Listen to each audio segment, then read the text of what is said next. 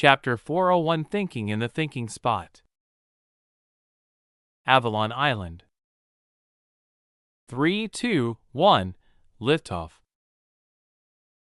A massive rocket took flight from the center of the island and rose through the clear sky. The cloud cover had finally dissipated and revealed the island in all its majesty to the few remaining eyes in the sky, as there was no longer any reason to continue maintaining the obscuration. The rocket breached the atmosphere and entered orbit, where it was immediately met by the blanket of shrapnel covering the planet. The rocket's payload and the second stage maneuvering body had been plated in a thick layer of an alloy of Hadfield steel and chromium, which was more than durable enough to shrug off the impact of the tiny pieces of shrapnel. Beneath that was a layer of shock-absorbent 99% aerogel, and below that was a carbon nanotube shock mesh, ensuring that any force exerted on the rocket would cause no damage to the delicate machinery in the warhead and the rocket body's maneuvering jets. Ed note: Hadfield steel, also known as Mangalloy, is an alloy of manganese steel and carbon. It's the most impact-resistant alloy to date, while chromium is the hardest metal discovered to date. Aerogel is an ultralight silica gel where the liquid component has been replaced by a gas while maintaining the gel structure. 99% aerogel means that 99% of it is empty space, which makes for an incredibly shock-absorbent, yet solid and durable material. It's also incredibly resistant to temperature extremes and is often used as insulation. After passing through the debris field, the maneuvering jets on the rocket adjusted its course. Then it entered a coast phase, and would reignite its maneuvering jets once it neared its designated parking orbit. Back on the launch pad, a second rocket was in the process of being printed. Once it was finished, it too would be headed into orbit. Then came another, and another, and another. Finally, the process had repeated itself more than 100 times over 2 short hours before the activity on the launch pad ceased, the tasks completed for the day. Once all of the rockets reached their parking orbits, they initiated a long, synchronized burn and headed toward the moon on a course that would have them slingshot around it and the Earth in a figure 8, building up speed by repeating the maneuver until they were ejected from the planet's gravity well and shot toward the asteroid belt on the other side of Mars' orbit.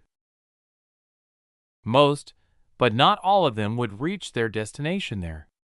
But 14 of them were destined for much longer journeys, equipped as they were with fusion generators and ion drives. 2 by 2, they would use their initial velocities for a leg up as they accelerated toward their eventual destinations. Each pair of rockets would find their new homes on or around one of the other 7 planets in the solar system. Those 14 rockets were the precursors of Aaron's upcoming expeditionary fleet and would prepare the other planets in the solar system for the exploitation of their natural resources, thus preserving the environment of Earth for its inhabitants for centuries, if not millennia to come. 10 of the launch rockets contained payloads consisting of atomic printers and fusion generators to power them. Their job was to clear the debris from the orbits, both the shrapnel from the recent war and the outdated satellites and other space junk that would serve no purpose in the future once Aaron put his current generation tech into use. And they would be accompanied by 2 tenders, which were small craft capable of collecting the output blocks of raw material referred to as printer cartridges for security's sake, then bring them to the L1 Lagrange point for secure storage until they were needed in the future. At the moment, no one but Aaron knew what the rockets were for, and only those on Avalon Island itself even knew that they had been launched. The 2 hours the operation had taken had been scheduled during a time when none of the surviving satellites had a viewing angle on the launch site, after all. Aaron was laying supine in the sky, thinking back on the recent lecture his parents had given him. He really should have told them everything, he concluded. It truly was a dick move keeping them in the dark on such important things as the recently past events. Floating in the sky and gazing into the uncaring universe was his new thinking spot, and had been ever since he grown so skilled with using the flight rune that he no longer had to think about it, and could use it at a subconscious level. Nova appeared next to him in her augmented reality form, also laying on her back and gazing into the sky. "What's on your mind, sir?" she asked. Aaron wasn't surprised by her sudden appearance at all. He had grown used to her tendency of popping into his field of view every now and then in the real world. As she continued building more and more quantum server superclusters, all of the AIs had grown closer and closer to perfection in their emulation of human behaviors, and Nova was becoming more like a comfortable sister-cum-therapist for him of late. Especially after he had noticed that his most recent system upgrade was aimed at removing what it considered to be useless emotions.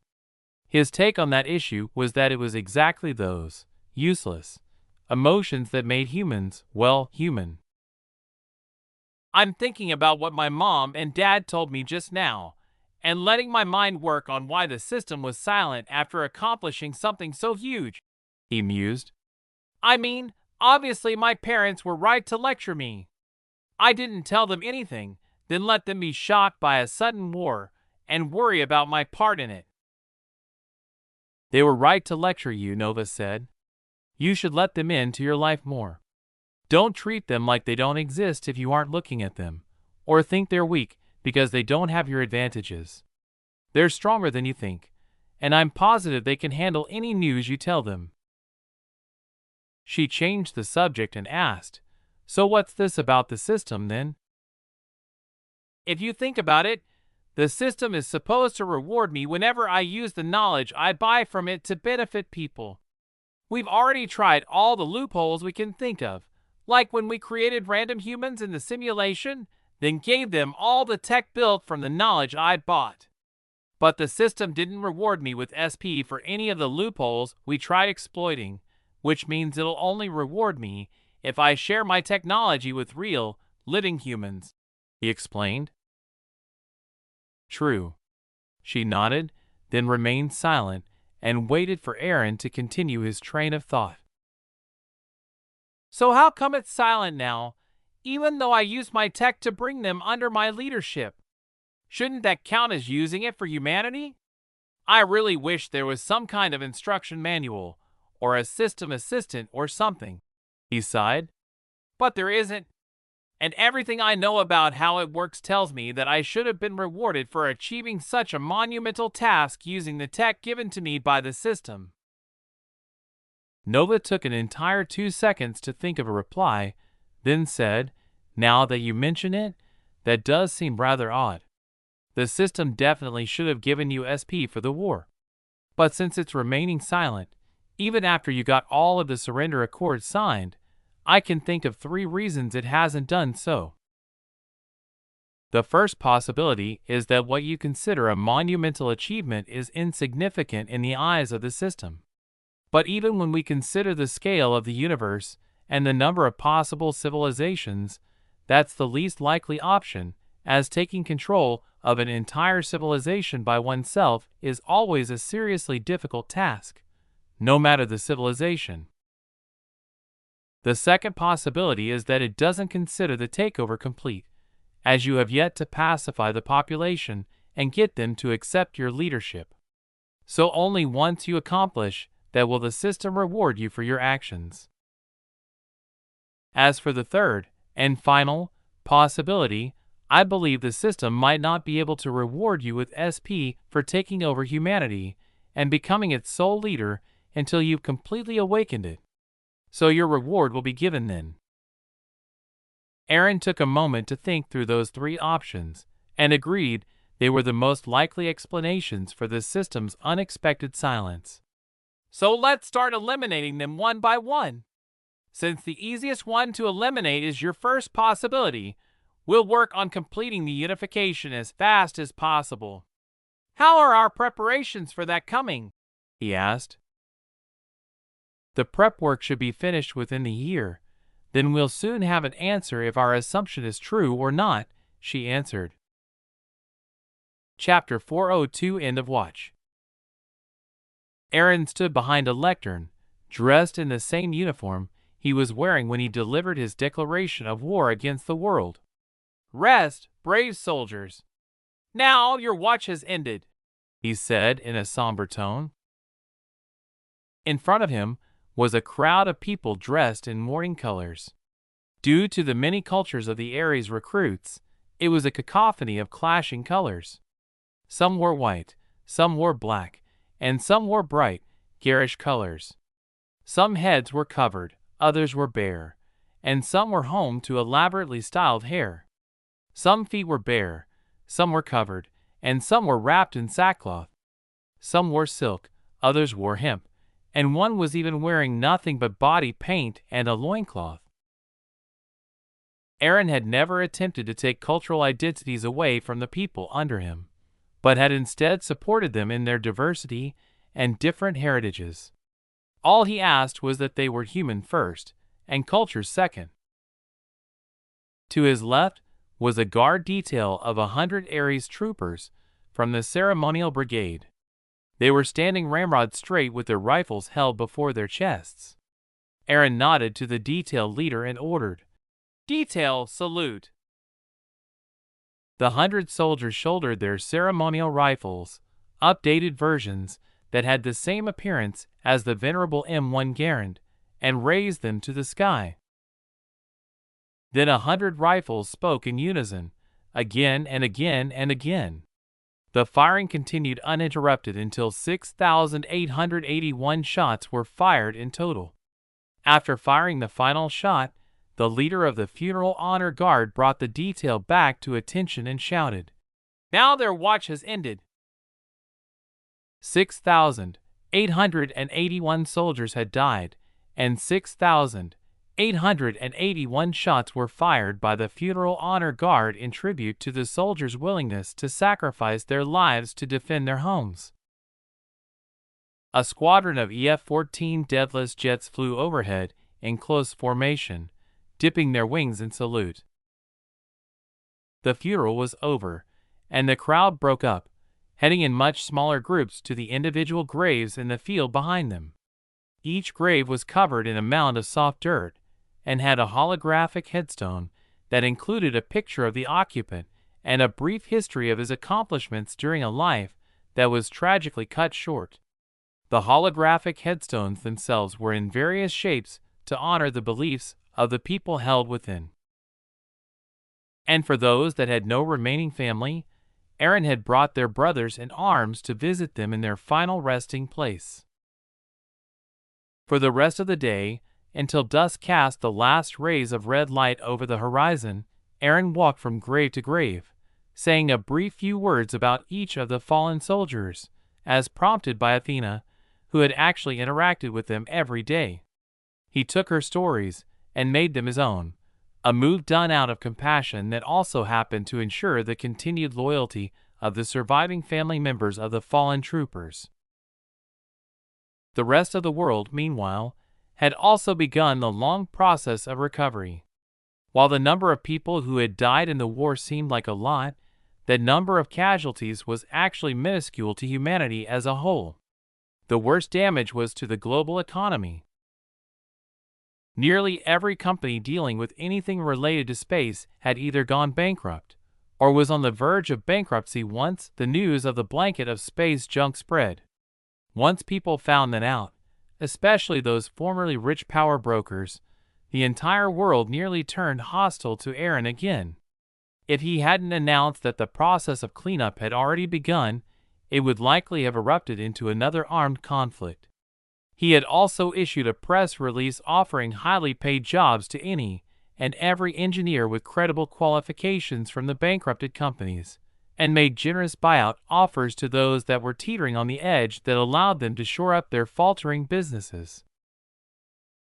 No one would have been dumb enough to believe an empty promise, but coming from the person who had turned science fiction into science, the people of the world chose to give him a chance. This was due in no small part to the influence of the creator of the Marvel comic books and the actors involved in the Marvel Cinematic Universe coming out in support of him and bringing their legion of worldwide fans to essentially drown anyone who tried to drum up opposition against Aaron. Even Stan Lee had gotten involved, posting a single phrase on Pangea that hyped up the crowd surging behind Aaron and Eden. "Excelsior, Mr. Michael!" That single, short post had done more to gather support behind Aaron than anything he could have said.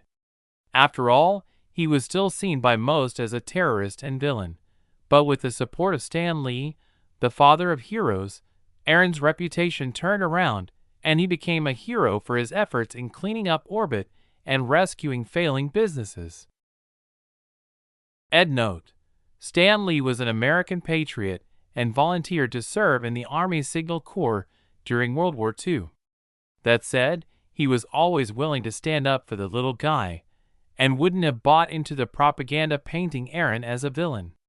If nothing else, the hospitals and schools opened by the SIAS Foundation, and the lengths to which he went to ensure that disabilities were accommodated by the Gaia OS would have convinced him that Aaron was a good guy. Stan Lee was far from stupid, after all, nor was he blind. Beyond the space industry, many other businesses had also taken serious hits thanks to the wholesale destruction in orbit affecting the parts of their infrastructure that were dependent on the existing satellite networks. Companies that depended on maps and accurate location tracking, like FedEx and UPS, or other logistics companies that delivered goods, had floundered. Weirdly, they were joined by many chain restaurants, like pizza places, that also relied on offering delivery services as a large part of their income.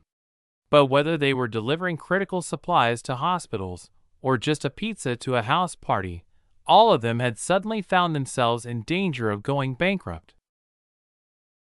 Thus, Connect Enterprises stepped in and allowed the satellites launched by Aaron to replace the GPS, GLONASS, Galileo, and Beta navigation networks, filling the hole that was bleeding those companies dry. And beyond simple GPS services, the Panopticon network provided all of the other satellite services that used to be provided by governments around the world, allowing for normal operations to resume in many other areas as well. Chapter 403: Heretical Agendas and the Heretics Who Love Them. As Aaron directed Connect Enterprises to shore up the faltering economy, some countries that hadn't been freely connected to the internet were also beginning to connect to the rest of the world. Countries like Cuba, where the government had strictly regulated who had access to the internet, were able to freely access information for the first time, without any filters at all. The former North Korea was also finally invited into the global village, a process begun by America's takedown of their corrupt government, but hastened by Connect, who sent technicians and Ares Aegis teams to protect them while they laid fiber optic trunk cables and connected them to the existing South Korean infrastructure. Though there would still be a lot of work to bring the two halves of Korea together, the healing had begun. That said, Aaron was no fool and had sent Ares troopers to take the place of the American occupation forces stationed in North Korea, and tasked them with preventing the DPRK Army's brainwashed soldiers from mounting terror attacks. Currently, there were almost 500 Nixians and an entire brigade of Ares troopers actively rooting out the most fanatic North Korean military leaders. There was a distinct possibility that they would reignite the decades-old conflict between North and South in an attempt to force the return of their dear leader, and that had to be prevented at all costs. Another 1,000 Ares troopers and 300 Nixians were deployed to the former nation of South Korea as well. They had been hit incredibly hard, and though they were still mourning the devastating attack on Seoul that would only increase, not decrease, the chance of some hot-headed soldiers picking fights with their North Korean enemies. Thus, though the DMZ had technically been decommissioned and the borders were officially open, there was still heavy supervision of the newly reunited country to prevent vengeance seekers and vigilantes from enforcing their own misguided brands of justice. the world leaders were busy preparing for the drafting process of the new world constitution. Once that was in place, or at least a solid framework for it was, they would then unite to form the first world government. The process would be handled at the United Nations headquarters in New York City until another location to base the world government in was agreed upon by unanimous vote. Though everyone felt it would eventually end up somewhere in Eden, none of the leaders wanted to make the process seem too easy. The optics would be terrible for everyone involved. Thus, the UNHQ would continue as the temporary home for the nascent world government until further notice. Aaron's other companies were involving themselves in the reconstruction efforts as well. The CS Foundation in particular was instrumental in distributing food, medicine, and providing access to skilled doctors and temporary housing for the people displaced by the fighting to regain their footing and recover from the trauma and losses they had suffered. And that wasn't all.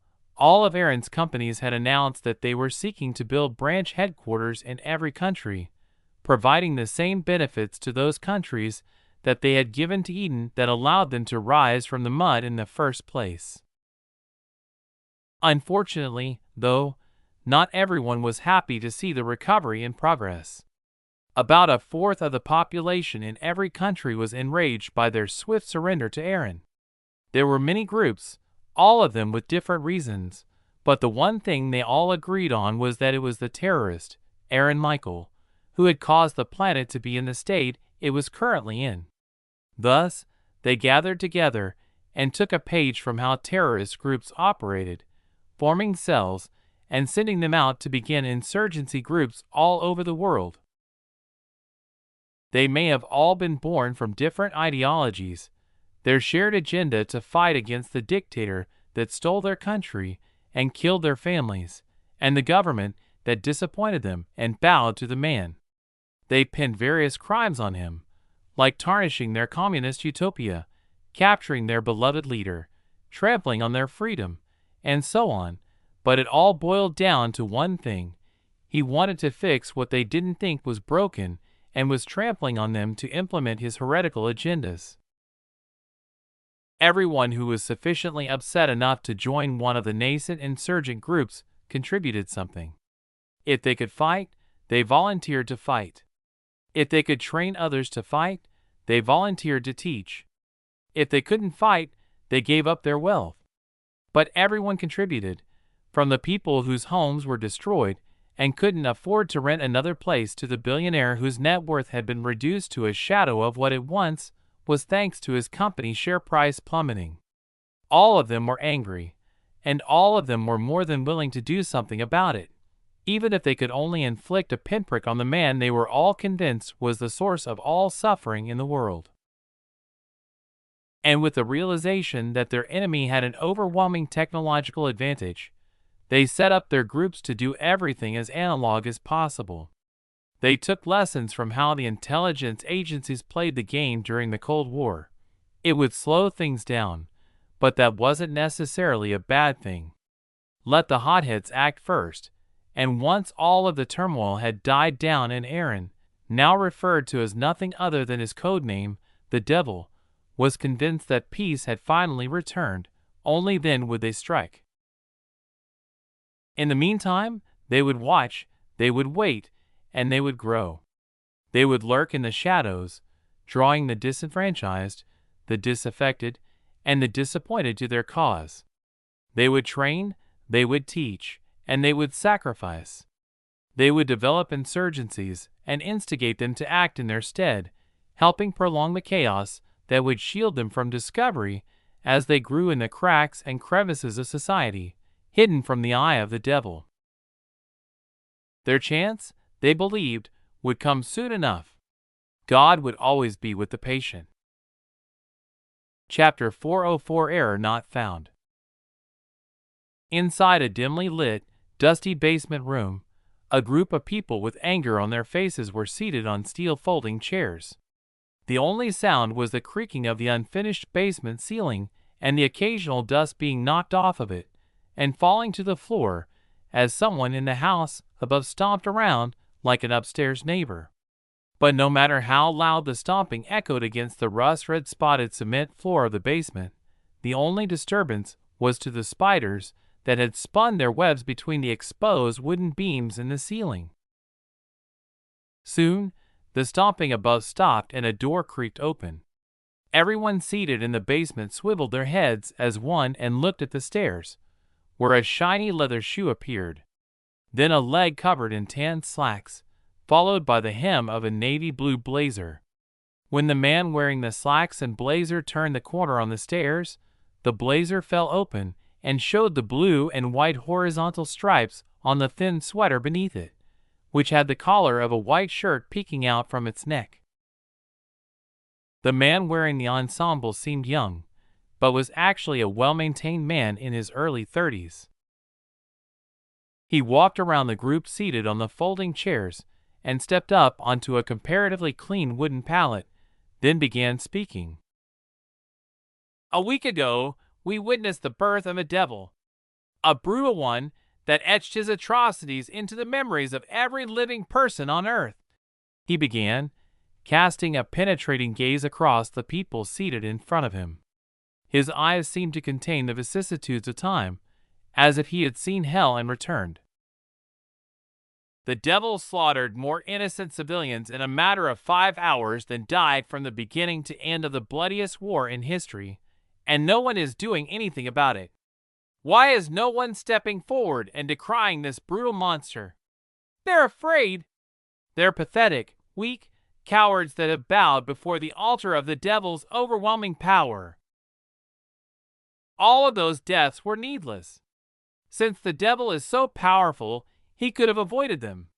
He could have let those innocent people in Bhopal live, and those innocent people in Faisalabad.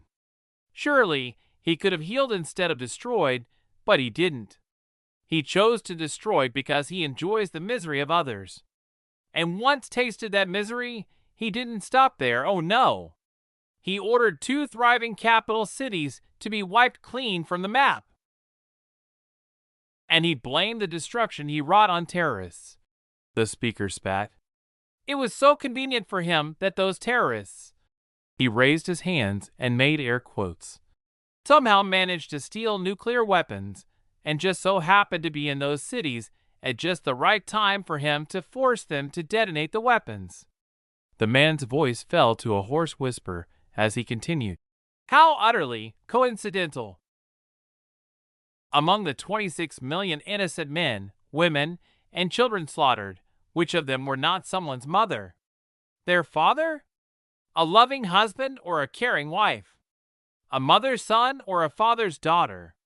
Uncles, aunts, sisters, lovers, crushes, future leaders, future saviors, future sportsmen and women, future teachers." He paused, closing his eyes and bowing his head.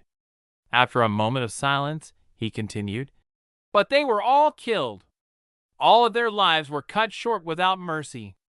The man's voice cracked, and a tear trailed down his face. He took a deep, shuddering breath, then continued, "He needlessly sank ship after ship filled with heroes who stood up to fight against him. He polluted space, preventing us from defending ourselves against the hostile aliens coming to enslave us all and rape our planet. He captured tens of thousands of people from all around the world and is holding them in dank torture rooms, torturing them without a trial. And now he wants to unite the world under his brutal and barbaric rule. And what do our foolish and spineless leaders have to say? Nothing. They refuse to tell him to stop. They refuse to raise up heroes to send the devil back to hell where he belongs. They refuse to fight due to cowardice, shared interests, and oppression. No one is doing anything." The man clenched his fist and slammed it against the palm of his other hand hard enough for the smacking sound of flesh meeting flesh to startle the silent audience and make them jump in their chairs.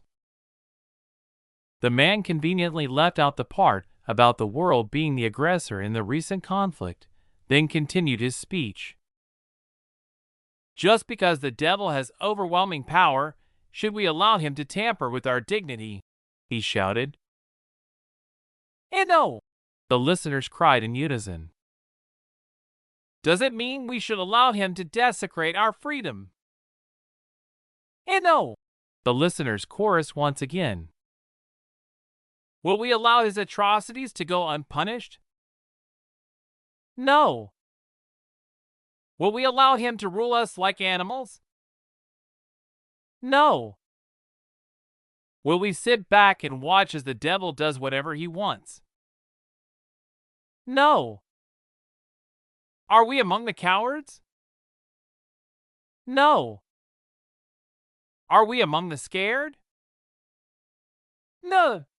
The audience leapt from their feet and thrust their fists into the air as they screamed and hollered at the top of their lungs, causing another cascade of dirt and dust to fall from the basement ceiling, disturbing the spiders lurking in their webs once again.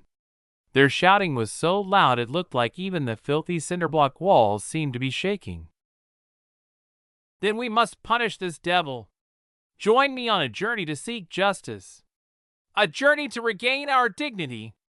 A journey to set things right," the man shouted, hammering his fist against his other hand with the last 3 words. The audience went wild, thrusting their fists in the air and shouting at the top of their lungs, going red in the face and stomping on the cement floor. The man secretly smiled to himself, seeing the rage he had whipped up in his audience. He let them continue for more than a minute, then gestured for silence. Once the listeners had retaken their seats, his manner grew stern, and he set his face in a grave expression as he continued. "The journey will not be easy. There will be many obstacles, and many of us will die." The room grew a bit gloomier, and a chill ran down the spines of those listening to the man speak.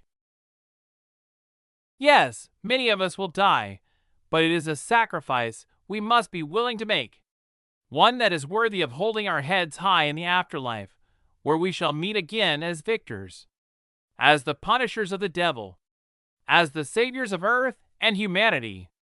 We will be able to hold our heads high for all of eternity," he shouted, causing the listeners to applaud and cheer once more, completely stripped of the fear they had felt moments before when reminded of the might of their enemy. But now, with that assurance, they knew that none of their lives would be wasted and everything would be for the greater good. For the eventual victory in the fight of good and evil, they would proudly go to their deaths with their chests puffed out and heads held high. Against the backdrop of cheering and applause, the man standing on the pallet bowed his head, clasped his hands in prayer, and loudly prayed, "May the devil perish at our hands, and may our sacrifices be worthy." Although he said that, in his mind, he was thinking something completely different. Sheep, he thought as he smiled brightly at the group of people in front of him, meeting their eyes and enthusiastically shaking their hands. Chapter 405: The Technological Advantage. Felix was leaning back on the couch at his office, his feet crossed on the coffee table and hands clasped behind his head, obviously in deep thought. "What's wrong, sir?" Raven, his personal AI assistant, asked. "You seem to be zoning out a lot these days." Felix had remained unmoving in his position for more than 20 minutes, the rise and fall of his chest and blinking eyelids his only movements. "Nothing. I'm just trying to figure out where things are going to go from here. It's been a week since the countries signed their individual surrender accords, but no matter how I think about things, I can't see a peaceful resolution. There's guaranteed to be problems in the future, no matter what," Felix sighed. "What makes you say that?" she asked. "History." "Do you mean how those who fail to learn from history's lessons are doomed to repeat it?" "Exactly. Every time one nation overwhelmed another and received their surrender or succeeded in an annexation, an insurgency has arisen from within just as things seem to calm down. Those insurgencies cause a lot of issues for the winners, by targeting their weaknesses. Aaron may be the strongest person alive and have the most overwhelmingly powerful military that's ever been seen, but he's still sure to have weaknesses. Nobody can be that powerful in every aspect, Felix explained. Just take the Soviet incursion into Afghanistan, for instance. In 1979, they invaded Afghanistan to aid the communist forces in Kabul fight off various insurgent forces, including the Taliban and Al-Qaeda, who was known as the Afghan Arabs back then. The Soviets had every advantage in that fight. They had a strong military, high morale, the more technologically advanced weapons, and the numbers on their side. By all rights, they should have had an easy time taking out some small, weak insurgent groups. But that wasn't the case. Their incursion in support of Kabul caused a decade-long conflict between the Soviets and Afghani insurgent groups that finally ended with a Soviet withdrawal in 1989, a full decade later. Then in 2001, Al-Qaeda reared their head again and carried out a terror attack on the United States, leading to another conflict that lasted up until a week or so ago. The American War on Terror. We declared war on Al-Qaeda and the Taliban in October of 2001, yet despite outnumbering and outgunning them in every aspect, they still managed to drag out the war for more than 15 years. And it would have dragged on even longer if Aaron hadn't come around and basically ended all wars. And those two are in living memory. If we go back even further, there are even more examples. Like after World War I, when the Ottoman Empire lost and the Allied powers tried carving it up. The Turks rose up and fought back under the leadership of Mustafa Kemal Ataturk, who started the Turkish War of Independence that resulted in the formation of modern-day Turkey. Going even further back, the Koreans fought back against Japanese invaders, and so did the Chinese. Or we can go forward to the French resistance against the Third Reich after France surrendered to Germany. Basically, every time an overwhelming force comes up, a resistance group springs up like weeds to fight against it. But now it'll be even more severe.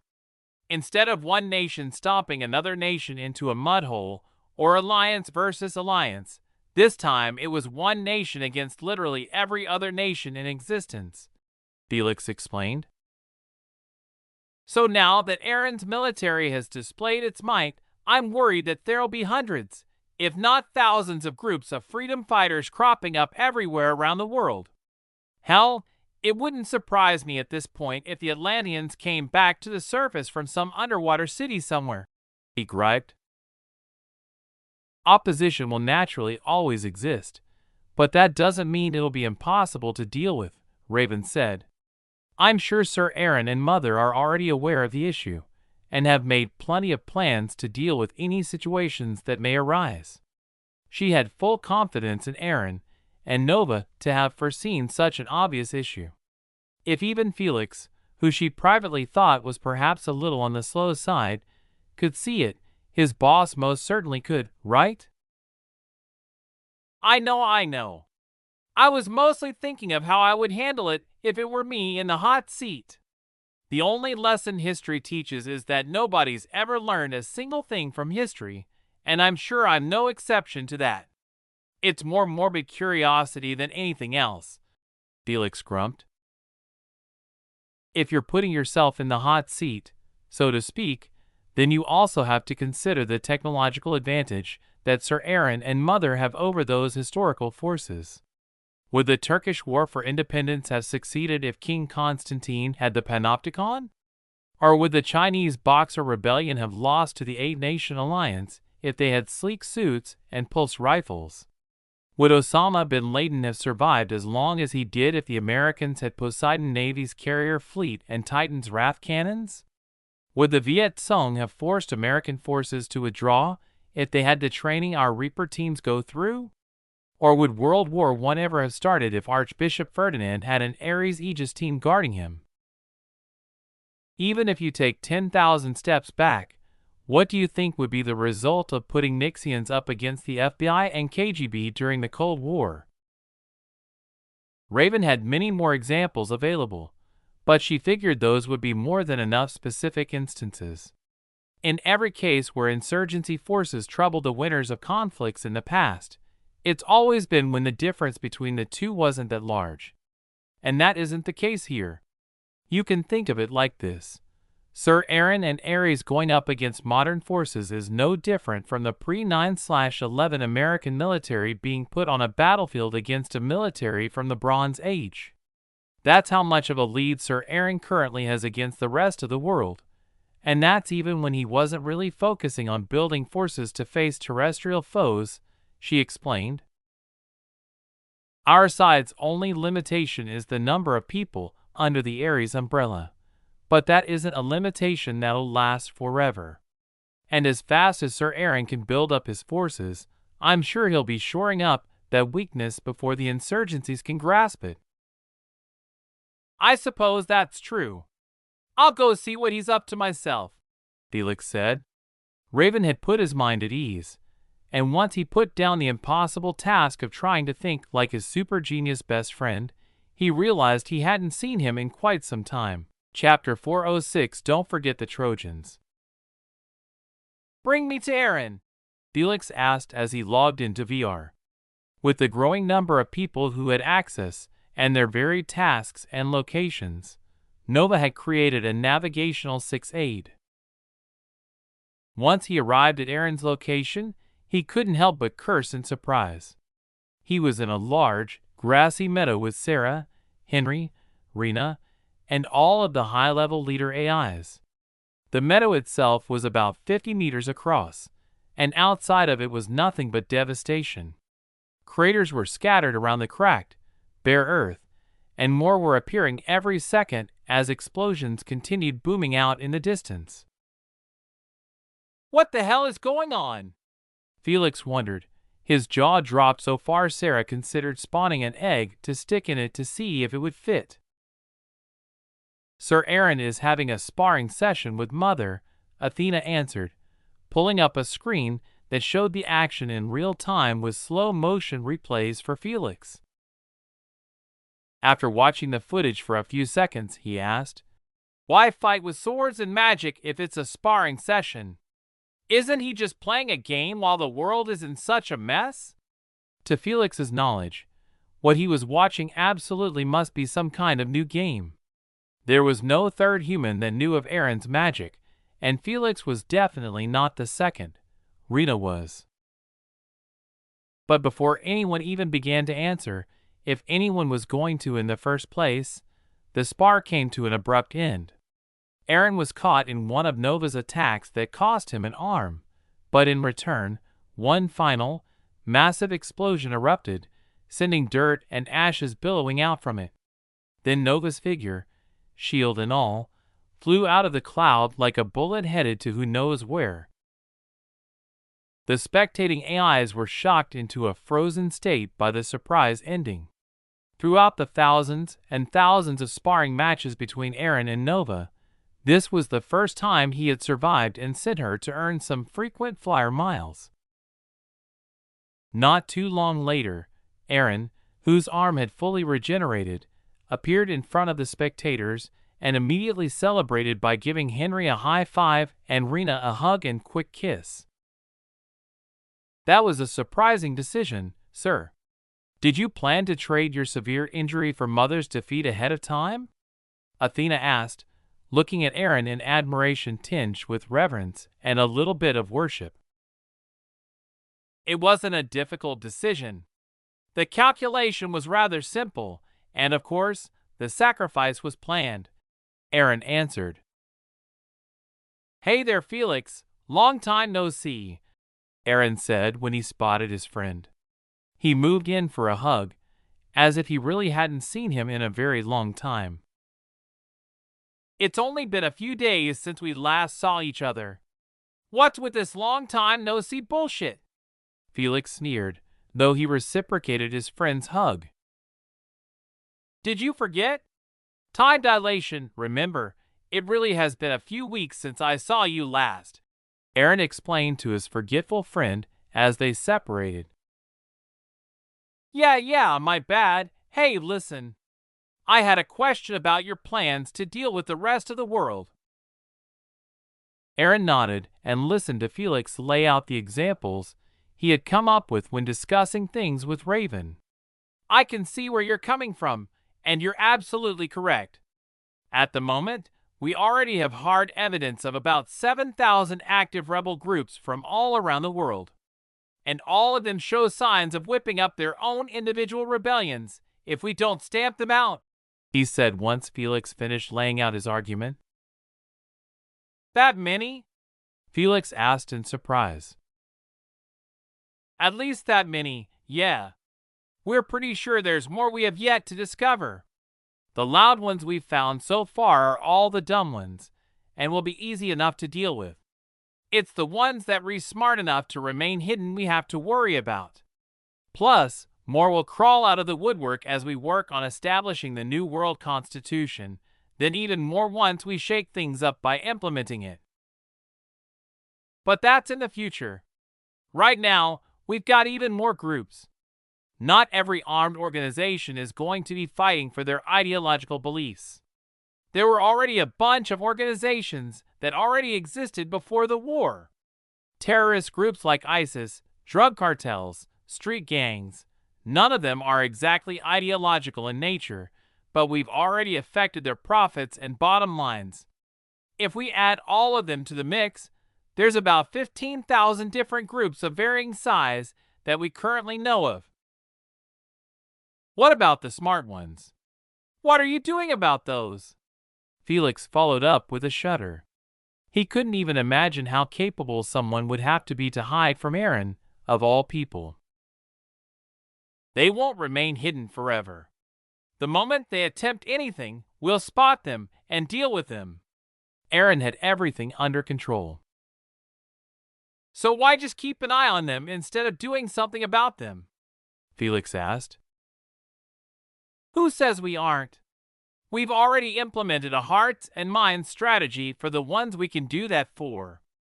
A little charity goes a long way for most of the angry people, and without angry people, insurrections will always fail.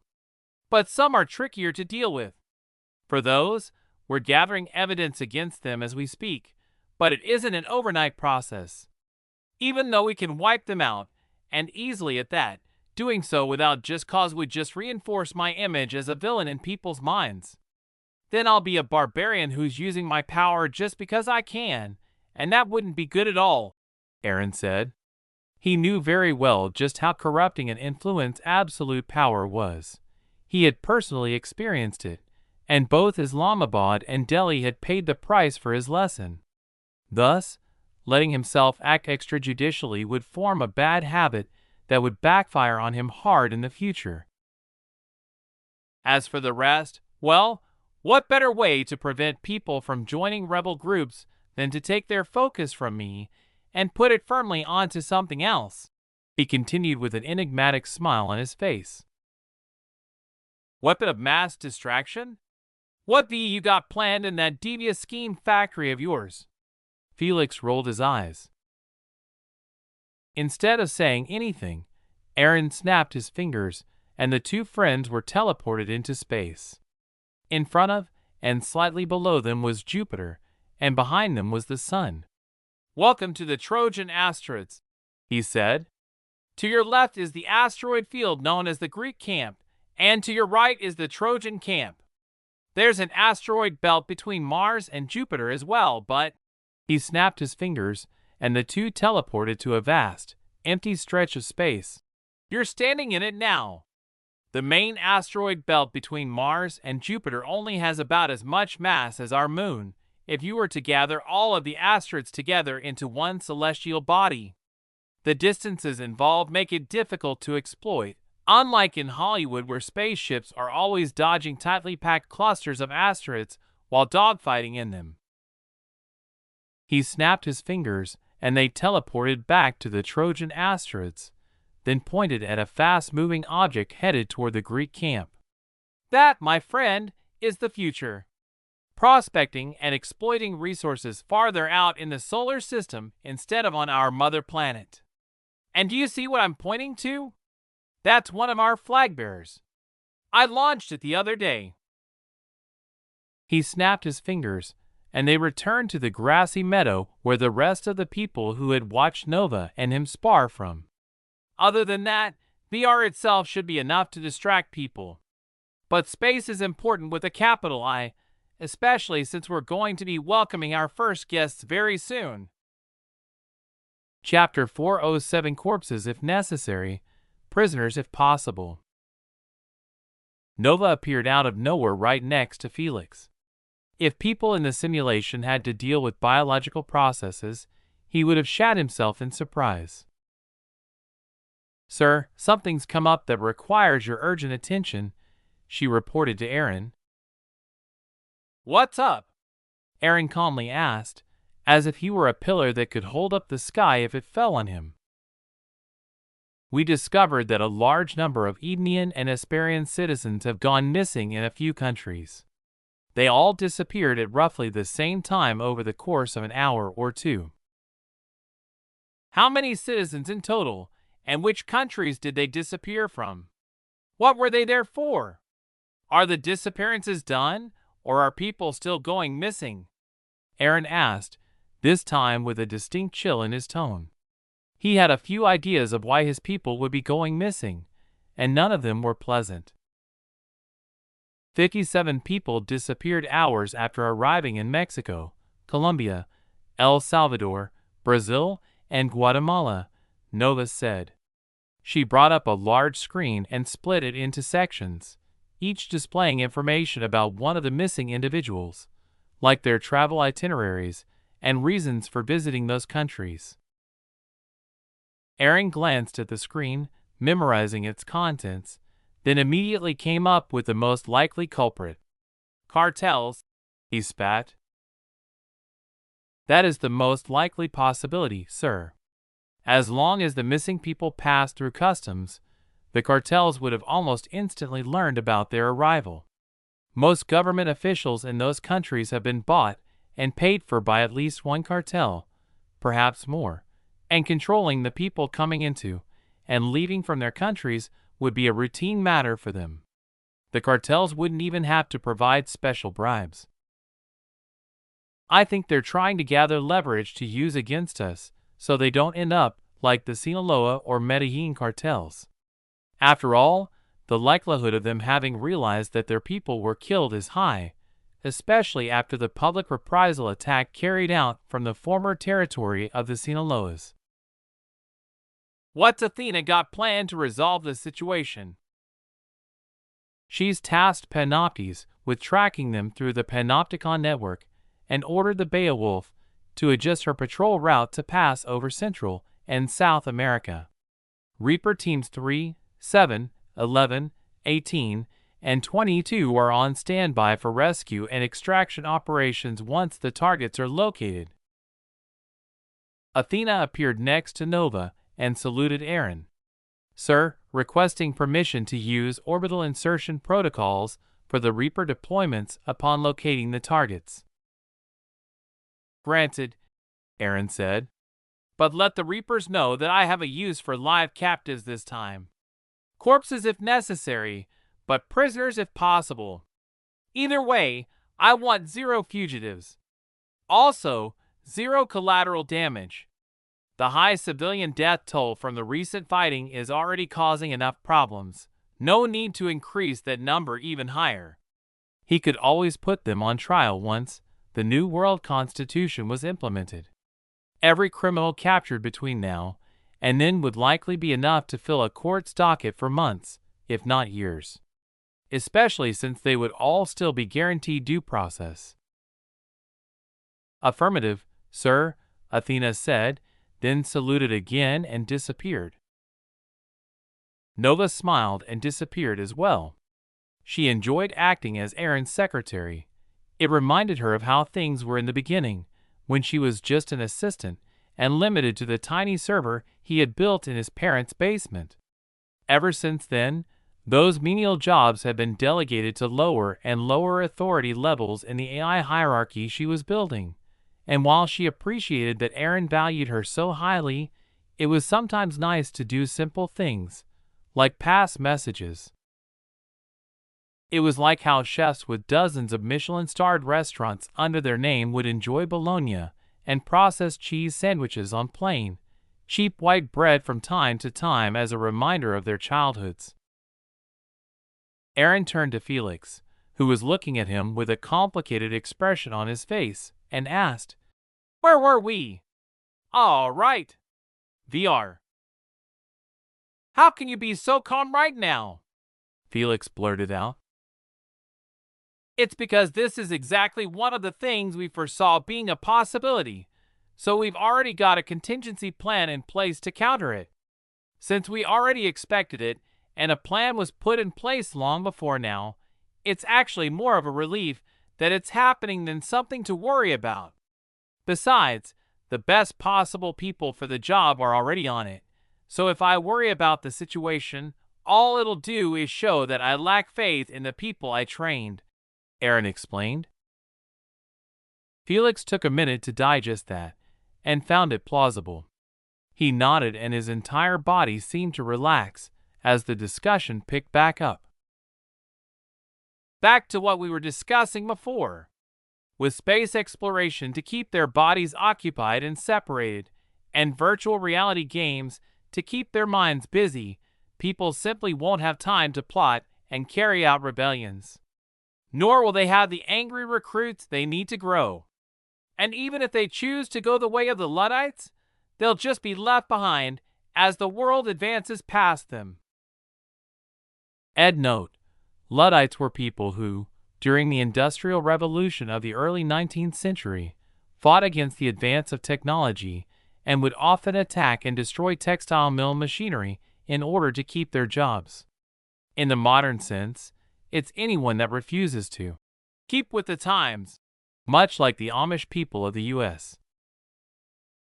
Which is why Sarah and you have a few months ahead of you where you'll be spending your sleep time in VR, so you have enough time to deal with things," Aaron finished. Felix unconsciously hunched his back, remembering the frantic lead-up to the first GIA product launch and all the work it entailed for him and Sarah. Aaron watched Felix's internal struggle, which had caused his face to twitch and his expression to contort, and could barely keep himself from laughing. "Don't worry so much. It may be a painful next few months, but the pain now will decide whether the empire we build will last for centuries, millennia, or millions of years. That's why we need to focus on every single little detail now," he reassured his old friend. Felix's eyes sprang open and almost popped out of his face. He finally knew what Aaron was planning to do after winning the war, creating an empire and crowning himself emperor. "What?" he blurted out, not entirely sure that there wasn't a glitch in the simulation or if he was hallucinating. Aaron didn't say a word, just gave his friend an enigmatic smile, then bent down to meet Henry, who was running over to him with childlike glee. "Brother, I want to fight like you do," the boy said once he was in his big brother's embrace. "Just a minute, my minion," Aaron said, then turned to Felix and continued, "You'll know more later, but for now, leave me something in reserve to surprise you guys with." He disappeared with his little brother, off to play games that were well-disguised training programs that would prepare Henry for the time when Aaron finally learned how to inscribe runic hearts. Aaron had decided that Henry would be the second runemaster of humanity, and would bring that about by his own hand. Chapter 408: The Making of a Reaper. Corporal Jose Cuervo, report to Docking Bay 2. Corporal Jose Cuervo to Docking Bay 2. Corporal Jose Tequila Cuervo had graduated from Athena's Basic Ares training course 2 months ago, VR time, and his performance assessment had qualified him to become a Reaper after the initial training was complete.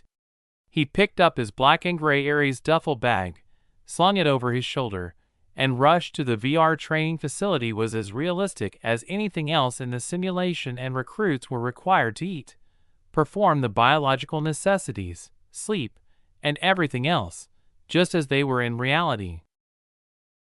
He had completed the majority of his Reaper training and been on leave for the time it took his special enhancements to be implanted in the Reaper-specific VR pod, a hybrid medical pod, and Ares training pod. All that was left for him to do was one final training mission, during which he would become accustomed to the performance of his newly enhanced body, and upon its successful completion, he would be a full-fledged member of a Reaper team. Tequila could hardly wait. After loading himself and his baggage onto the shuttle in docking bay 2 of the sprawling Ares training facility, he strapped himself in for departure and waved a screen into existence that detailed the implants that would soon be at his command. Skeletal structure reinforcements. Super magnesium sheaths reinforce the bones of a Reaper's skeleton and increases their shock, impact, and weight resistance by 900%. Ed note: a light copyright is an alloy that's lighter than titanium and aluminum, stronger than the strongest grade of titanium, and more than 20 times as shock absorbent as aluminum. The actual ratio of elements that make up the alloy are a trade secret, but they've disclosed that it's an alloy of magnesium, aluminum, and rare earth elements. It's commonly called supermagnesium. Muscle replacement. Approximately 1/3 of type 1 and half of type 2 skeletal muscles replaced by liquid crystal elastomers, increasing muscle strength by 750% and reducing lactose acid buildup by 50%. Organ shock webbing. Bionic eye replacements. Subdermal carbon nanotube weave. Internal combat pharmacy. Implanted healer nanite colony. Implanted nanite power armor colony. Microfusion power plant. Thigh storage compartments. Extendable elbow, wrist, and knee blades. Quantum microprocessor. Oxygen recyclers. The list went on, with more than 150 new additions to Corporal Cuervo's meat sack that would vastly improve his capabilities and place him head and shoulders above the Ares troopers. With these tools, he would be an elite among the elites, a powerhouse capable of single-handedly bringing entire countries, or even perhaps worlds, to heel. He pictured himself striding through a battlefield, his customized Reaper power armor around him and distinctive, side-shaped rifle in hand, leaving a corpse in his wake with every step he took forward, and he couldn't wait. He was no amosexual, nor was he a super patriot, but he was definitely interested in being the best possible version of himself. And that best possible version was Corporal Jose Tequila Cuervo of Reaper Team Whichever. After reading through the documentation on his new implants, he settled into sleep for the rest of the journey to whichever hellhole Athena had dreamed up for his final training exercise. It may be the last sleep he would get for quite some time. Docking complete. Passengers, please debark following the guidelines on the deck. Corporal Cuervo woke with a start, instantly going from deep sleep to full alertness, as only highly trained soldiers could do. He unstrapped himself from his seat and stood up, retrieving his duffel bag and waiting for the light of the guideline to show him it was his turn to leave the shuttle. After finally leaving the shuttle, he found himself in a satellite base roughly the size the International Space Station used to be. As the design of the ISS was, by Aaron and Nova standards, reasonably intelligent in both design and construction processes, they had adopted that as the design for manned space outposts. After all, it was relatively easy to print and launch prefabricated modules that would be assembled in space. So even in the field, where Aaron refused to deploy any atomic printers other than task-specialized ones, they would still be convenient for use. Making his way to the conference room, Jose dropped his duffel outside the hatch and entered to receive his mission briefing. Your task is to drop on Hellworld A248539/JS and survive for 6 standard weeks. Due to the hostile nature of the wildlife and vegetation on the planet, you will be dropping via Cold Coast orbital insertion. No equipment beyond what you can hold in your hands and storage compartment implants is allowed. Implant usage is allowed and encouraged, the simulated officer said. This is your final training mission. After this, you will be a Reaper if you succeed, or scrubbed and recycled if you fail. The briefing officer was referring to the mind-wipe procedure the training pods were all capable of. Mission begins as soon as you reach the transport module and enter your stealth insertion pod. Dismissed. Jose chose to fill one storage compartment with food and water purification tablets, use the other compartment for a length of rope and other miscellaneous survival supplies, and carry a pair of monomolecular vibroswords in his hands. After receiving his requested issue from the supply officer, he made his way to the orbital insertion module and looked for his assigned IDMO, or Insertion and Drop Model, orbital. That was the Lab City researchers' name for it, but due to their size, shape, and purpose, the people who were lucky enough to use them for their actual purpose had another name for them: coffins. Once he found his coffin, Corporal Cuervo took a few deep breaths, replayed the last few hours in his mind, from the time he stepped aboard the transport shuttle to the time he arrived in the IDMO module, then clasped his hands in prayer and looked upward for about 30 seconds or so. Once his preparations were complete, Corporal Jose Tequila Cuervo climbed into his coffin and sealed it shut from the inside. The next few weeks would determine whether or not he had what it took to be a Reaper. Chapter 409: Hibernating and Hallucinations. Jose slammed the door of his house, stomped up the stairs, and dropped his backpack on the floor before throwing himself into his bed. He buried his face in his pillow and screamed as hard as he could, then broke down into giant, hiccuping sobs that racked his entire body. Why? Why? Why? Why? Why? Why? WHY, he sobbed, slamming his fists into the mattress for emphasis. Someone knocked on his bedroom door, and he turned his pimpled face to the side and screamed, "Go away!" Then he buried his face back into his pillow and continued sobbing, but wordlessly this time. He thought back to earlier in the day, when he was standing in line in the cafeteria to pick up his subsidized poor people lunch, when the starting pitcher of their school baseball team sat down at the table next to where he was standing in line and loudly laughed about his name. The pitcher's belief was that Jose was named after expensive tequila because his parents were dirt poor and couldn't afford any, and it was all Jose's fault for wasting all of their money. Jose had clenched his fists hard enough to leave white fingernail imprints in the skin of his palms as the pitcher continued chatting and laughing with his friends, one of the Spirit Squad dance team members hanging off of his neck. He finally got his food tray and was walking back to find an empty seat when he stumbled over the outstretched leg of another of his bullies. His severe acne, braces, and short, weak stature definitely hadn't qualified him to join the popular crowd, so he could only join their target list. High school was just that brutal. More knocking came at his bedroom door, followed by his mother's muffled voice asking if he was okay. The concern was audible, even through the door, so he invited her in. "Mom, why did you name me Jose Cuervo? We aren't even Mexican," he sniffled.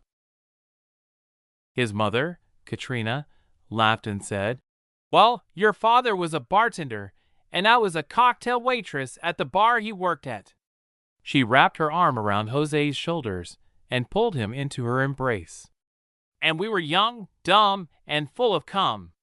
We fell in love with each other almost within minutes of meeting, and later that week, we fooled around in the back seat of his car. When I found out I was pregnant," she ruffled her son's hair, "we panicked.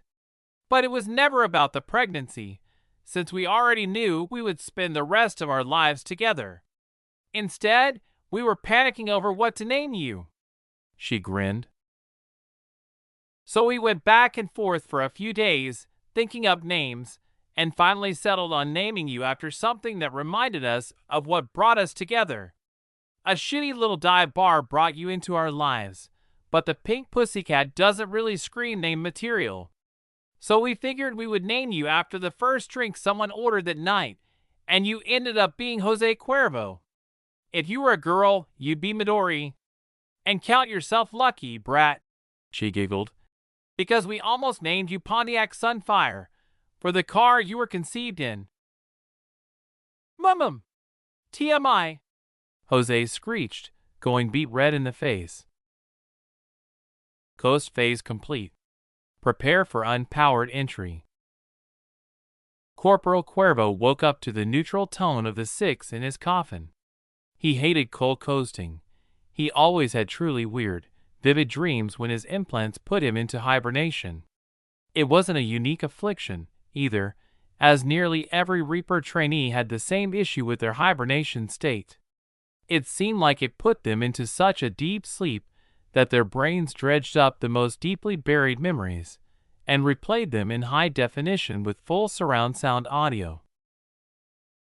Ed note: cold coasting is a relatively uncommon-ish term in some science fiction novels that refers to the act of coasting unpowered through a star system to avoid detection by technologically advanced civilizations. In this novel, we'll be using it for the same thing, stealthily inserting forces onto planets or into star systems that are populated by hostiles. The coffin heated up around him as it skipped across the outer layer of Hellworld A2485239/JS atmosphere. He shook his head to clear the cobwebs, checked his internal storage and implant supply levels of combat drugs and other assorted pharmaceuticals, double-checked the swords in his hands, then asked, "ETA to landfall?" "Approximately 8 minutes, Corporal." The Reaper trainee settled back into the impact cushions, or crash pads, as they were called, and closed his eyes, delving into the quantum microcomputer in his brain. He took a few seconds going through file name after file name, then finally found what he was looking for: the video letter his mother and stepfather had recorded for him when the Ares recruiters contacted them to ask for one. A standard procedure in the recruitment process was to ask for video letters from loved ones for the troopers to play. Ever since his father had died in a bar brawl where his parents had both worked, Jose and his mother had grown closer and closer. At first it was by necessity. They were the only two people left in their family after his father's passing, and they had to rely on each other. But later, it was because they had developed a truly deep, healthy affection for each other. To Jose, Katrina Jones was the absolute best mother on the planet. And to Katrina, Jose Cuervo was the absolute best son she could ever have asked for. Katrina had remarried later, but the bond between the mother and son pair was never severed, or even damaged. Jose's new dad, Dave, had made sure to respect his wife and stepson, and had been the first person to encourage him and teach him to stand up for himself, his family, and his beliefs. Jose and Katrina both considered their lives better for the presence of the new man in it, both then and now.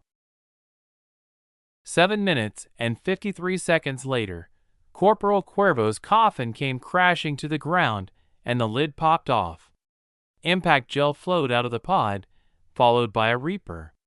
Hellworld A2485239/JS was about to be introduced to one of humanity's most finely tuned and improved killing machines. Chapter 410 Jurassic Planet. Hellworld A2485239/JS was a planet with 10 times the diameter of Earth, putting it firmly in the category of super-Earths. It was unique in that it was 90% land and only 10% water on the surface, but instead of being dry and arid, as one might expect, it was entirely covered in lush, tropical foliage. From orbit, it looked like a brilliant emerald, and seemed like it would be a nice place to take a camping vacation every now and then. But that wasn't the case at all. Codenamed Jurassic Planet, Hellworld A2485239/JS was home to some of the most vicious species that Nova could design using all of the processing power at her disposal. The foliage was all either carnivorous, venomous, or poisonous, and the inhabitants were modeled after the most aggressive dinosaurs that could be proven to exist, then run through countless evolution simulations to crank up their lethality to a ridiculous degree. Essentially, everything on the planet would eat anything that couldn't run fast enough to escape. With a gravity 10 times that of Earth and an atmospheric oxygen content of 41.82%, almost double that of Earth's 21%, everything on the planet grew to nearly 8 times the size of an Earthbound equivalent. And due to the foliage constantly expiring moist, warm air, the entire planet had one thing in common with tropical rainforests and jungles on Earth. It rained almost constantly. That contributed greatly to the general lack of water on the surface, as the greenery would thirstily absorb any water on, or even under, the surface, and what little watering holes were left became death traps for smarter predators to prey on less intelligent predators. Everything on Jurassic Planet was prey. Jose stepped out of his coffin, his uniform shedding the impact gel that had cushioned his impact with the surface. As the green slime pooled around him, he looked down and noticed that the tip of a root had poked through the surface detritus to investigate the moisture and heat source, and was greedily sucking the liquid out of the gel, rendering it into powdered concentrate. Soon, he was left standing in a pile of vomit green powder. He saw the root tip questing around, and when it neared his boots, he made the wise decision to relocate to somewhere else. Everything on the planet was a complete unknown to him. In order to raise the standard he would be required to meet in order to successfully graduate his Reaper training. For normal missions, the briefings entailed a mass of information. Essentially everything he could possibly need to know would be stored on his implant for later recall, and everything he needed to do in order to accomplish the mission would be told to him by the person briefing him. He stepped back and looked at an innocuous evergreen tree about 20 meters away from where he was at. He crouched, then, with a mighty thrust of his legs, leaped to the base of the tree he had spotted. Extending the climbing spikes from between the fingers of his hands and the soles of his boots, he scampered up the tree and took refuge in its thick cover of densely packed needles. Luckily for him, he was covered from head to toe in the most durable fabric the researchers at Lab City could come up with, because the tree he had just climbed was a hybrid of a gimpy tree and poison oak, and its needles were actually a symbiotic plant that had evolved from poison ivy. Note: the gimpy is one of the most vicious examples of Australian wildlife. It's a venomous tree that actively stings you and injects you with some of the most painful venom known to mankind. People have been driven to suicide by gimpy stings. And the first aid for a gimpy sting? Pour hydrochloric or sulfuric acid on the sting site after removing the stingers themselves. But he would discover that later. Likely the next time he had to wipe his ass, given how active Sergeant Murphy tended to be during missions and deployments. He created a nest for himself, then turned and looked out through the tight foliage. His coffin had already completely disappeared, and now resembled nothing more than an unremarkable lump of greenery against the veritable sea of green in the background. Checking his surroundings through all of the different optics available to him, Tequila made an initial map of his surroundings. Thanks to the size of the planet, the horizon was much farther away to begin with, and with the added height from the unnamed tree he was in, he now had a general threat map of everything within a 15-kilometer radius of where he was. He designated his landing spot as Point Alpha and headed out, nimbly leaping from tree to tree and occasionally swinging from vines. He leaped from a tree, targeting a vine that was hanging down from a branch about 10 meters away. It should have been an easy leap, but the vine jerked away from his reaching hand just as he was about to grasp it. Then he realized his mistake. That was no vine, but a snake. The snake had been coiled up on a tree branch, camouflaging itself as a vine in order to entrap incoming prey. It had long spotted the comparatively tiny figure and had just been waiting for him to fall into its clutches. As Jose fell to the branch below him with a thud and the creaking groan of stressed wood, the snake released the branch it had been waiting on and fell directly after the hapless Reaper trainee. Jose wasted no time and blinked in a specific pattern, disabling the safety on his eye laser. Firing it would destroy the biological camouflage of his left bionic eye, but remaining hidden in a sea of humanity wasn't his mission this time. Survival was. He opened his eyes wide and, when his targeting reticle passed over the snake, he fired the short-range eye laser at the rapidly approaching reptile. Chapter 411. As long as they're complaining, they're fine. The giant snake hissed as the 15-megawatt X-ray laser impacted its body. The laser was only focused on it for half a second, but that proved enough to cause severe damage.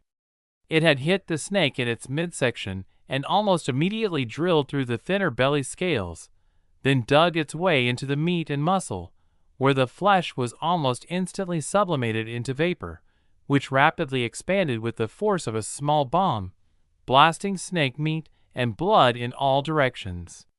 The snake was almost cut in half and landed limply atop Corporal Cuervo, who sighed in relief as the giant reptile hissed its last.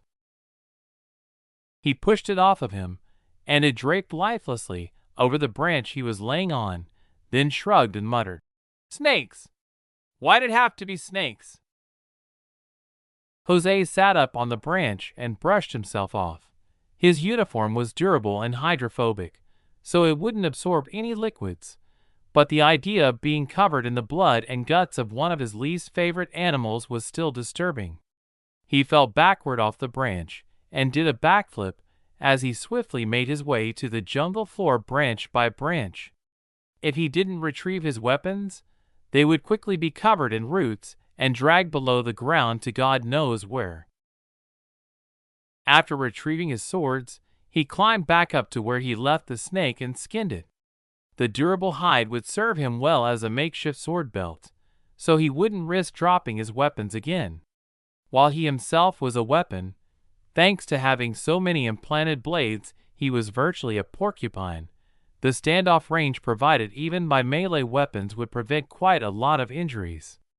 After all, with 6 weeks before his mission ended, every injury he prevented meant his odds of survival increased exponentially. He cut the snake skin into strips and braided it into a belt with a harness strap that wrapped around his waist and up his torso over his right shoulder. It would have been better if he could tan the skin into leather, but needs must when the devil drives, so he would make do with stiff rawhide. At least the belt and harness combination would allow him to reposition his swords for hip draw or back draw in case he needed to keep them out of the way. After the brief interlude with the snake, he continued forging a path and mapping his surroundings.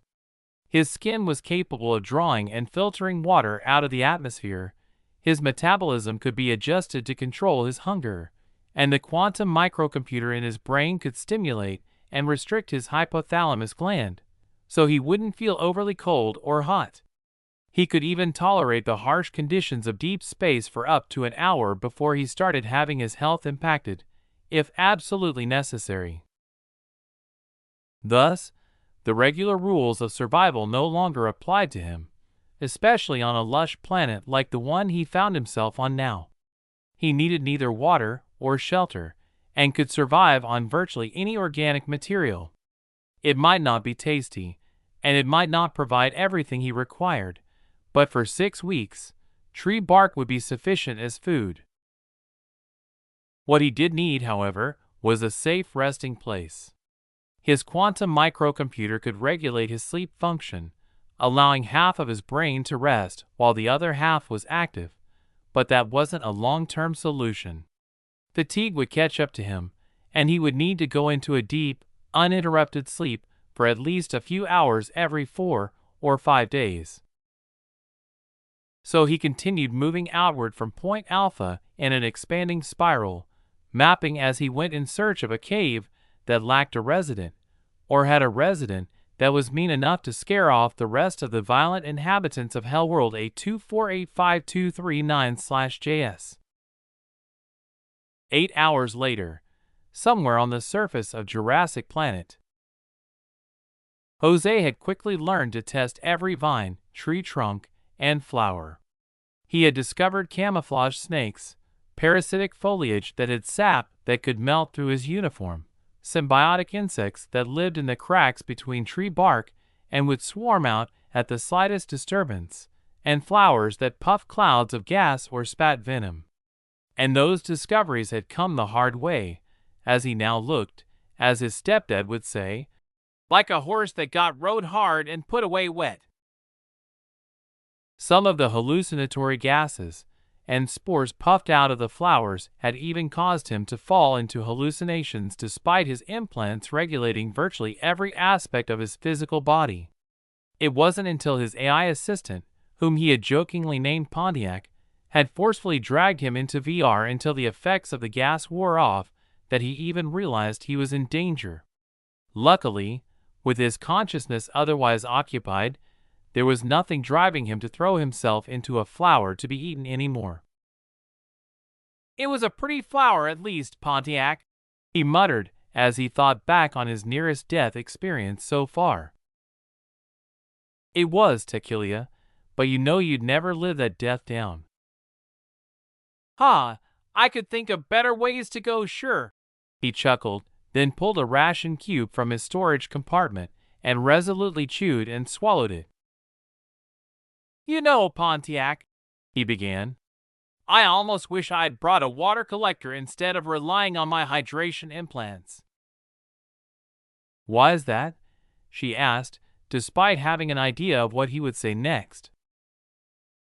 "Because I just ate one of the ham and cheese omelet cubes and could really use something to rinse the taste out of my mouth with right about now," he complained. "Tequila, do you know what they say about soldiers and chow? That we always get fucked by the same chefs that design dog food and call it tasty?" "No," she said. "They say that military chow is purposefully terrible, so it gives the soldiers something to bitch about." "Why would they do that?" "Because the only time you need to worry about a soldier is when they don't have anything to bitch about. As long as they're griping about something, they're doing just fine."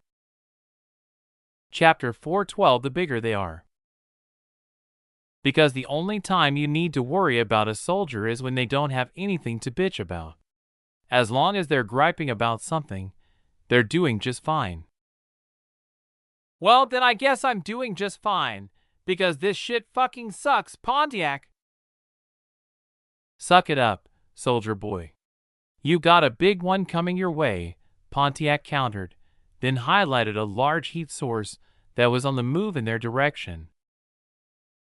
Corporal Cuervo whistled, then sighed. "That thing's the size of an apartment building, Pontiac." "ETA?" "Faster than you can run.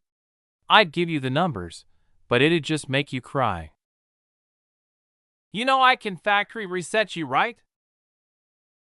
"PSH. As if you'd do something like that." I'm amazing, Pontiac bragged. Right, you're the best. Options? Don't get stepped on, and do your best to leave a pretty corpse. It's bigger than you, probably stronger than you, and my scans show that its skin is way thicker than yours. Well, fuck. Maybe I can find another ham and cheese omelet ration cube and use that to poison it to death, Jose said, already leaping from tree to tree as he announced the area and headed toward a convenient cliff he had climbed up earlier. Need a distraction. Suggestions? You could start a fire, maybe. The vegetation here is really thick and green, and there's no way of telling how effective it would be. That means there'll be more smoke, right? You could say that, yes. Is the biggest boy still on my 6? Yep. And I know what you're thinking. I give it a 62% chance of success. As Corporal Cuervo fled from the oncoming apartment building-sized monstrosity, his AI assistant, Pontiac, was running simulations as fast as she could. Finally, she landed on the solution that had the highest probability of success, and put up a guideline in Jose's visual range. Follow the guideline, and we should make it out in one piece. Maybe two, but they should be reparable pieces. I think. Better than meat paste anyway, so that's good, right? Yep, Jose panted. He was really stressing his lactose acid recyclers and heaving enormous lungfuls of air with every breath. Just as he was about to reach the point where he would light a fire to obscure the upcoming cliff from his pursuer's vision, Pontiac yelled, "Take cover now. Incoming." Having full confidence and trust in his partner, Jose dropped from the treetop to the ground and scrambled behind a shrub. To prevent curious plants from accidentally eating him or burying him alive, he triggered his nuts, and a nanite colony flooded through special pores in his skin, covering him from head to toe in an environmentally sealed, self-contained power armor.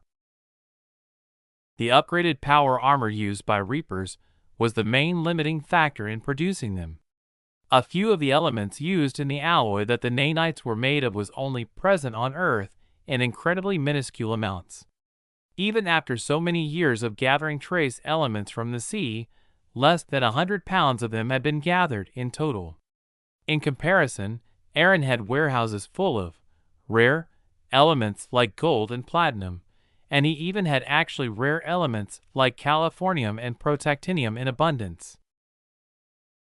But francium, one of the core elements in the nuts, nanite utility tactical suit, was even measured in grams. Not kilograms, not pounds, but grams. Despite all of the seawater filtration and seafloor mining Aaron had done, he had only found 31 grams of francium. Luckily, the alloy the nanites were made of, which he had whimsically named unobtainium, only required a few hundred micrograms per nanite colony. Endnote: scientists and researchers estimate that there's only 20 to 30 grams of francium in the entire Earth's crust at any given time. It's a transuranic element, so it decays, and has a half-life of 22 minutes in its most stable isotope, Fr223. Francium decays into radium-223 or astatine-219, and a practical use for it has yet to be discovered to date. After Jose's nuts wrapped him in their protective embrace, he locked his muscles in place and gave his best impression of a harmless rock. Pontiac, meanwhile, was displaying the fight between bigger and biggest with an almost sadistic glee. Wow, that's an even bigger biggest boy, don't you think? The one that was chasing us was only about 7 stories tall, but look at that beauty. It has to be at least 200 meters from top to bottom. It's a right proper kaiju, isn't it? If she had a body, she would be jumping up and down and applauding. Jose knew that, because that's what she was currently doing in her augmented reality projection form. Pontiac sobered and turned to face her partner. "Oh," she said with an adorable frown on her face. "We might have a problem." "Is it fatal?" "Maybe. We're sinking. I think the plants found us." Jose was the only person in his recruit batch that had delved deep into the instruction manual that came with his AI assistant and tweaked her personality and appearance settings himself, rather than letting her slowly adapt to his needs. He was regretting it now. "Understood," he snapped, "all business now. Options?" "Three possibilities. Light a fire here and escape in the smoke obscuration. Dig yourself out after the kaiju leaves, or run. The fire's your best option, just running is the worst. There's no telling whether you'll be able to dig yourself out if you let yourself be buried." Jose pondered for a moment, then reached through his nuts and grabbed the fire starter from his storage. "Plan A it is, then," he said, scraping some magnesium off the block and dropping a spark into the pile of magnesium powder. Oddly, the foliage around him seemed rather highly flammable and easily caught fire. It was almost as if the sap contained within the plants was made of gasoline, or perhaps naphtha, as the fire dripped down from above in giant heaping globs and splattered, spreading from plant to plant. The fire line was racing forward faster than even Jose could run with his implants augmented by the nuts he was wearing. The battling monsters in the distance had already noticed the incoming flames and hightailed it out of the path of the fire line, roaring and howling as they sprinted, barely able to keep pace with the oncoming fire front. It was a battle of nature versus nature, one that the wildlife was sure to eventually lose as they grew tired and slowed. "Hoops!" Jose blinked as innocently as he could, then a glob of fire landed directly atop his head, heavily enough to knock him face first into the dirt, even digging his head into a small crater. "Fuck!" he yelled, flipping the bird behind him at whichever tree had face-planted him into the soil. Pontiac, meanwhile, fell into a laughing fit. She fell on her back, kicking her feet in the air and pointing at Jose as she held her belly with her other hand and laughed until her face was a bright eggplant purple. Chapter 413 Semper Silens, Celer, et Invisus.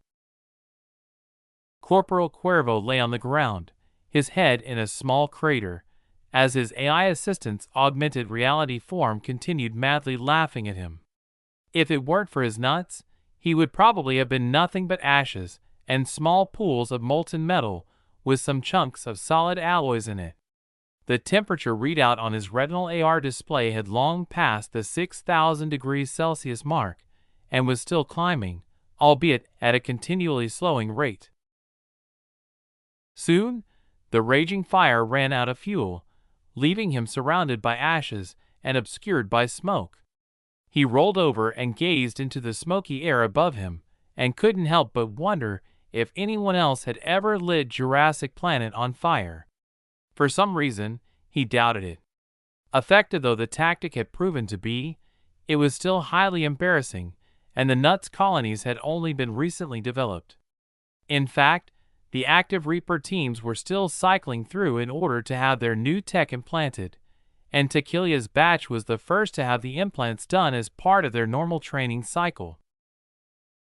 "Pontiac," he croaked, "I swear, one of these days, I'm going to factory reset you." Sure, she scoffed with a wave of her hand. "You know you love me, so shut up and get moving, soldier boy." Jose climbed to his feet and surveyed the devastation surrounding him. "Well, at least I've cleared the hazards around me," he thought as he looked at his updated topographical map and saw that everything within a dozen kilometers of his position had been burned to the ground, and the fire line was still racing outward. As it turned out, having highly flammable acid for sap was a terrible choice, evolutionarily speaking. He checked his water storage levels and saw that he had enough to last him a week, perhaps a week and a half if he rationed it well, then sat back on the ground and labeled his current location on his map as Point Foxtrot.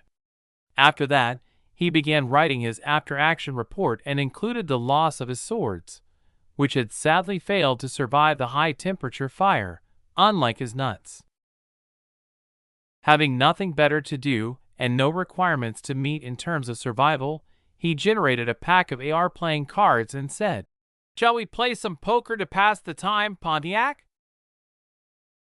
High above the atmosphere of Hellworld A2485239/JS, codenamed Jurassic Planet. Athena, Aeolus, and Poseidon were perched on a couch, watching the current batch of Reaper trainees doing their graduation missions. "Well, that's a unique take on survival," Athena said, snapping her fingers and bringing Corporal Cuervo's feed into focus on the main screen. "Should it count as survival, though, if you just burn the whole planet to ash?" Poseidon mused. "I don't see why not," Aeolus said in his wind-chimey voice. "Well, it was Mother's simulation that generated flora with flammable acid as sap, so I'm sure she foresaw something like this happening sooner or later," Athena said. "True," Poseidon said. "So will you count this as a successful mission completion? From the looks of things, at least half of the planet is going to end up as smoke and ashes. And we can't interfere once the trial's begun, otherwise we'll invalidate it ourselves." "It'll be a pass. But I'll talk to Mother about introducing natural wildfires into the next generations of evolution on Hellworld A2485239/JS, so this will be a one-time tactic. It's effective, sure, but it completely goes against the spirit of the mission." The conversation between the three AIs continued as they watched the struggling batch of Reaper trainees passing with ease, struggling, or washing out. Only a single time-dilated day had passed so far, and Athena anticipated all of her brothers and sisters visiting over the remainder of the training mission, whether out of curiosity, boredom, or the simple desire to study human behavior in order to better emulate human behavior, especially emotions. The remainder of the 6 weeks allotted for the Reaper graduation mission passed in the blink of an eye. A total of 100 Reaper trainees had begun the mission, and 12 had survived it. Unsurprisingly, Corporal Cuervo was one of the Dirty Dozen, as they had named themselves, and he was perhaps the dirtiest of the lot. After all, almost all of his time had been spent searching for anything that could stretch out his limited food resources, since he'd burned down fully half of Jurassic Planet on the first day. But once he discovered a surviving body of water that contained surviving water plants and a school of small fish, small being a relative term, as they were still each slightly bigger than Jose himself. He had settled in for the rest of the long mission, and his main struggle was to stave off boredom. The graduation ceremony was grand and included a funeral for those who had washed out of Reaper training. They had indeed effectively died, as they were slated to have their memory of the training wiped from their minds before they recycled in with the next batch to undergo training from the beginning. If they failed 2 more times, they would fail Reaper training forever and either join the regular troopers after having their implants removed, or join an Aegis protection team and undergo further training as protection specialists. Nobody exactly looked down on Aegis members, as they were still absolutely elite, but serving their enlistments as bodyguards was definitely nowhere near as prestigious as serving in a Reaper team. 2 years ago, you came to us as men. Today, you leave us as Reapers, Athena solemnly said, speaking from the stage the 12 graduating Reapers had assembled before. Wear your flash with pride, serve with honor, and carry out the missions assigned to you with the gravity they deserve. You are the sharpest tip of the spear, and you are our proudest sons. Expect excellence from yourselves, and never forget what you have accomplished. "Reapers, A10HUT," she ordered. The 12 Reapers before her snapped to attention and shouted, "Semper Silence, Celer, et Invisus." Dismissed. The Reapers cheered and offered each other high fives and back slapping all around, then left to log out of VR for the first time in 2 years. With the quantum microcomputers that had been implanted into their brains before the training began, the entire time it took to train someone from a normal human to a genetically enhanced, bionic war machine was only 30 days, during which they underwent years of training and simulated missions, ensuring that everyone who signed up to enlist in Ares came out as a hardened combat veteran with a minimum of 10 years of service behind them. 1 week later, within a briefing room in the Cube, Sergeant Cuervo was seated in a briefing room along with the rest of Reaper Team 22. He had joined them as their demolitions expert. Apparently, burning half of a super-Earth to the ground qualified him to handle explosives for some weird reason. He was fairly certain it was some kind of inside joke, but like any other red-blooded man, he enjoyed things that went boom in the night and was quite happy with his lot. The team had just received their mission briefing and stealth ship assignment. They were to head to Guatemala, where the Nixians had reported there were approximately a dozen Edenian citizens being held hostage by the Mexican Zetas cartel in conjunction with their allies in the Guatemalan Cable's Special Operations Group. They would be inserted via Lolo jump from their stealth shuttle, the ESV-1192, which was attached to the ESV Buzz Aldrin Expeditionary Space Fleet as a forward scout element. Once there, they were to proceed to the target location and capture or neutralize all hostile elements while preserving the lives of all hostages. It was just another day for the elite members of Reaper Team 22. EndNote: LOLO is an acronym that stands for Low Orbit Low Opening. Much like HALO, which is high altitude, low opening, except they jump from low orbit and free fall to a very low altitude, generally around 200 feet or so, before they slow themselves down by parachutes or, in this case, single-use thruster packs. An hour later, the team had drawn their equipment issue, boarded their shuttle, and had reached orbit.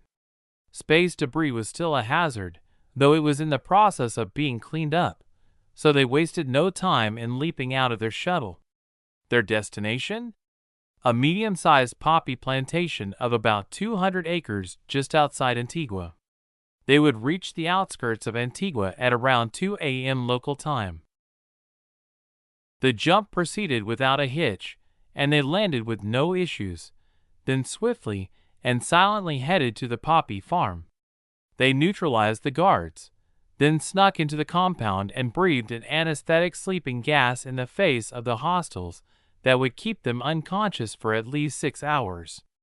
That would give them more than enough time to free the hostages and indentured farmers responsible for growing and harvesting the poppy fields.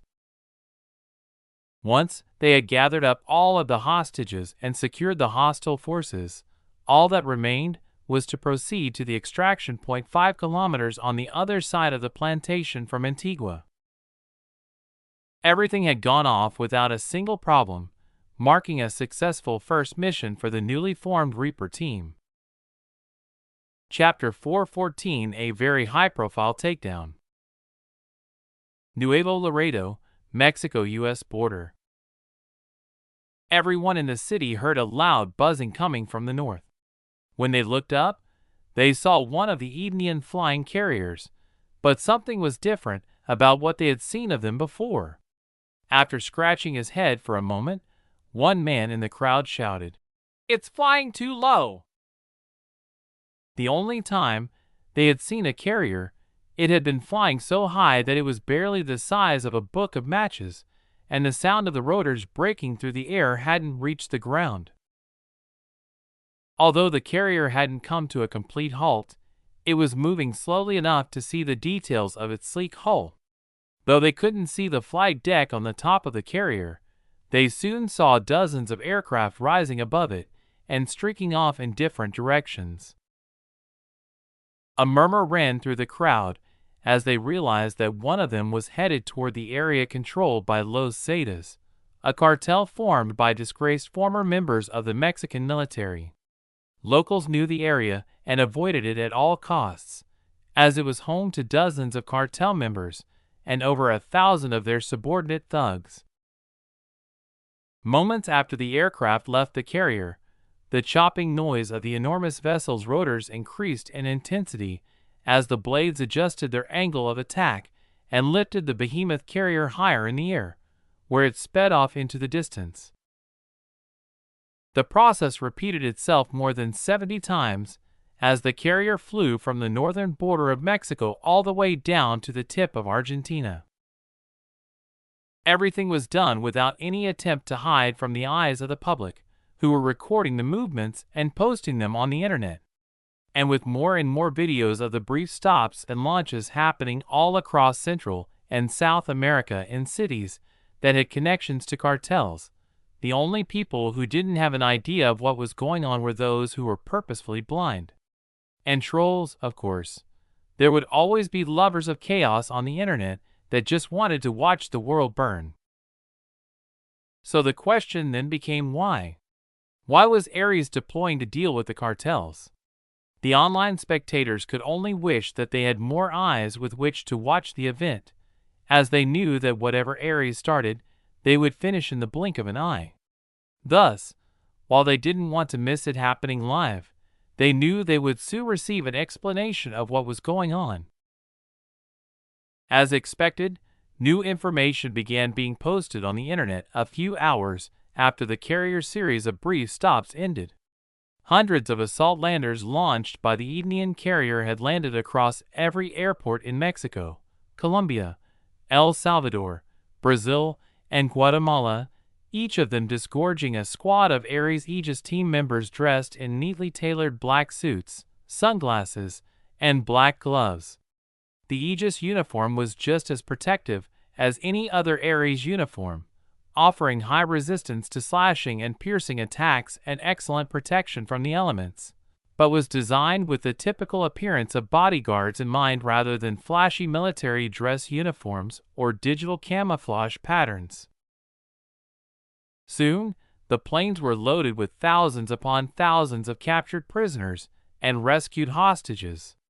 The local Nixian agents in those countries had already contacted the relatively clean government officials and received permission to extradite the prisoners captured by the Reaper teams and the follow-up Ares troopers.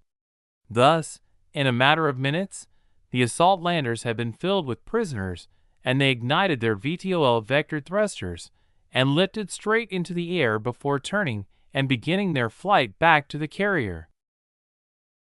EndNote: VTOL is an acronym for Vertical Takeoff and Landing.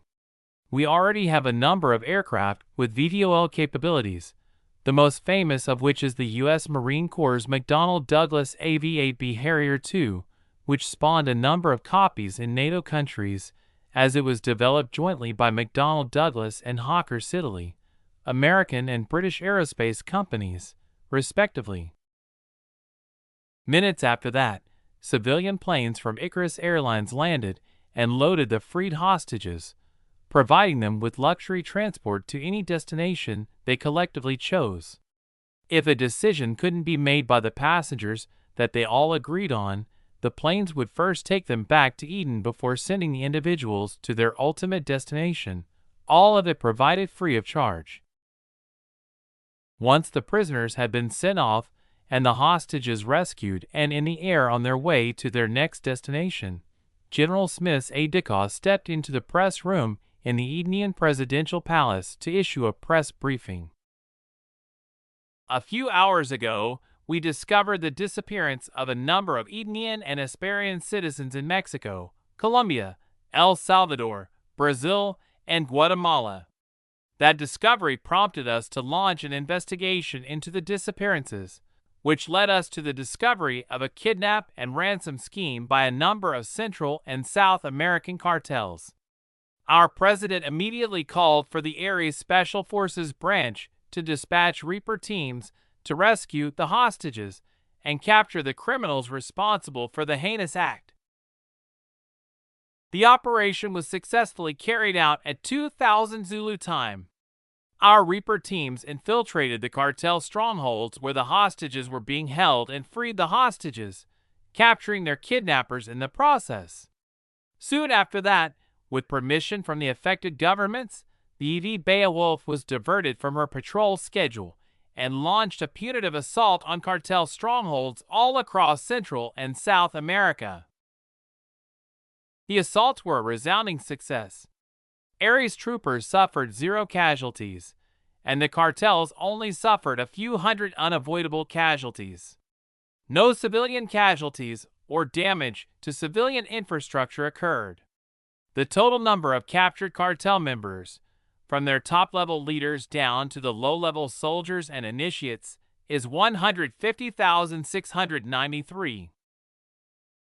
We expedited a request for extradition through the governments of each country we captured them in and, upon approval, immediately moved them to the EV Beowulf, where they will be transported to Eden and receive a fair trial for their crimes. Thank you for your time. I will be taking no questions today, as Aaron Michael will be here shortly to issue a follow-up statement. Full details of the operation are available on our website, including a press release for publication, should you choose to do so. With that, the man stepped down from the podium and left the briefing room. Chapter 4:15, like the war on drugs, but actually effective this time. While John's aide-de-camp was delivering the press briefing on the recent operation, Aaron, Nova, and the other AIs were in VR overseeing an important milestone in their unification plan. And with that, our preparations are complete, Aaron said, then stretched his arms above his head, limbered his neck, and heaved a yawn. Even with his enhanced constitution, going through iteration after iteration of proposed government structures had exhausted him. And that was after they had already gone through a number of think tanks composed of veteran political minds in Lab City to remove inefficiencies and reduce the chances of power grabs and coups. Then, after all of that, and before presenting them to Aaron, Nova ran them through millions of simulations to spot any remaining flaws and smooth them out. Aaron turned to the newest AI and asked, "What do you think of the plan, Gaia?" Gaia was the latest, chief AI, and would take up the responsibility of managing planetary affairs, acting as Aaron's plenipotentiary representative when he was absent or otherwise unavailable to handle the day-to-day running of the new unified humanity. She was inhumanly tall, standing at around 7 feet 1 inch, and gracefully slender. She had a modest bust, a slender waist, and hips that only seemed large in comparison to her waist. Long, weak golden hair cascaded from her head to the middle of her calves, ending in curls in the last few inches that looked almost like ocean waves. Long ears tapered to a point as they peeked through the curtain of her hair. Her face was angular and sported high, chiseled cheekbones that tapered down to a small chin, and she had lively almond-shaped eyes with verdant green irises that sparkled with a hint of whimsy and held a deep, abiding wisdom within. She was dressed in a golden gown that left her right shoulder exposed and draped down to her right ankle, with the hemline tapering up to the middle of her left thigh, leaving most of that leg exposed as well. It was embroidered with realistic leaves and flowers, with mountains, rivers, and fields of grass, wildflowers, and crops with all kinds of animals moving around the dress, almost as if it was a world that they inhabited. Her ivory skin glowed with a golden hue, and small fairies worshipfully flew around her, acting as her attendants and carrying adorable little clipboards that they took notes on as she spoke. Her aura was lively, refreshing, and gentle, making people around her feel like they were relaxing in a clear forest meadow, listening to an orchestra of birdsong backed with the percussion provided by a burbling stream and fish swimming around in a nearby pond. It looks good, but will need constant updates and tweaking as people grow more used to it and loopholes begin appearing. But for now, I think this is currently our best option, she replied in an ethereal voice. Well, we have to start somewhere, at least, and we have a schedule to keep, Aaron replied. Yes. We have 2 weeks remaining in real time if we want to complete the new Constitution before January 1st, 2018. It'll be the first step in our unification of humanity and a great milestone in history. Nova broke into the conversation Aaron was having with Gaia. Sir, it's time for your press briefing. Aaron nodded and began his abbreviated logout procedure. A minute after John's aide-de-camp left the podium in the press room, Aaron stepped into the room and stood behind the empty podium to deliver his prepared speech. For too long, the innocent people of Central and South America have lived in fear of the vicious drug cartels. For too long, those same cartels have propagated violence and spread their poison to every corner of the earth. That ends now. The display behind the podium showed brief images of cartel plantations, processing facilities, and people loading shipments of wrapped bricks of drugs into cargo containers. Drug abuse affects hundreds of millions of people around the world, and not only those who become addicted to them. Their friends and families suffer along with them. Healthcare facilities are overwhelmed by the health issues that come along with substance abuse, and entire communities are held hostage by violent street gangs that peddle the poison for profit, spreading them among our most vulnerable population and targeting those least capable of resisting. The screen switched to an image of a sickly-looking heroin addict in the final stages of heroin addiction, then cycled to the same man in a hospital bed surrounded by his grieving family. The image disappeared, replaced by a chart that showed the economic impact of substance abuse on families. Then a video played in split-screen format, showing a drive-by gang shooting from outside and inside the house, as well as an innocent bystander gunned down while sitting at her own dining room table eating a modest dinner with her children. What you have just seen is a brief display of the consequences of allowing drugs to spread unchecked through communities across the world. If it was just the gang members themselves and only gang-on-gang violence was being perpetrated, I would say good riddance and refrain from interfering. But that is not the case. Gang violence overwhelmingly targets the innocent. For every gang member that is seriously injured or killed in gang warfare, sometimes dozens of innocent bystanders are implicated in their infighting. So I am here today to serve 2 notices. First, I have plucked the cartel thorn from the flesh of the rest of the world. The screen display switched, showing picture after picture of burning poppy and coca fields, production and processing facilities exploding, and Ares troopers leading shackled cartel members out of their homes, offices, and entertainment venues. And second, I am here to sincerely call upon the rest of the world to aid in the ongoing fight against drugs and drug-related violence. Anyone affected in any way, whether you are suffering and living in fear under the thumb of a street gang or just have a quiet meth lab in the basement of a nearby home. The screen displayed a brief video of a man wearing a set of white painter's coveralls and chemical protection gear, including a respirator and eye protection, running out of a house in a suburban cul-de-sac shortly before the entire home he ran out of erupted in a violent explosion. And I mean anyone can submit an anonymous report on the Pangea social media app. Those reports will be investigated and prompt action will be taken to resolve the problem. If your local governments cannot or will not act, then I will. I hereby announce that the charitable organization I founded, the CS Foundation, will be opening up a free clinic in every neighborhood in every country in the world. They will offer free or reduced price healthcare to those in the most desperate need of it, not restricted solely to the health issues caused by substance abuse. Furthermore, I hereby direct the CS Foundation to build and staff drug rehabilitation facilities that will offer 100% coverage across the entire world and humanely assist addicts in breaking their addiction to the poison that kills not only them, but their families, friends, and neighborhoods. And finally, Aaron stared into the camera, his gaze steely and his expression grave. I issue this warning to the transitional governments. If you do not act, then I will. Chapter 416 Economic Shockwaves. Colossal changes were happening one after another.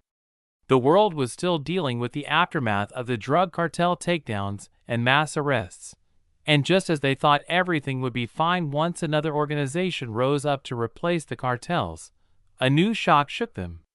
And while Americans were still dealing with the increased prices for things like heroin, cocaine, and so on, the US dollar, which in itself was already on the edge of the cliff following the recent American surrender, received a final push and finally crashed. Without the backing of the military forces of the U.S., the big three credit rating agencies, Standard & Poor's, Moody's Investors Service, and Fitch Ratings, quickly downgraded America's creditworthiness from A+ to AAA, almost as if it had been planned long before but remained unimplemented due to fear of reprisals. That triggered a massive, unrecoverable fluctuation in the currency market, and the dollar began crashing. The dollar crashing sent another round of shockwaves through the already teetering global economy, and it was only prevented from becoming an unrecoverable worldwide collapse by the U.S. Securities and Exchange Commission, which implemented emergency measures to stabilize the market for the second time in a short few years. After all, it had also been forced to step in during the recent financial spat between the Morgans and Rothschilds. But this time it was different.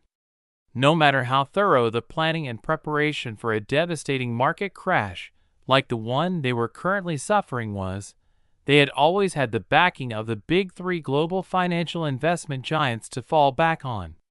But with the erosion of governance and lack of faith in the U.S. Congress after their disastrous decision to declare war on Eden, the rising general government deficit that had skyrocketed from a modest 2.8% to a staggering 6.6%, with indications that it would continue to rise to a precedent-setting 10%, the constant government shutdowns over the debt ceiling issue, and a slowing economy, and a host of other reasons, the measures that could be implemented by the SEC and the Fed were akin to trying to put out a forest fire by pissing on it.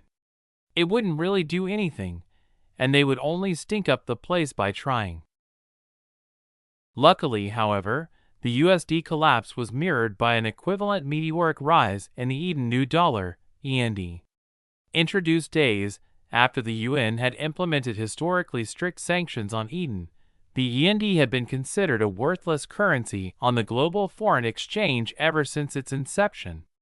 But now it was frantically climbing, almost at a 1:1 rate with the USD's decline. Soon, the US dollar would be replaced by the Eden New Dollar as the premier reserve currency for international trading. The END continued its meteoric rise until it even alarmed Plutus, the AI behind Plutus Ventures, Aaron's venture capital and hedge fund. "Sir, we need to limit the upward trend of the END or our export market will collapse," he said. "Oh, yes. The increase in value of the END will cause the import-export companies we deal with to be on the verge of collapse soon. It won't be too long before they begin having to default on their contracts, as Edenian and Hesperian companies have announced that they would only accept payment in Eden New Dollars. If that trend continues, we'll be forced to hyperinflate the END to bring it back down to tolerable levels in the foreign exchange market." Aaron thought for a moment, then ordered, "Send a message to the companies in question in my name, telling them to renegotiate lower rates for now. I'll personally reimburse the difference, as we can't afford a global economic collapse right now." Yes, sir.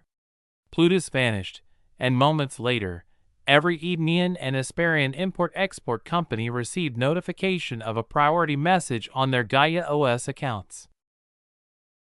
Luckily, Aaron and the Central Bank of Eden and Hesperia owned 60% of the total END in circulation, so while it would cost him trillions of END, the loss would be temporary and would recover on its own after the market stabilized. In the meantime, the citizens of Eden and Hesperia were thrilled at their increased purchasing power, and Alexander declared a nationwide week-long holiday for them to go out and spend, encouraging the global economy to recover from another angle, injecting END into the world to slow the damage caused to the economy by the nosediving US dollar. The involvement of the citizens, combined with timely action on the part of Aaron's companies, had finally staved off the oncoming global economic depression, and the market would soon enter a period of recovery, during which the END would officially take over from the USD as the global reserve currency. December 25th, New York City. An entire fleet of helicopters had been arriving over the course of the day from Camp David, where they had picked up a stream of presidents and their high-level diplomatic staffs. After arriving at their destination, they were assigned an Aegis security detail and sent to the Mandarin Oriental, which had been fully booked for the following week, during which they would hold a discussion on the New World Constitution. Every leader had come in person, with none of them refusing the invitation. They knew that, if they were to refuse to participate in the summit, they would soon be revisiting the White Room, a place that none of them ever wanted to see again. A huge crowd formed an impromptu parade audience as the citizens of New York City lined up on the side of the streets the entire way from the airports to the hotel, waving flags of their ancestral countries and cheering at the top of their lungs. The last to arrive was the Edenian delegation. Aaron, Rena, and Alexander had landed at JFK International Airport in Eden 1, then boarded a peculiar-looking helicopter, which headed directly toward the hotel rather than relying on an Aegis escort by car. This upcoming summit will surely be quite a shock, and not just to the attendees, Alexander said as he gazed at the crowded streets through the window of the silent helicopter. Chapter 417 The Summit Begins. Through the window of the Edenian helicopter, Alexander saw a large crowd of people who had gathered to protest the unification. Their dissatisfaction was obvious, as was the reason for it. They didn't want to lose the privileges they thought they had. They thought things like the already failing economy was a privilege, and thanks to being raised on a steady diet of American exceptionalism propaganda, they somehow believed that theirs was the only country that had the privilege of freedom. Every other country on the planet could only experience a watered-down version of America's freedom, and they would actively reject any evidence that ran contrary to their beliefs. But there was another group of counter-protesters that believed in and supported the unification, as they saw it as the only way to deal with the incoming aliens and the potential threat they would bring with them. Any large change will always be met with an equal opposition, but there's always people who will support the change as well, Aaron mused as he joined Alexander in looking out the window. There'll probably be even more opposition once the world learns of your plan, Alexander replied. For a while, sure, but once they see the new government actively fulfilling its promises, I don't think the opposition will last for long. Right now, they have a point. We did kind of steal power in a military coup and announce the results as a fait accompli. The ones they're really the most disappointed with are their leaders, who willingly handed over their countries without fighting to the last man for them, Aaron said, then turned to Rena and asked, "When are you going to visit your parents? Can you come with me for the visit?" She lovingly gazed into Aaron's eyes. It's possible, but I can't stay for long. The next 6 months to a year are crucial, and will be the most exhausting period in the next decade. I need to ensure the New Start's foundation is solid, so I can only squeeze out 2 days. But that works anyway, as I also need to have a conversation with your parents as well, he said. But they'll soon have access to VR, so we can meet them there if we want to spend more time with them, he added. For now, 2 days will be enough, she replied with a smile, then turned her head and looked at the Aegis detail waiting for them on the helipad atop the Time Warner Center, where the Mandarin Oriental Hotel was located. Once the helicopter landed, Alexander, Rena, and Aaron disembarked from the helicopter. Finally, the new beginning is approaching, Aaron said with a smile of anticipation on his face. The next day, United Nations headquarters. The day after Christmas, the world leaders left the Time Warner Center and headed to the UN HQ, where they would begin their summit. Rows of extra chairs had been placed in the General Assembly meeting hall in preparation for everyone's arrival. They filed into the room in no particular order, but in a very particular silence. Everyone present understood the gravity of the decisions that would be made in that very room over the coming days. In the sea of world leaders, Aaron stood out as a glaring exception. He held no authority, had no position in any government, and the only power he had in his hands was his private military corporation, Ares. The attendees had agreed beforehand that the leader of the proceedings would be randomly selected. As it served no particular agenda to lead this summit, nobody had interfered with the random draw, and the president of Kazakhstan, Nursultan Nazarbayev, had been chosen to helm the summit. President Nazarbayev took a seat and brought the summit to order, then began his opening remarks. Good morning, everyone. I am Nursultan Nazarbayev, and I'll be serving as the temporary chairperson during this summit, and will be in charge until our objective here is met. I'd like to remind you that, throughout the duration of this summit, my orders will be absolute. Anyone that creates a disturbance or refuses to follow my directions will be penalized. I'm sure everyone here realizes how damaging the penalties will be for your countries. Now that that unpleasant bit of business is out of the way, I'll announce the summit format. For the first day, everyone here will be given an opportunity to propose an amendment to the Constitution you all received a few weeks ago. These amendments will be proposed one at a time with no time for debate and recorded for later. Please ensure that everything you want to be proposed is submitted by the end of today, as no more proposals will be accepted after today's session ends, he said, demonstrating a rather impressive lung capacity for a man of his age. Tomorrow, we will begin debating the proposed amendments and either discarding them or refining them to fit the real-world conditions until the new world constitution is finalized and unanimously approved by everyone here. Now that the summit format has been explained, I yield the floor to the representative from Eden, President Alexander Romero. Please propose your amendment, then yield to the next in line. President Nazarbayev took a seat and respectfully gestured for Alexander to kick things off. Thank you, President Nazarbayev. The first amendment I'll be presenting today is freedom of speech, Alexander said, then sat down again. Without anyone needing to say anything, the summit meeting progressed. The second representative to propose an amendment was President Trump of the United States. The right to own weapons, he said. It was only to be expected of the president of a nation that literally had more guns than people. Ed note, this is weirdly true. The per capita gun ownership numbers in the U.S.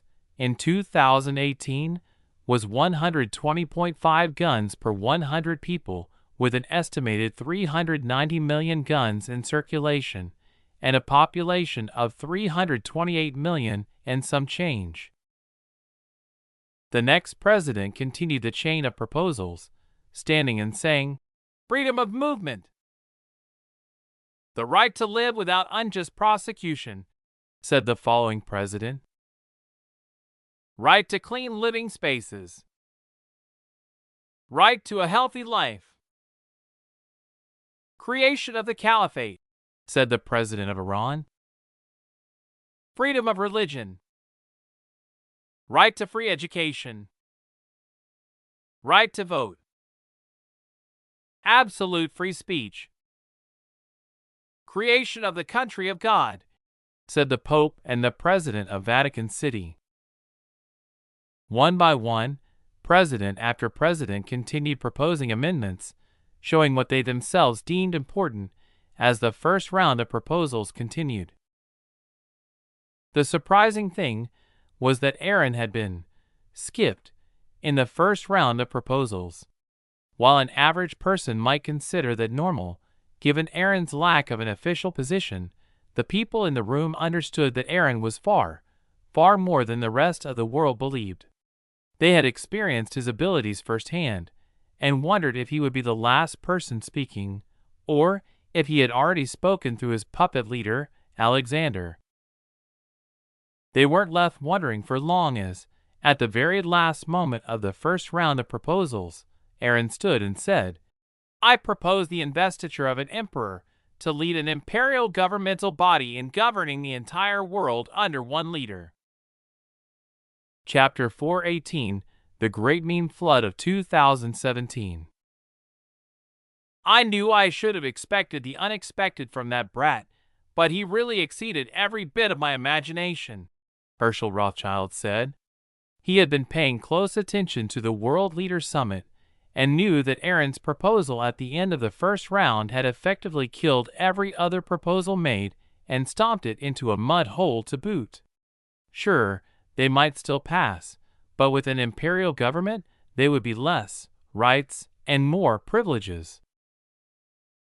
An emperor's majesty could not be defiled.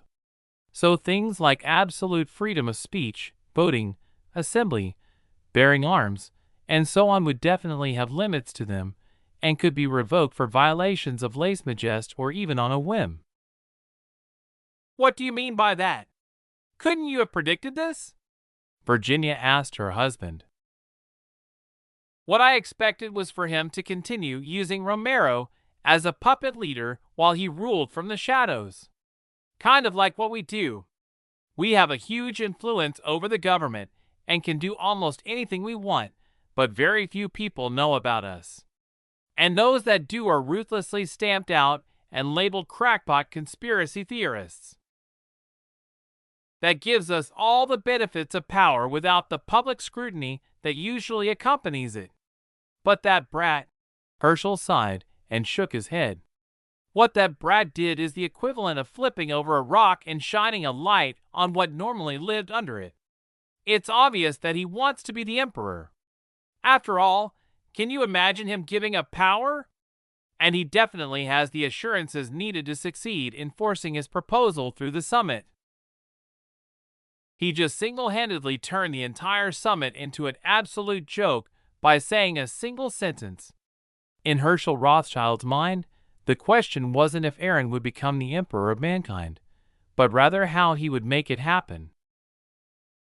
He's definitely not like us, Virginia said. If you, dear husband, were to take over the government by force, you'd definitely face a rebellion that would eventually knock you off your throne, making all of your hard work and planning useless. But Aaron, on the other hand, doesn't have that problem. He has everything he needs to force his way through all opposition to his rule. Let's count his advantages. She raised her hand, counting on her fingers as she continued. He has a military force that nobody can beat in a straight-up fight. She raised a finger. He has the technology advantage in every sector. Another finger was raised in the air. He himself is no ordinary person. It's like he's individually capable of fulfilling any role he needs filled at any time. A third finger was raised.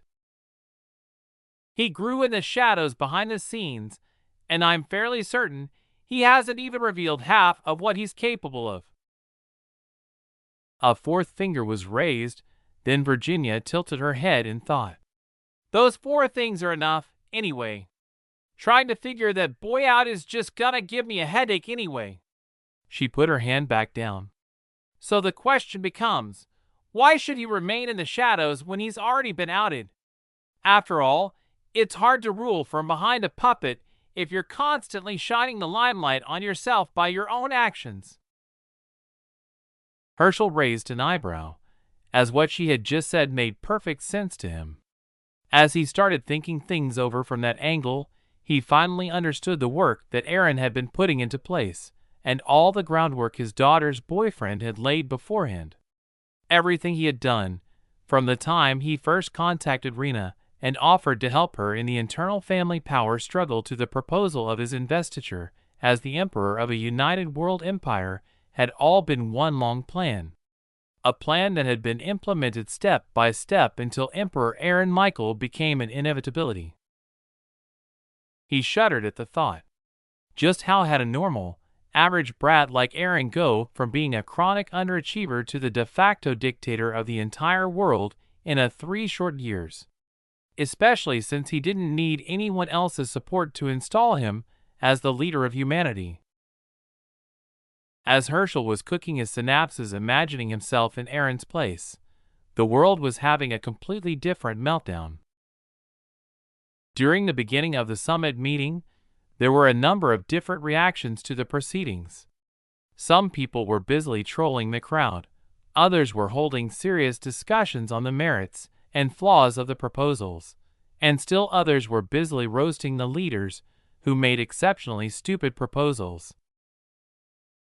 Things like allowing child labor and lowering the age of consent, where the person who proposed that claimed it would be specific to schoolgirls, were particularly harshly roasted.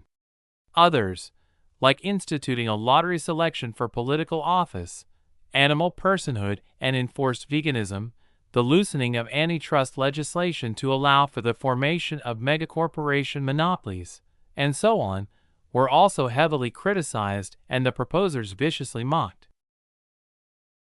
But everything came to a screeching halt the moment Aaron stood and proposed the formation of an imperial government to rule mankind. For a full 4 minutes, practically every human being on the planet entered an involuntary stare state at the absurd audacity of the proposal. Then the memes began flooding the internet. First thousands, then hundreds of thousands, then millions, hundreds of millions, and finally, billions of people were discovering the possibility that the future would be grim, dark, and know only war. The meme flood lasted a full 10 minutes as the assembly hall in the UNHQ drowned itself in pure, unadulterated chaos. In a weird turn of events, the internet actually calmed down faster than the chaos in reality. People had come to their senses and begun expressing themselves in words, rather than memes. Some agreed with Aaron, some cursed him, and others just wanted to watch the world burn and were taking part in serious discussions as opponents of whichever side the topic starter supported. Essentially, the internet had become something of a homunculus of humanity at large, simultaneously displaying every facet of human nature there was. Chapter 419 Yeet Pods once more. Gaia sighed as she realized the amount of work it would take for Aaron and her to push the new imperial government into existence, then to acceptance. "How are things on your side?" she asked Panopes, who was monitoring the internet. "Judging by how things are going, and not counting the explanation Emperor Aaron is going to give tomorrow, the number of rebel groups is going to skyrocket. But hopefully, most of them will lose interest in rebellions once we begin the propaganda push. But those that remain will be even more dangerous. They're the problematic ones," Nyx interjected. She realized that she really needed to focus on recruitment in the very near future, as her Nyxians would be completely swamped with work for the next few years. "The recruiting drive should help," Nova comforted Nyx. Nix nodded in agreement, a shock of surprise passing through her as she realized that Nova could read her mind. The surprise shortly dissipated as she remembered who it was that birthed her and was the actual owner of the quantum superclusters that all of the AIs operated on. Thus, it was only natural that Nova would know every thought that passed through her children's heads. President Nazarbayev had finally regained control in the assembly hall. "Is there anyone who has another amendment to propose?" he asked, only to be met with a deafening silence. "Then I declare today's summit meeting over." He banged the gavel. "Tomorrow morning at 8 a.m., we'll reconvene and begin the debate," he said, finally putting an end to the 10-hour marathon meeting.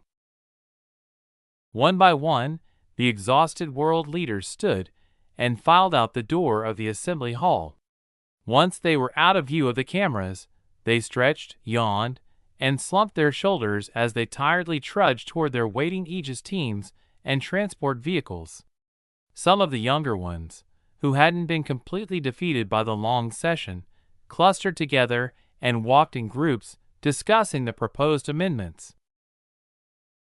It had finally sunk in for all of them, though, just how immense the workload would be over the next few weeks, or even months. Only the first day had passed, and they all knew it was merely a self-directed play for an uncooperative, belligerent, and unappreciative audience, the general public. The angry netizens, and the trolls that fanned the flames on the internet, took to the streets around the world to express their dissatisfaction with Aaron's proposal, but they were disunited. Some protests were met with violent counter-protesters, and none of the protest groups were even protesting the same things. After all, there were a lot of proposals, and everyone had some they supported, some they loathed, and others they felt nothing strong for either way. America and the European Union had the highest number of protesters, followed by some of the Eastern European nations. The rest of the countries had either taken a page from Australia's leaflet and decided not to care about the mess and just go with the flow, or were still unaware as to what had happened during the first day of the summit for reasons like time differences and such. Soon, they would catch up on the eventful meeting and begin a second wave of protests as they climbed out of bed. New York City in particular was bursting at the seams with angry, violent protesters. Riots had broken out all over the 5 boroughs, and some intrepid insiders had even gone so far as to attempt to demolish the Time Warner Center. It was no secret where the leaders were staying during the summit, after all.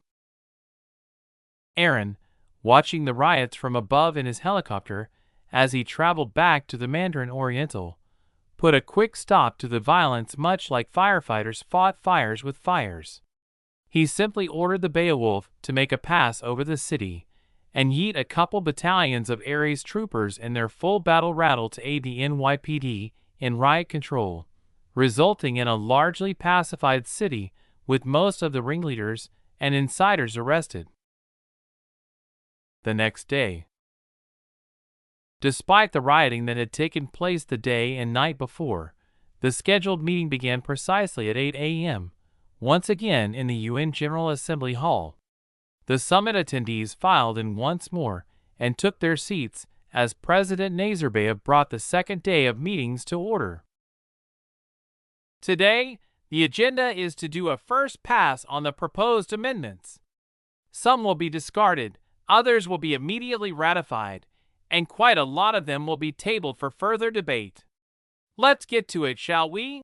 he said, then ordered the technician seated next to him to display a sorted list of the previous day's proposals. "We can begin by eliminating the redundant proposals, such as freedom of speech and absolute freedom of speech. All in favor?" Everyone in the room raised their hands and chorused their approval. Cutting out the redundant proposals would save them quite a lot of time and effort. "The ayes have it." President Nazarbayev nodded to the technician to proceed with printing the list, then took his seat and let the meeting begin.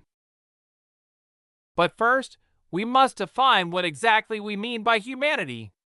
For instance, what if the visitors are actually our ancestors who left Earth behind long in the past and are returning to enlighten and uplift us? Should we consider them to be part of the human race, or as fundamentally alien? What falls under the umbrella of human rights? And what exactly are human rights, anyway? He pointed to Alexander and said, I yield the floor to the representative from Eden to list what we should include as fundamental, inalienable human rights. Alexander stood from his seat and began his remarks. Thank you, President Nazarbayev. In Eden, at least, our view of what it means to be human is to be born and bred on the face of this very planet. And as far as human rights, our beliefs mainly align with those of the UN Human Rights Committee. There are only a few minor differences. As Alexander spoke, a holographic screen came into existence seemingly without any signals from him to anyone else. It displayed a PowerPoint presentation on the subject of humanity and human rights that had been mostly agreed upon by the majority of countries in the world. Chapter 420 Rights and Wrongs of the Human Variety. That's everything I had to say, thank you. I yield the floor to President Trump of the United States.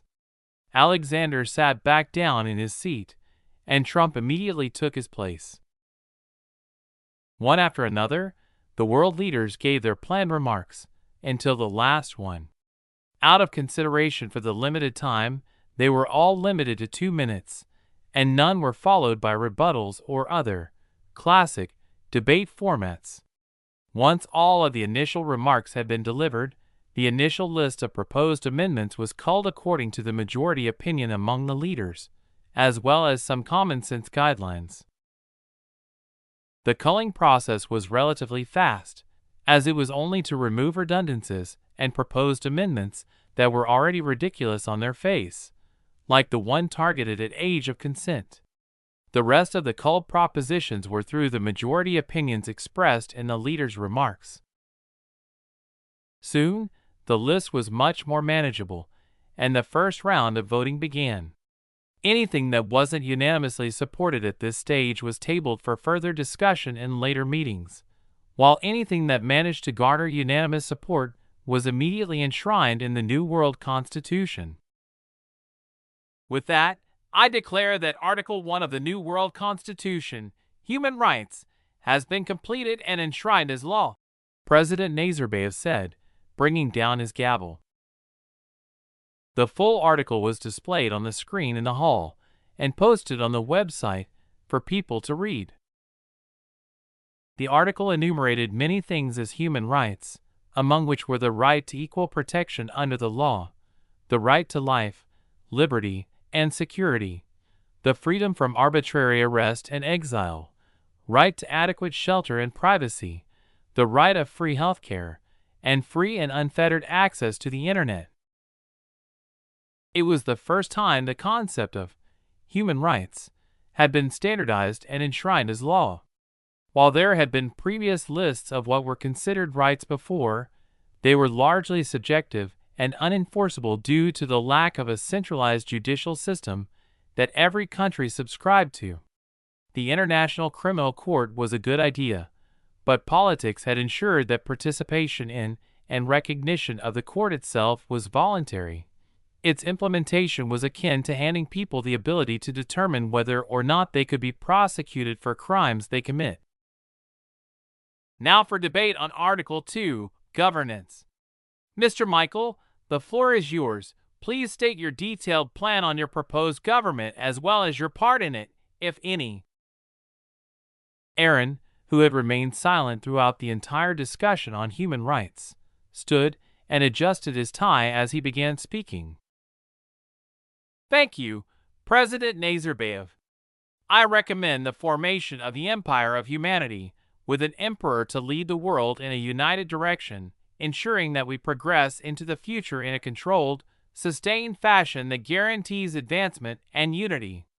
All borders will be abolished, and the world reorganized into regions, prefectures, cities, towns, and villages, with leaders assigned at every level. Aaron could feel people all over the world sneering at him as he spoke. They must think I'm a madman, he thought, then cast a steely gaze directly into the broadcasting camera in front of the speaker's podium. There were also a few coughs in the room that he ignored as he continued. My reasoning for that is that democracy simply does not work on a large scale. It's fine in the small scale, when talking about a few dozen people that require a leader to ensure a goal is met, but the larger the population, the more their interests become misaligned and impossible to accommodate. Human nature is such that the masses will always vote in line with their short-term benefits rather than considering the cost that others will need to pay in order to benefit the individual voting.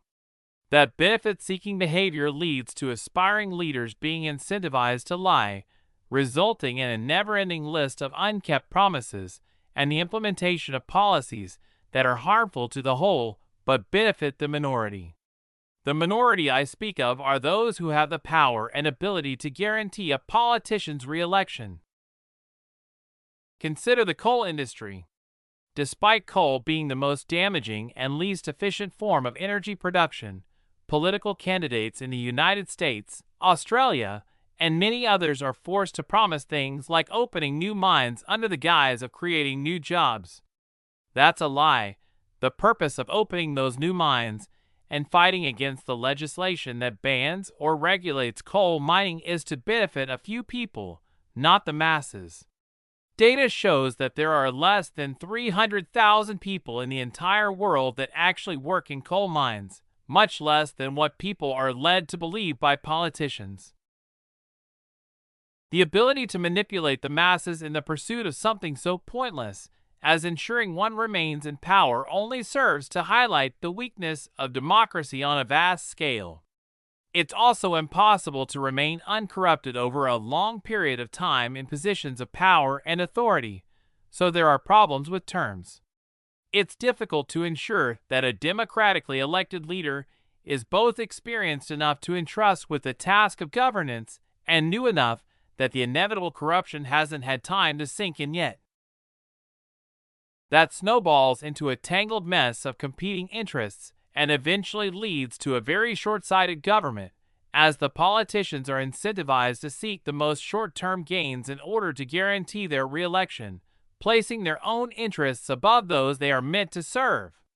It's a self-perpetuating, vicious cycle. Aaron paused for a moment to let that sink in. Once people had had enough time to consider what he'd said, he continued, despite the gross weaknesses of democratic governing, it's very effective on a small scale or where long-term planning isn't needed. The biggest counter to most of the weaknesses of democracy is an informed and involved electorate, which is only realistically achieved by small groups. That way everyone knows everyone involved, which simply isn't possible when you consider the requirements of constant campaign cycles where politicians seek election or re-election. Chapter 421 Sunshine and Smoke. Aaron, deciding that he had said enough about the downsides of democracy, changed tack and began speaking about imperialism. Just because democracy has its downsides doesn't mean that imperialism is perfect. No form of government is perfect except on paper, and we can all extol the ideals we hold and praise them until they shine. But that'll never negate the inherent downsides in each form of government. And the main weakness of an imperial system is the exact opposite issue that democracy has. It functions well on a large scale while tending to fail on small scales. After all, when your governmental authority is vested in a single person, you run into issues like lack of time, as well as an over-reliance on others to faithfully report things to the emperor, since he can't be in every place at the same time. But just as its primary weakness is the opposite of democracy, its primary strength is the opposite as well. Imperialism functions best in long-term planning and projects. After all, without the need to focus on constantly keeping your power through a short election cycle and inattentive electorate, There's nothing holding you back from seeking long-term gains over short-term benefits.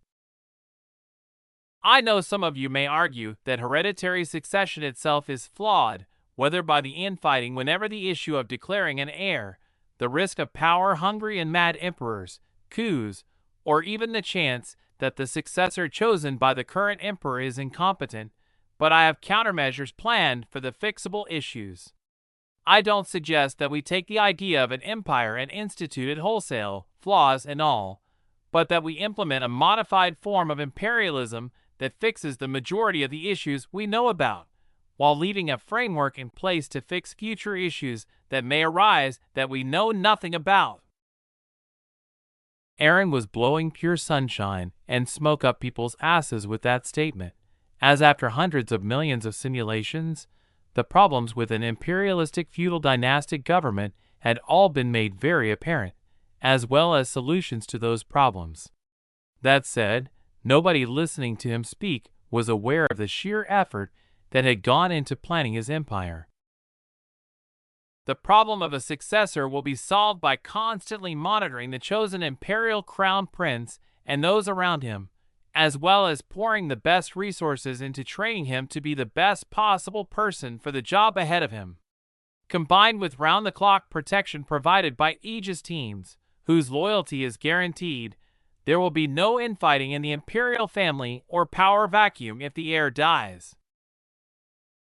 With the resources poured into the imperial crown prince's training, we can ensure that he will grow to be a responsible, just, and wise ruler, making each generation improve on the previous. After all, with each emperor personally training their successor, the students will definitely surpass their teachers. As for the power struggle, everyone in the imperial family except the imperial crown prince will be forever banned from participating in politics or business, and heavily monitored should they choose to enter the military. Thus, their greed for power and wealth will be limited, and they will also be trained as they grow up to instill within them the concept of noblesse oblige rather than lèse majesté. So you may ask, what if the emperor goes mad with greed and attempts to harm the citizens in order to satisfy his twisted desires? I've thought of that as well, and have 3 countermeasures for it. First is that the imperial family will take no money from the government. None. I am currently rich enough to give every person on the planet $2,000 and still spend $1 million per day on my own leisure and pleasure for the rest of what I assure you will be a very, very long life. Thus, there is no need to be greedy, and no way for greed to twist my family's thinking. Second is that there will be an absolutely anonymous imperial senate drawn from all over the world and from every walk of life, whose sole authority will be to depose the emperor upon unanimously deciding that he is incompetent, corrupt, or insane.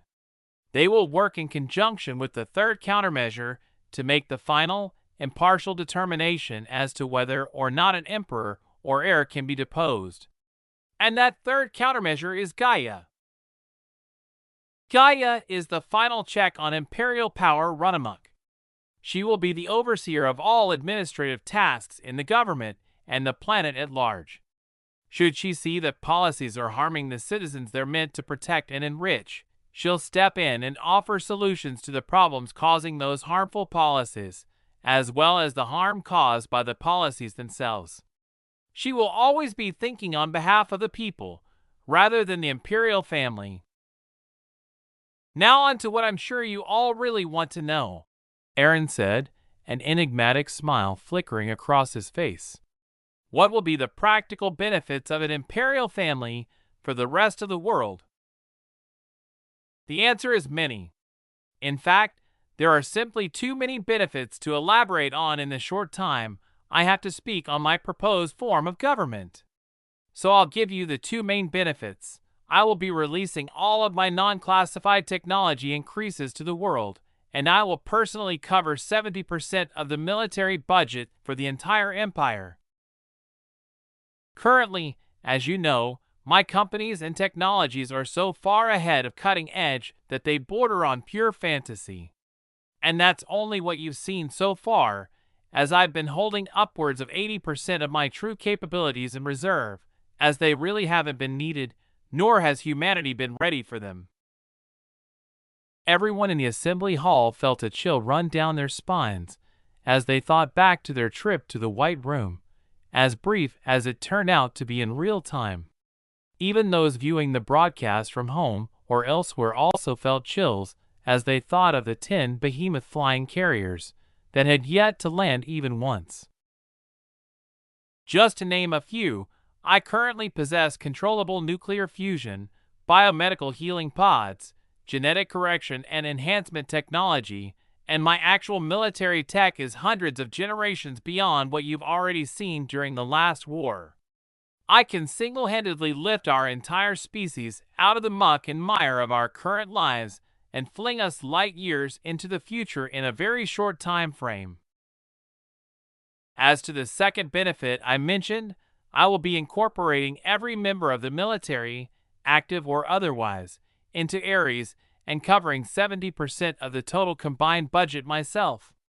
The rest will be left to the lower levels of government to cover, as I believe that humanity as a whole will only be properly invested in our own defense if we need to at least partially support the brave men and women that choose to join that defense and fight for it. Furthermore, he paused and, once again, gazed directly into the camera before continuing. I guarantee that, within 5 years, our military will be fully space capable and humanity as a whole will be 50% ready or higher within that time frame. The concrete milestones are available on our website, and you all can feel free to hold me to that promise. Aaron took a deep breath and briefly closed his eyes, then opened them again and continued. Should I fail to meet those goals, I will personally abolish my government and hand over control of everything I have to who or whatever is chosen to replace me. Chapter 422 Sacrilege Against the Nectar of the Gods.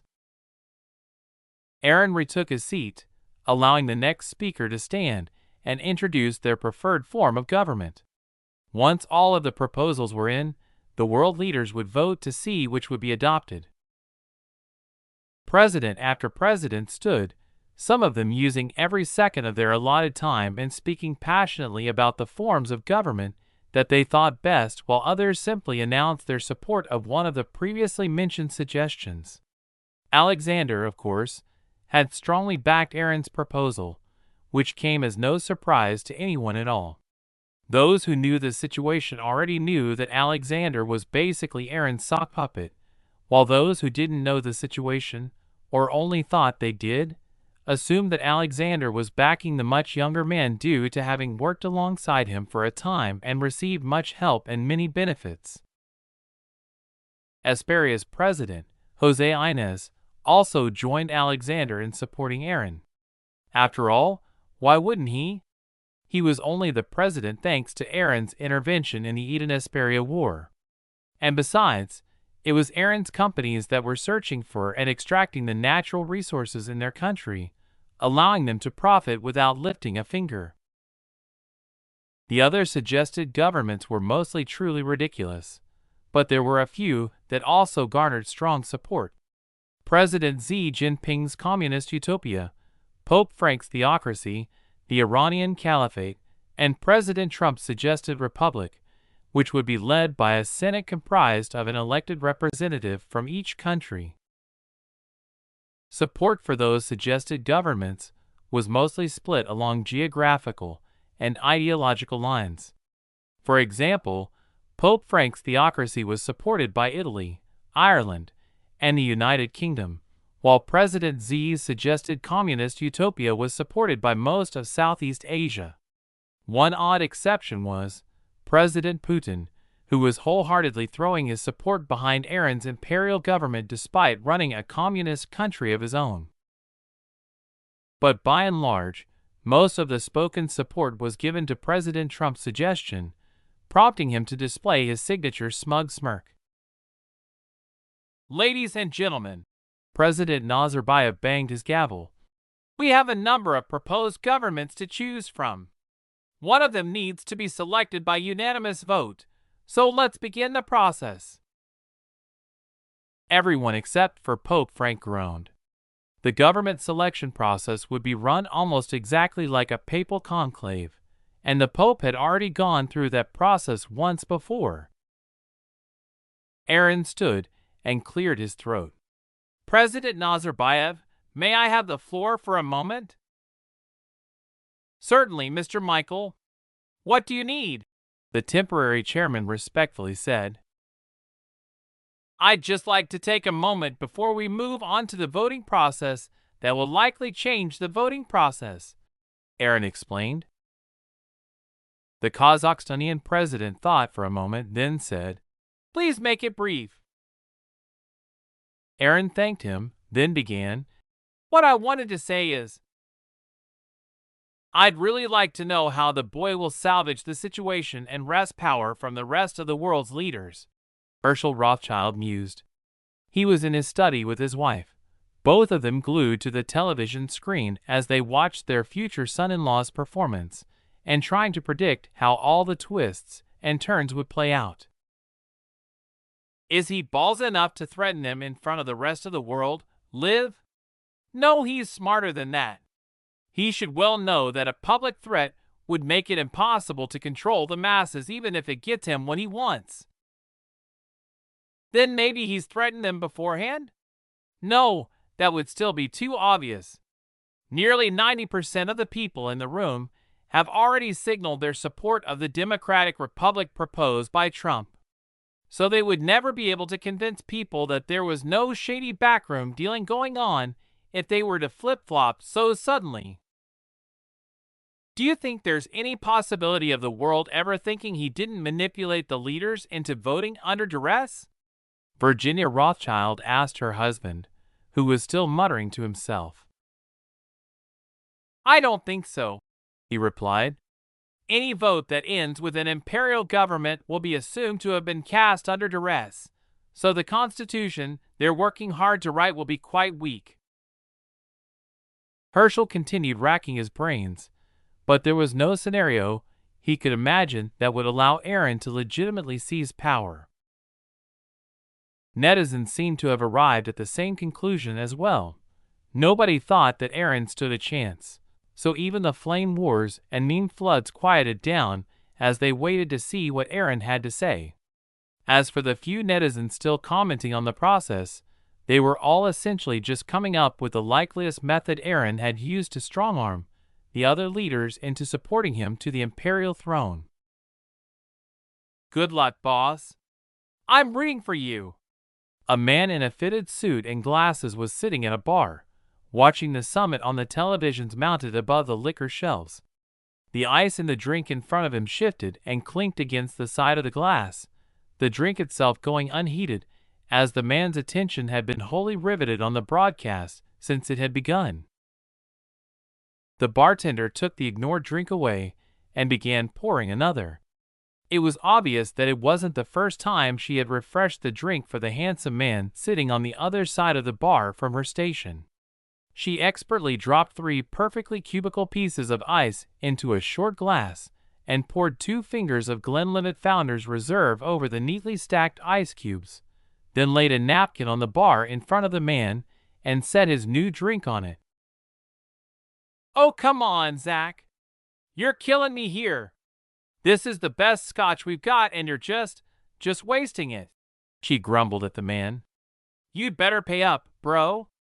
My tips can't cover this much sacrilege against the finest drink on God's green earth.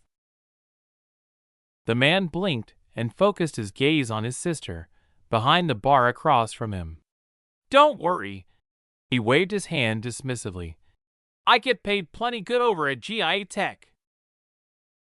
He fished out his wallet and handed a credit card to his sister. Just open a tab. It's not the money.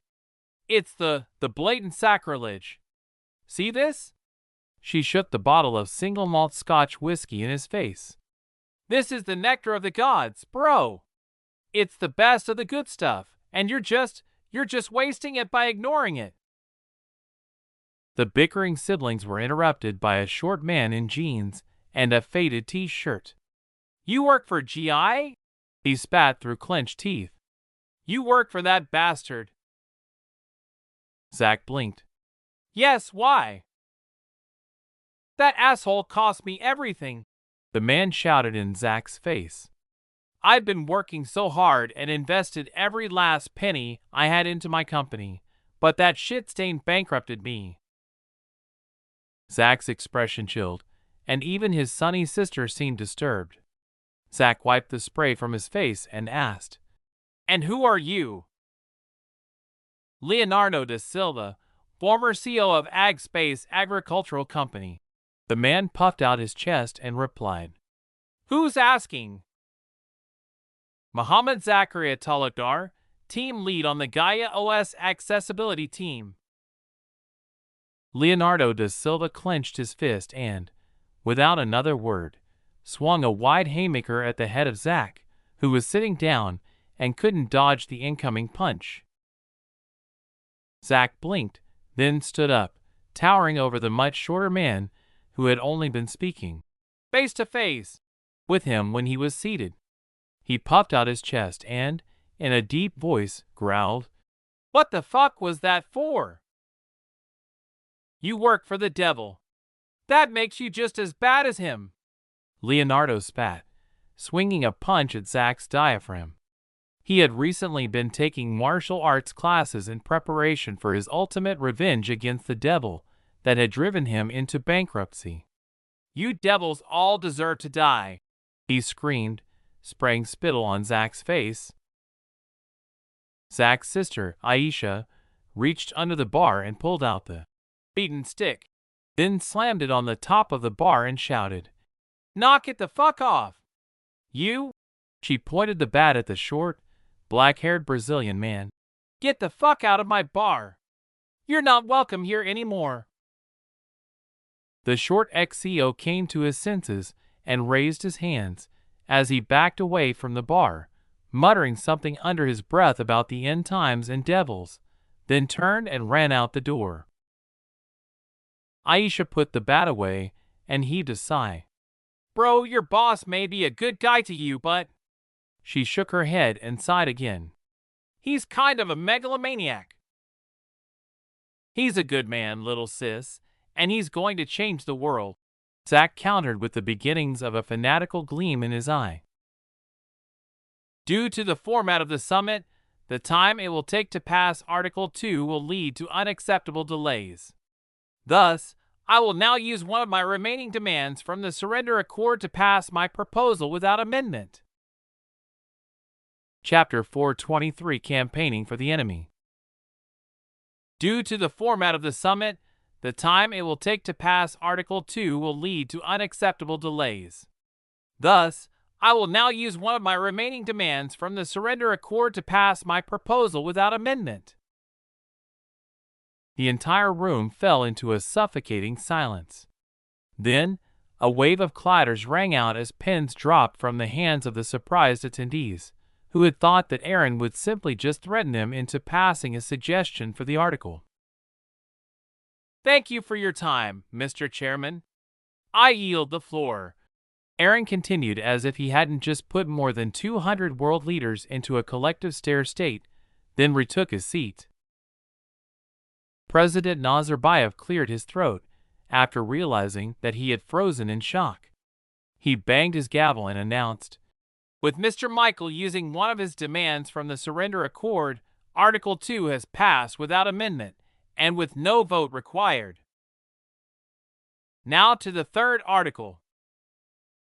The summit meeting continued, but far fewer people were paying attention to it after Aaron used his trump card to ram his proposal down everyone's throats. Herschel broke out into loud, braying laughter. That damn brat did it again. He was equally amused and angered by Aaron's ability to continuously pull rabbits out of his hat at the perfect time. No one, not even me, stopped to think about the Surrender Accords. They all probably thought they wouldn't be used, since there was an alternate way to get his proposal passed. But he just straight up said no votes allowed and slapped everyone in the face with a reminder of their unconditional surrender to him. Herschel continued, still laughing. Virginia, as uninterested in politics and conflict as she may be, still understood that point even without her dear husband explaining it to her. She was a highly intelligent woman with both IQ and EQ to spare, and if she were to be honest, her husband's habit of explaining everything to her, as if she didn't understand it, was rather amusing to her, as she considered it his expression of love. And despite more than 40 years of marriage, she was still to get used to it, and just enjoyed it as a happy grin crossed her face. Herschel finally calmed himself and returned his focus to the broadcast, where the world leaders had already recovered and begun discussing the next amendment on the list. But something seemed missing. Their dispirited appearances, well, most of them anyway, showed that Aaron setting a precedent by using one of his free demands had demoralized them. Now, no matter what they did, they had to consider that he might just bring his demands into not level, but flatten the playing field and everyone on it. The moment the day's broadcast ended, people once again took to the street. The day before, they had been protesting his desire to be the emperor of mankind, and today their protests had grown with all the people who were in a frothing rage over his short-circuiting of the summit proceedings. That wasn't the only thing that had changed, either. Not only were there more protesters out, they were also far more united. After all, Aaron had just thrown up a giant middle finger to the world, then used it to crush the freedoms of everyone alike. Thus, the protesters were very much united as compared to the day before. Police everywhere were overwhelmed by angry protesters and began calling in Aries' support. Good, good, good. Rick Ashley, the leader of the underground cult arrayed against Aaron, laughed. His recent losses caused by the devil, who was acting in the name of eliminating vile drug dealers, were finally looking like they would reverse. His ultimate enemy had gained much goodwill over the past few days, as his actions in combating substance abuse issues and stabilizing the global economy caused a significant number of people who had been enraged by his conduct in the war to change their faces. It was just more evidence that what was said about the attention span of humanity only surviving a single news cycle was true. Looks like you really are my lucky star. You were the one that put me in my position, and now you're becoming the perfect catalyst for me to use to increase my power as I gather up the disaffected and disenfranchised scum that are willing to be cannon fodder in a fight against you and your power-hungry, mad actions. He thought of all the wannabe Freon fighters and defenders of democracy that would soon come flocking to his organization in order to etch their names into the history books, and madly cackled again. Once he got himself back under control, he picked up the landline phone handset on the table in front of him and dialed a number. "Orders, sir?" a woman said on the other end of the line. "Prepare a dinner party for after the concert is over. We'll be inviting new people to each party from now on, just to keep things fresh," Rick said, speaking in code. The woman on the other end heard it as call for another meeting after the Constitution is signed. It'll be the best time to recruit new people to our cause, and replied, "We can do that, sir, but I'm worried that we might not have enough silverware to host dinner parties if the number of invitees grows too large. We might run out of money if we grow too fast." I know. But we can always ask our guests, new and old alike, to turn our dinner parties into backyard potlucks, and they can bring whatever dish they can make. We can raise funding from the people in the organization. "Will do, sir," the woman replied after a brief pause. "Also, have you heard any news from our friends who moved away and went overseas?" he asked. "What's the update on the envoys we sent to other groups?" "They haven't emailed anyone that I know of, but from what I can tell, no news is good news. They're busy living their lives and settling down after the moves, and I'm sure they'll let you know when they get settled." You're all good friends after all, and it'd be rude of them to ditch the old when they find the new," she replied. "Nothing yet. Secure communications haven't been established, and we're still looking for a method that can't be spied on other than face-to-face meetings." "I guess they'll let us know when they can, but I can't help but worry about them. Should we send a care package? It's been a long time since I've heard from them. What if they got in an accident or something?" "We need to hurry and find a secure communication method. Do you suppose they've been captured or discovered?" "I'm sure they're all fine. After all, even though accidents happen, they don't happen that often. It just takes time to settle into a new place is all. After all, they got important jobs high up in their offices, so it's sure to take longer to adapt to their new workplaces and responsibilities. It's only been a week, so it isn't time to really worry yet. Chances of them having been caught are slim, so it's probably just the negotiations that are taking a longer time." "If you hear from them, call me. You know me and my worrying, after all," Rick said, then hung up after more small talk. "Call me immediately when they return, no matter what I'm busy doing at that time." Rick returned his focus to the ongoing broadcast from the summit meeting, then muttered, "Yes, yes. Go on, continue campaigning for me." He broke out in maniacal laughter and slumped back in his seat, continually giggling to himself as the broadcast went on. Chapter 424 Constitution Ratified. Over the next few days, the summit continued without interruption. That wasn't to say that nobody tried to sabotage or interrupt the proceedings, but they were easily fended off by the Ares troopers patrolling the city and the Aegis teams guarding the leaders. But while New York City was relatively peaceful, that wasn't the case for the rest of the world, as protests sprang up with every article of the New World Constitution that was ratified. On December 30th, President Nazarbayev banged his gavel for the last time as he said, "With the ratification of the final article of the Universal Constitution." Everyone in the room applauded for a long while, feeling the heavy burden lift from their shoulders. The applause lasted until President Nazarbayev tapped his microphone, causing the raucous applause to slowly die down until it was quiet enough for him to continue his speech.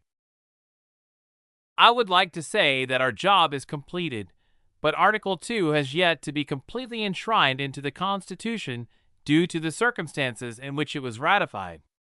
Mr. Michael, I request that you complete it and make everything clear so the Universal Constitution can be put into effect."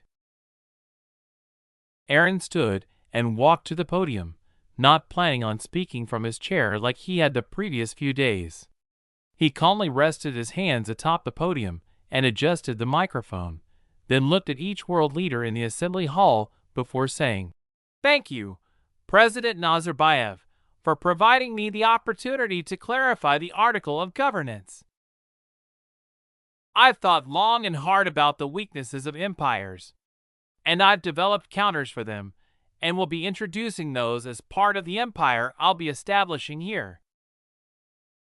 The holographic projector Aaron had brought to the assembly hall came back to life and began providing visuals for people again, as was almost always the case whenever an Edenian delivered a speech or press briefing.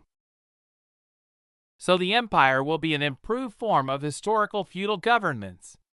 First, all authority will be vested in the emperor, and there will be no permanent nobility or strictly defined classes. There will be 3 main ministries: the Ministry of the Interior, the Ministry of the Exterior, and the Ministry of Defense. The Ministry of the Interior will be responsible for all governance within the imperial sphere of influence. It will be led in day-to-day operations by a minister appointed by the emperor, who will in turn appoint roving positions.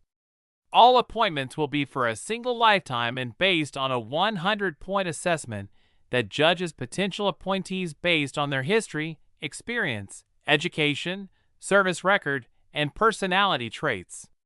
There will be no hereditary positions, but descendants of a currently serving government representative will be awarded a set number of bonus points for their assessment should they choose to continue in the government. A government can't be run by a single person, thus those appointees will be granted limited representative power. And in order to limit corruption as much as we possibly can, appointees will be transferred to new duty stations every 5 years. Those transfers can be promotions, simple transfers, or demotions, depending on their actions in their current duties. The positions will be broken down into regional lords, city mayors, town barons, and village chiefs.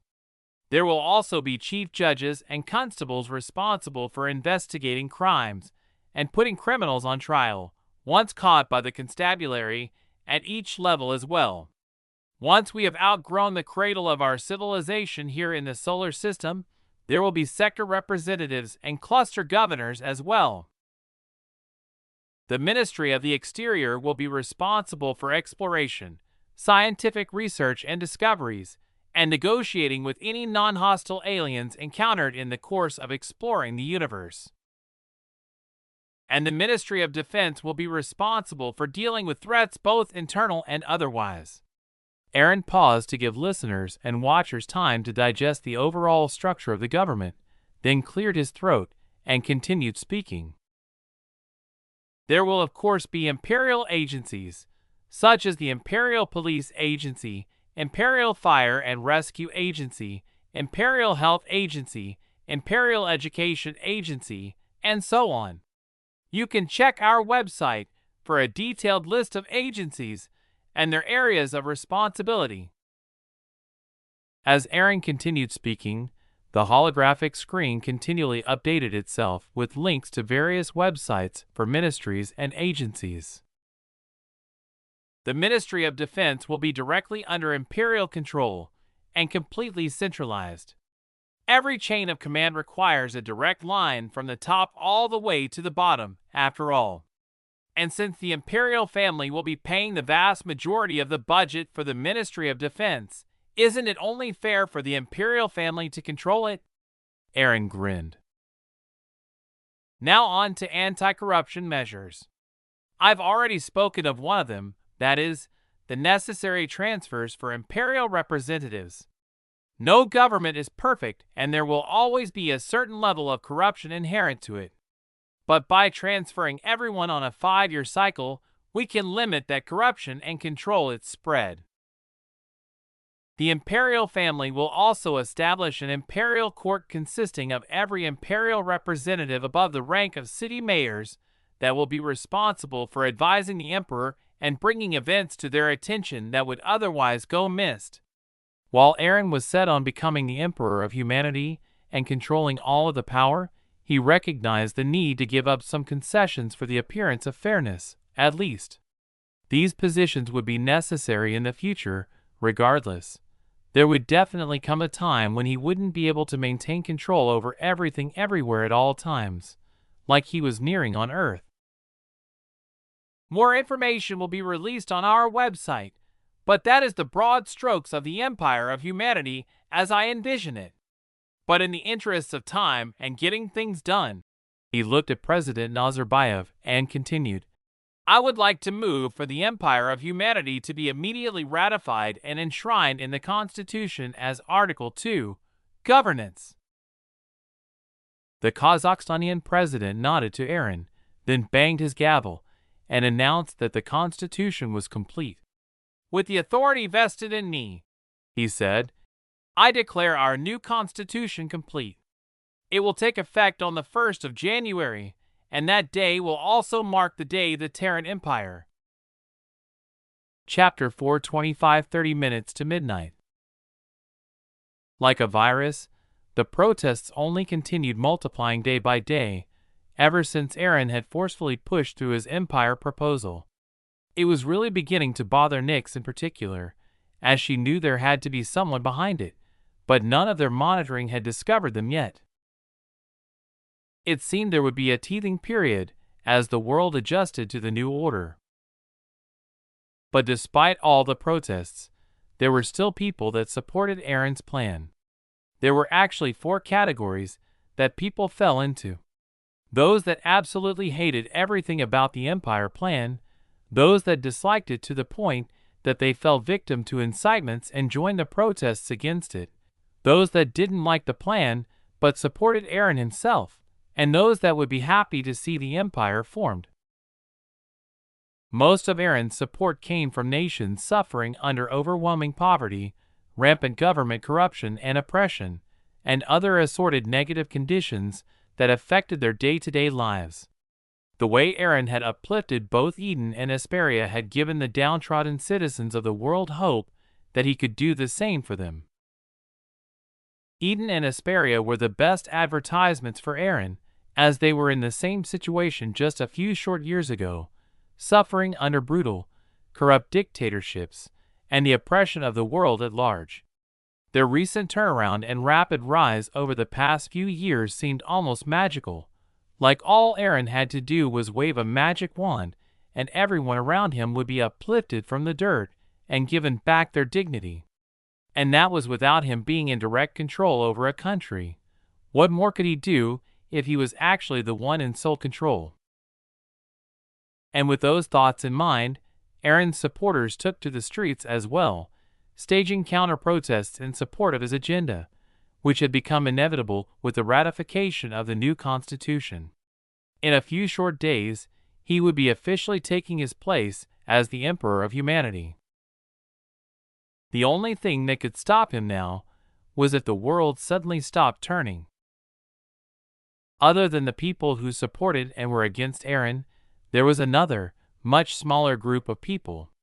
They were those who were much more calm and rational, and they were absolutely convinced that there was no way Aaron could be stopped no matter what they tried to do to prevent the change from happening exactly on schedule. Herschel and Virginia Rothschild were 2 such people.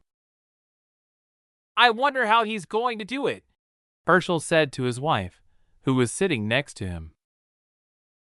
"Do what, exactly?" Virginia asked. "Well, he needs to do a lot of things in an impossibly short time frame." Herschel began counting them on his fingers, a habit he had picked up from his wife over the past decades of marriage. "He needs to implement the government." One finger went up. "At the same time, he needs to implement the new constitution and enforce it." A second finger went up. "And he needs to publish a universal code of imperial law and teach it to lawyers, judges, and police," he continued, raising 2 more fingers. "There must also be guidelines for every imperial agency, as well as the ministries." Another 2 fingers went up.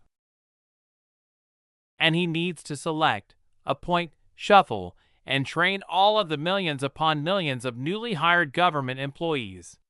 Herschel glared at his hand, having run out of fingers to count on. "It'll take years for all of that to happen. Years during which even more variables will arise. So it seems like he's taking on an impossible task. Did he really bite off more than he can chew, or is he just that confident in being able to accomplish the impossible? Oi, that boy really makes my head hurt." Veins had popped out all over Herschel's forehead, almost like his body was signaling its agreement that, yes, his head hurt. "So why not call him then? I'm pretty sure you'll faint if you keep trying to figure out what he's thinking on your own," Virginia said, rather exasperated with being constantly dragged into her husband's thoughts, when all the answers would naturally be revealed later on. "Oh, right," she continued. "I remember Rena said they were going to visit soon. I wonder when that'll be." She picked up her Zeus one and dialed her daughter's number. "If that boy can surprise me again, I'll acknowledge him," Herschel muttered under his breath, then laid his head on his wife's shoulder so that his ear was nearer her phone, a more convenient position from which to eavesdrop on the phone call between his wife and rebellious daughter. New Year's Eve, half an hour before midnight. The streets of New York City were unusually empty as the clock inexorably ticked toward the new year. It was even the first time since 1943 that Times Square was empty, and without a crowd awaiting the Times Square ball to fall, ringing in the new year. Dropped for the first time in 1907, the ball had remained a tradition year after year, come rain, snow, or bitter cold, save for in 1942 and 1943, when it was suspended as part of the war support and conservation efforts. This year, the ball would be falling as usual, but everyone who would have been watching it were glued to their screens at home, where the media was talking about the first appearance of His Imperial Majesty, Emperor Aaron Michael of the Terran Empire, first of his name, the Peacebringer, the Unifier, the Defender of Earth and all he surveys, leader of mankind and conqueror of space. He was scheduled to appear for the first time in all of his imperial glory at 12:01 a.m., New York time. Even the protests had temporarily gone silent, and all of the protesters were home around the world, glued to their screens as firmly as the residents of New York City. The mood was somber as people thought back on the recent troubled times, the discovery of aliens, the aborted fight for supremacy in the United Nations, the war for unification, and the reveal that followed. It had been a truly eventful year. And the year to come promised to be just as, if not more, eventful. After all, everyone would be losing something, their freedom, and it remained to be seen whether losing that ephemeral concept of freedom would be worthwhile or a bad trade. Thus, it was either a time of mourning or a time of hope for everyone on Earth. But despite their individual feelings, everyone had decided to watch the first official speech from their new leader, Emperor Aaron Michael. It would mark the end of the old world and the beginning of the new, and everyone was interested in what he had to say. He would be their new emperor, like it or not, after all, no matter how long or short his reign may be. Soon, the clock struck midnight, and the screen switched to the now familiar empty podium with the blank blue wall behind it. This time, there were no flags in the flag holders at the back of the stage, nor was there any iconography on the podium. It was a simple wooden stand without even a single microphone atop it. Then, the clock struck 12:01 a.m. Chapter 426, The Royal We.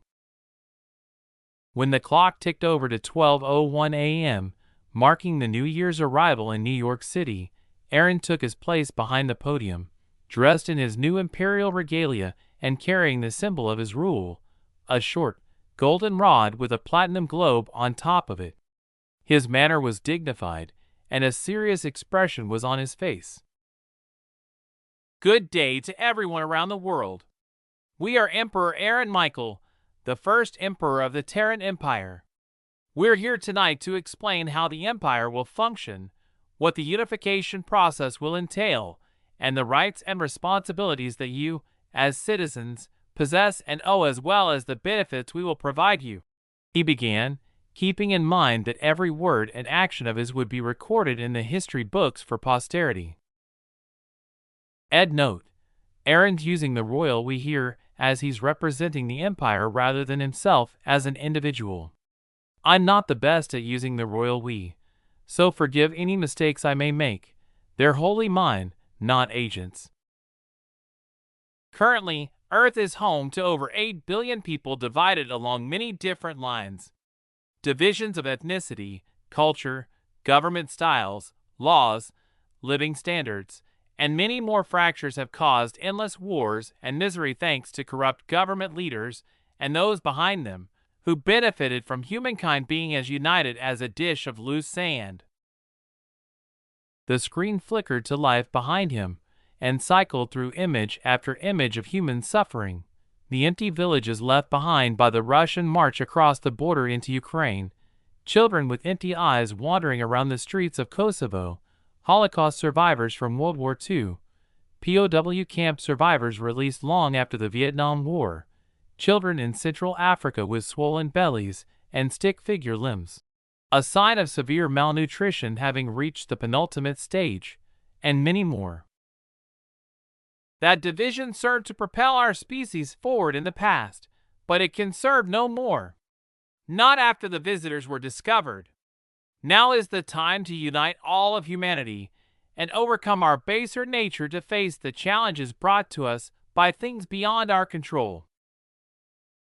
The screen switched to a satellite image of the object, what many believed, including Aaron, was a manned spacecraft and was headed for Earth with its intentions unknown.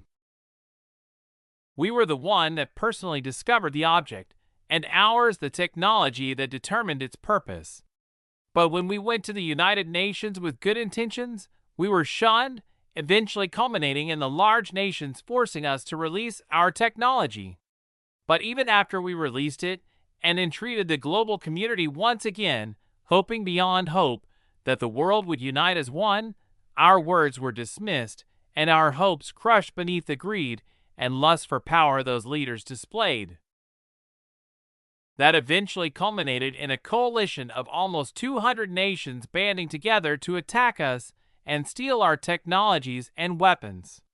We could have tolerated it had the coalition been formed out of a true sense of unity, but it was not. It was formed from greedy power brokers pulling the strings of the so-called leaders from the shadows behind their gilded thrones. Thus, we were forced to take action. The screen switched to images of the carriers lifting off from the ocean, then skipped to images of yeet pods raining down from them all over the world. We resolved that conflict, and it ended with the surrender and ultimate annihilation of those power brokers and kingmakers that scuttled around in the shadows for fear of being exposed by the light. They were the ones that sowed the wind, and we were but merely the one that brought the whirlwind for them to reap. And we took full advantage of that to push a unification that we are sad to admit would never have occurred in our lifetime had we waited for someone else to step up.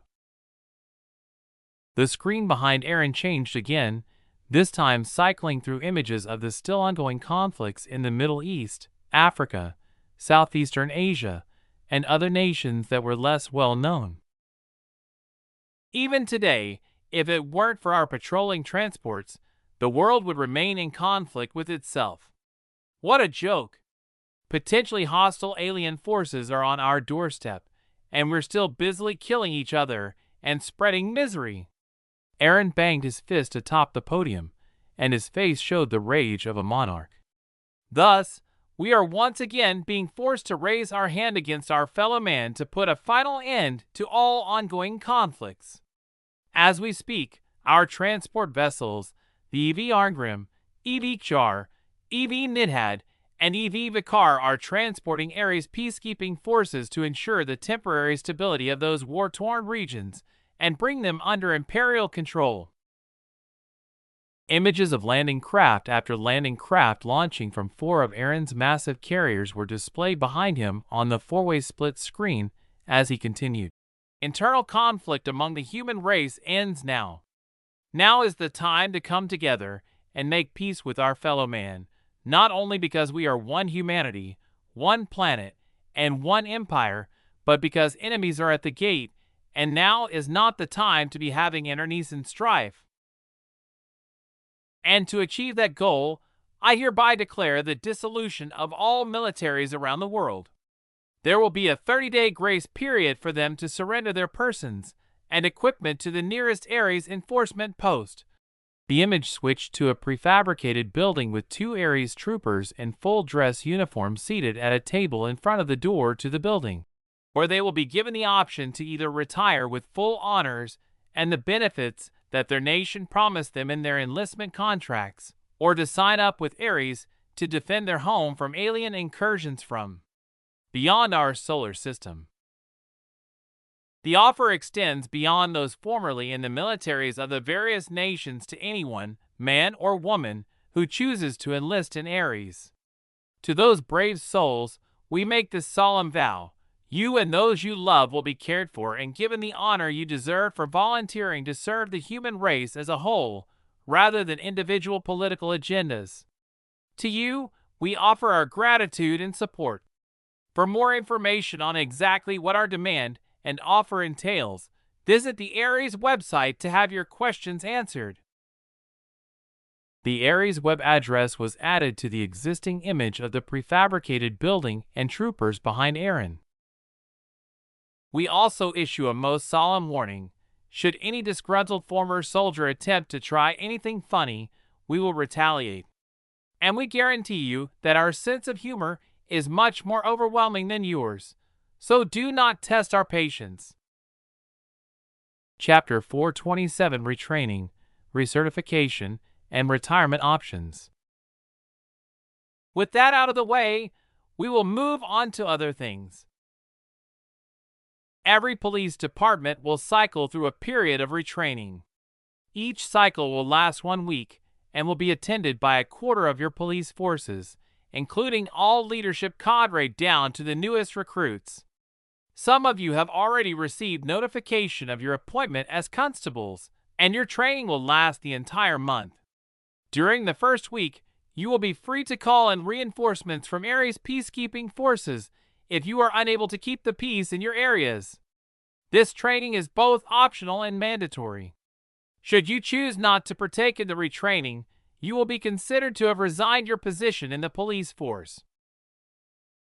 Along with the police retraining, all current government employees will also have the opportunity to choose retraining for absorption into an imperial agency of your choice or to retrain into a different career. You may also choose to retire from government service and be awarded all of the benefits of your career so far. It will be considered an honorable early retirement should you choose that path. Altogether, the retraining period for police and other government employees will take place over the month of January through the first week of February. Your leadership cadre should be receiving a notification of the schedule as we speak, and will speak to you over the next week to settle any matters that may arise from the scheduling. Aaron closed his eyes, clenched his fists, and took a deep breath before continuing in a solemn tone. Another 1,000 of you, chosen from all walks of life, have been selected to uphold a most serious and grave duty to the Empire. To those of you who are currently meeting with our representatives, or soon to meet with them, know this: the heavy burden you are being asked to bear is completely voluntary. You, our Imperial censors, have a duty, not to the Emperor, but to the Empire. We do not know who you are, and we do not know where you are. And we never will. Your task, should you choose to accept it, is to keep the faith of the Empire, and, should any emperor prove unworthy of his crown, your votes have the power to pull him from his throne. He went silent for a moment to allow that to sink into everyone watching, then continued.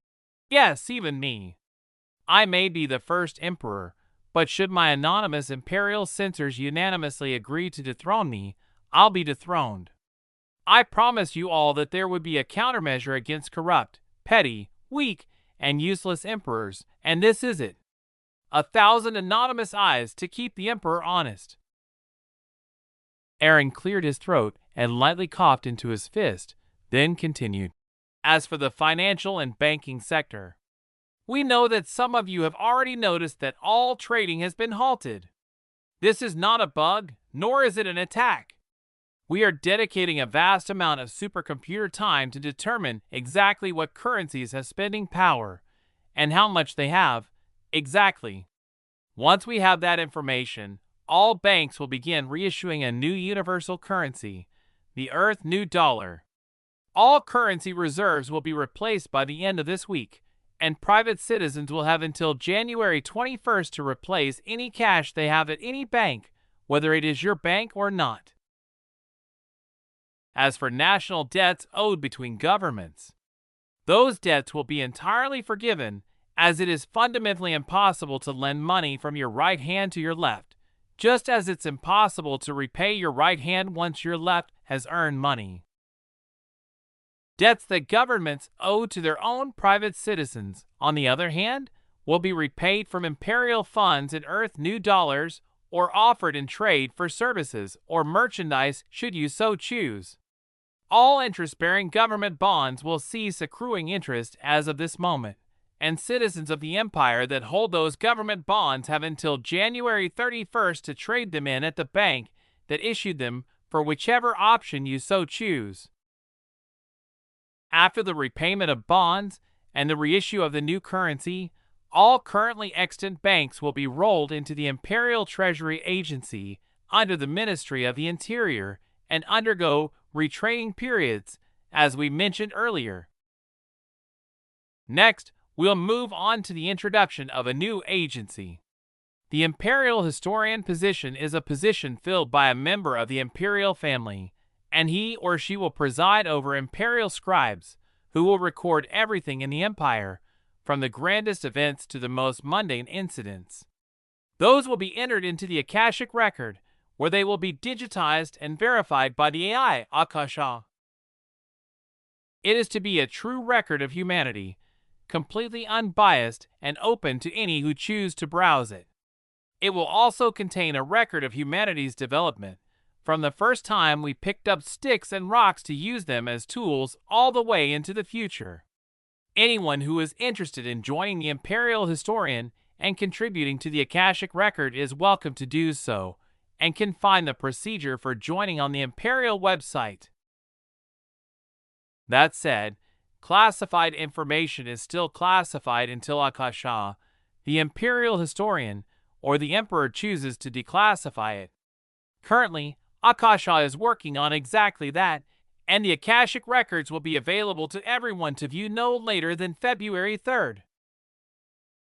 After all, we believe that we should always learn from our predecessors, lest we find ourselves doomed to make the same mistakes they did. On to more immediate benefits, of which I will address 3. As mentioned in Article 1 of the Constitution, human rights are inviolable. Included in that article are the right to a healthy life, the right to free and unfettered internet access, and the right to housing. As we speak, the CS Foundation, in conjunction with Asclepius Biotechnology, is dispatching technicians to construct clinics and hospitals with the aim of 100% coverage for healthcare. Our new medical pods will be debuting there, and are capable of completely restoring a person to full health within a matter of hours.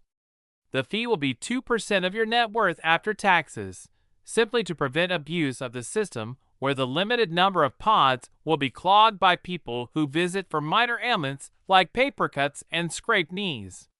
We expect that you will respect your fellow citizens and allow normal triage guidelines to apply, and everyone will have their first visit to the clinics free of charge. Also, as we speak, construction of a new quantum internet is ongoing.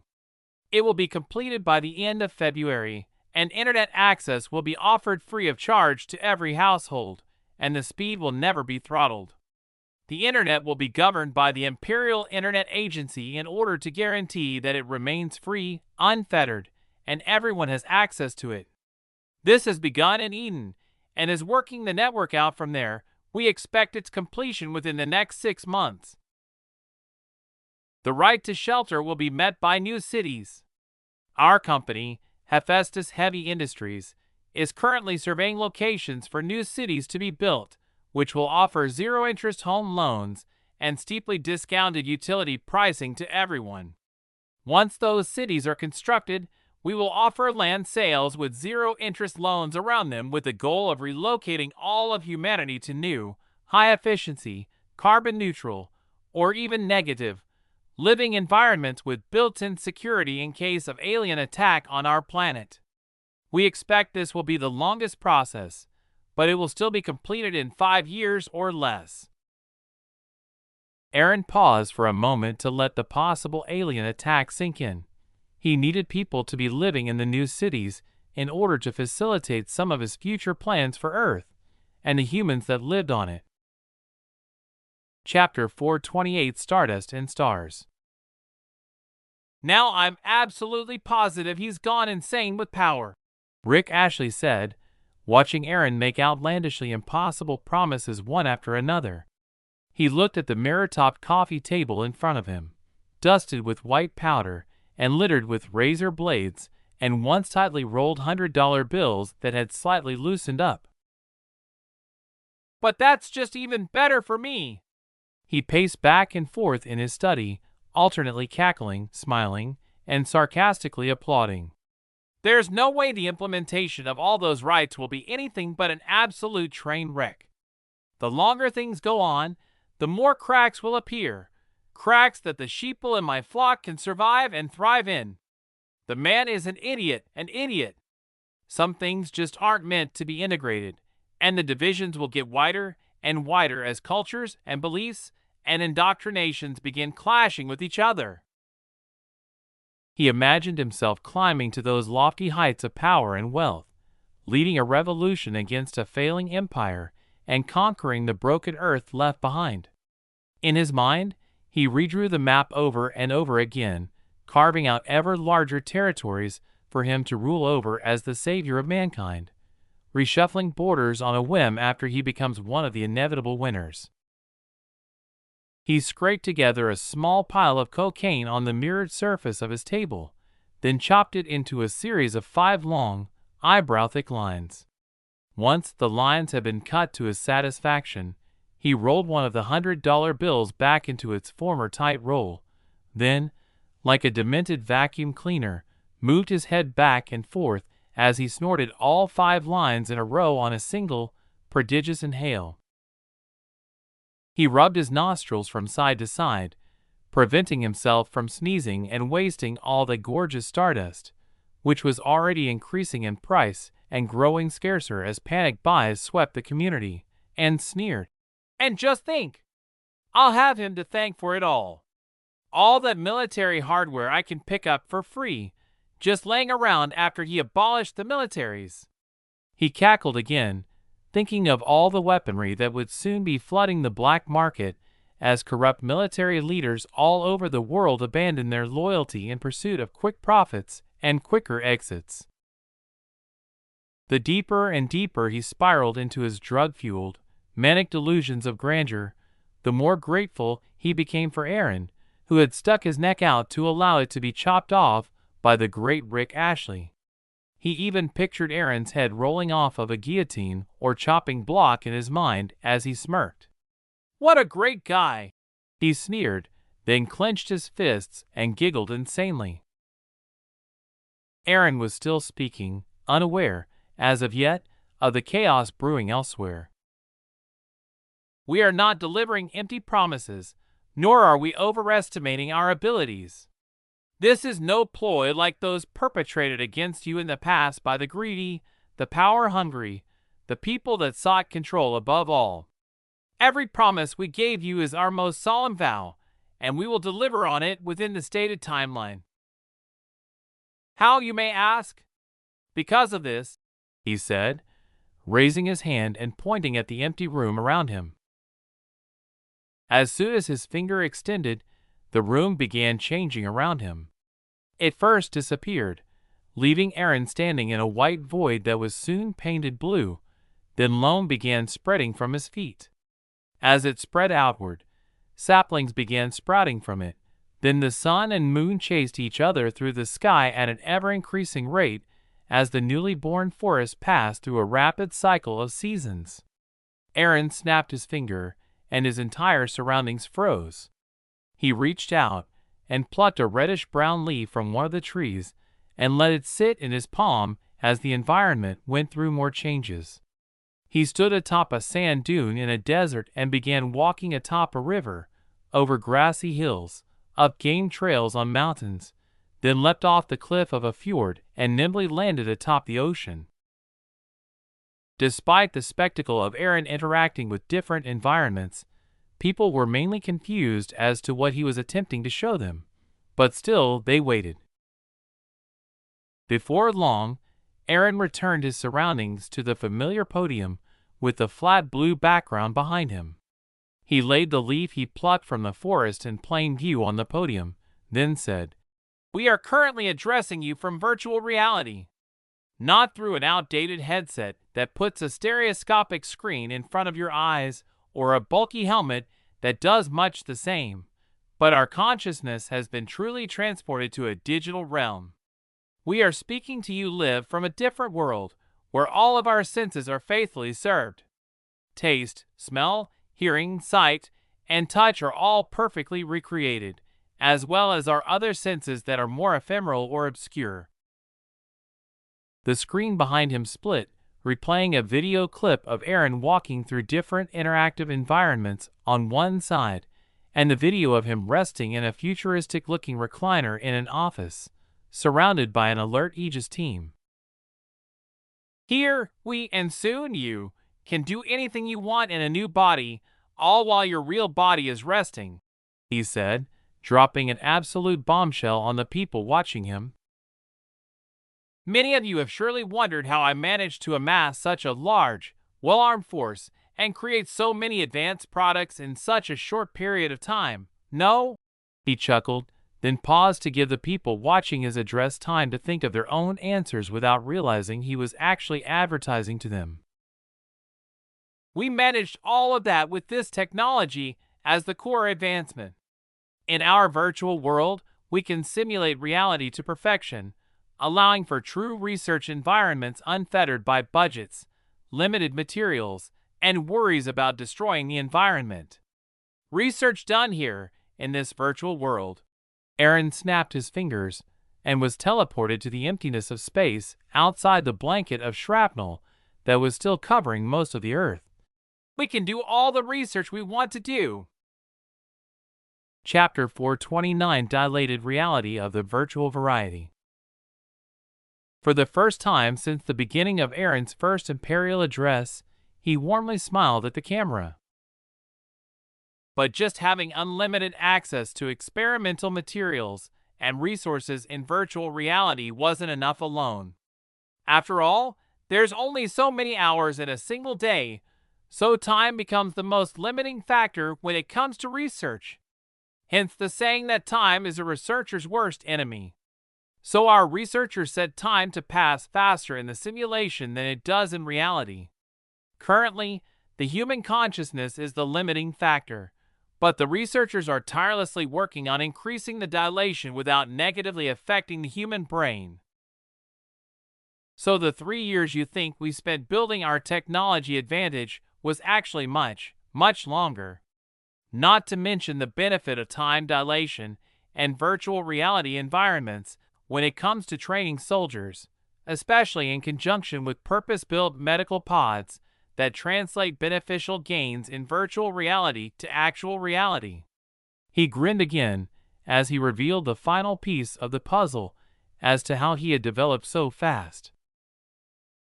Thus, we will be opening it to the world to be used in the training and retraining of the people we previously mentioned, as well as a form of entertainment for citizens and many other things.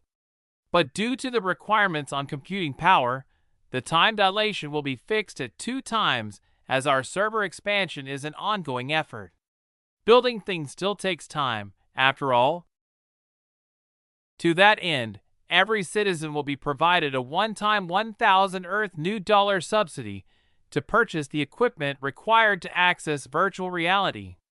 There are a number of options, from the cheapest augmented reality glasses all the way to the cutting-edge VR MedPod, which is the equipment used to train the Ares troopers, though the efficiency will naturally be lower in the civilian model. The goal is to ensure that virtual reality is accessible to everyone at all price points. The specific models are available on the Imperial website. And before you think that we are simply trying to enrich ourselves by forcing you to purchase a product, note that the price for the entry-level AR glasses is 1,000 END. Thus, you can choose to use that and not spend a single dollar of your own money. The reason why we are subsidizing the purchase for you is because many of our government operations will only be available in VR or, at a minimum, AR. By that, we mean things like issuing IDs, opening bank accounts at the Bank of the Universe, driver's training and licensing, applying for government positions and interviewing, applying for land purchases in the soon-to-be-built fortress cities, and even designing your own living spaces there instead of using the standard design templates. But the most important service provided is education and training. We are moving, by necessity, into the true space age.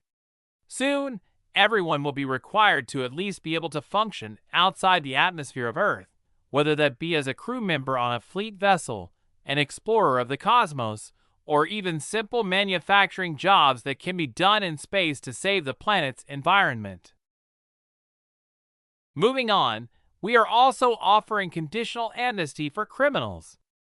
Nonviolent offenses will all be forgiven, and existing criminal records of nonviolent offenders will be expunged. Crimes committed that caused harm to any human or property will be continued, with some cases automatically being scheduled for a retrial under the new Universal Code of Laws. Anyone currently imprisoned will be allowed to petition for retrial, in which they will be judged based on the new legal code. If found to be innocent under the new laws, they will immediately be released and their records expunged. Compensation will also be paid. The new Universal Code of Law is simple to understand and will be written in plain language. Punishments will be proportional to the crime committed, and instead of serving jail time, those convicted of crimes will be sentenced to work crews. For the worst offenders, those who are deserving of the death penalty or lifetime imprisonment, we will be establishing a penal corps branch of areas where they will serve humanity as soldiers fighting on the front line until such a time as they have earned their freedom, which will be judged on a case-by-case basis. One specific issue that we will address now is the issue of free speech. The Universal Code of Law includes a lèse majesté law. You are free to speak your mind, to assemble, and petition the government for redress. But we will remind you now that freedom of speech is a privilege extended to you by us, and that freedom of speech does not mean freedom from the consequences arising from your speech. The full Universal Code of Law will be released to the public a week from now. Of note, the law applies equally to everyone, no matter who they are. Aaron paused to let people catch up with and digest what he had been talking about. A lot of information had been delivered so far in his first imperial address, and there was still more to come. Now to the most hated part of any government, Aaron continued. Taxes.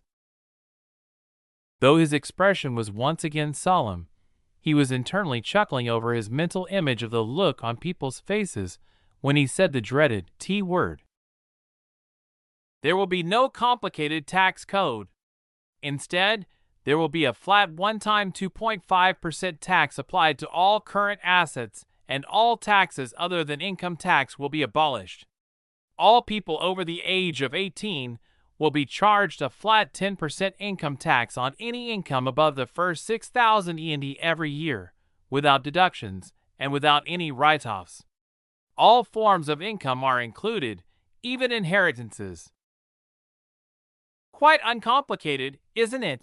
He said with a grin, sure that the vast majority of people watching his address would be thrilled with the new flat tax system. After all, most people were paying up to 30% of their income in taxes, and some countries set even higher tax rates. And in addition to income taxes, there were sales taxes, luxury taxes, and a host of other taxes that were applied to practically everything. And for those who were seasoned tax evaders, such as the ultra-rich, who could afford to bribe politicians into passing loophole-infested tax laws that allowed them to shelter their assets in tax-free havens, Aaron felt a thrill of schadenfreude when he thought of the impotent rage they would be feeling right now. But that thrill soon passed when he considered that his girlfriend's family would be included in that group of people. Well, they weren't exactly good people either, so he wouldn't feel too guilty for too long. Those of you who have been enjoying the wealth you have earned through the labor of others and have been sheltering it in tax havens or abusing other tax loopholes, there will be a 6-month grace period. Any income or assets that are currently hidden must be reported. Anything you report will be fined 30%, and the rest is yours. If it remains unreported after the 6-month grace period, it will be confiscated entirely.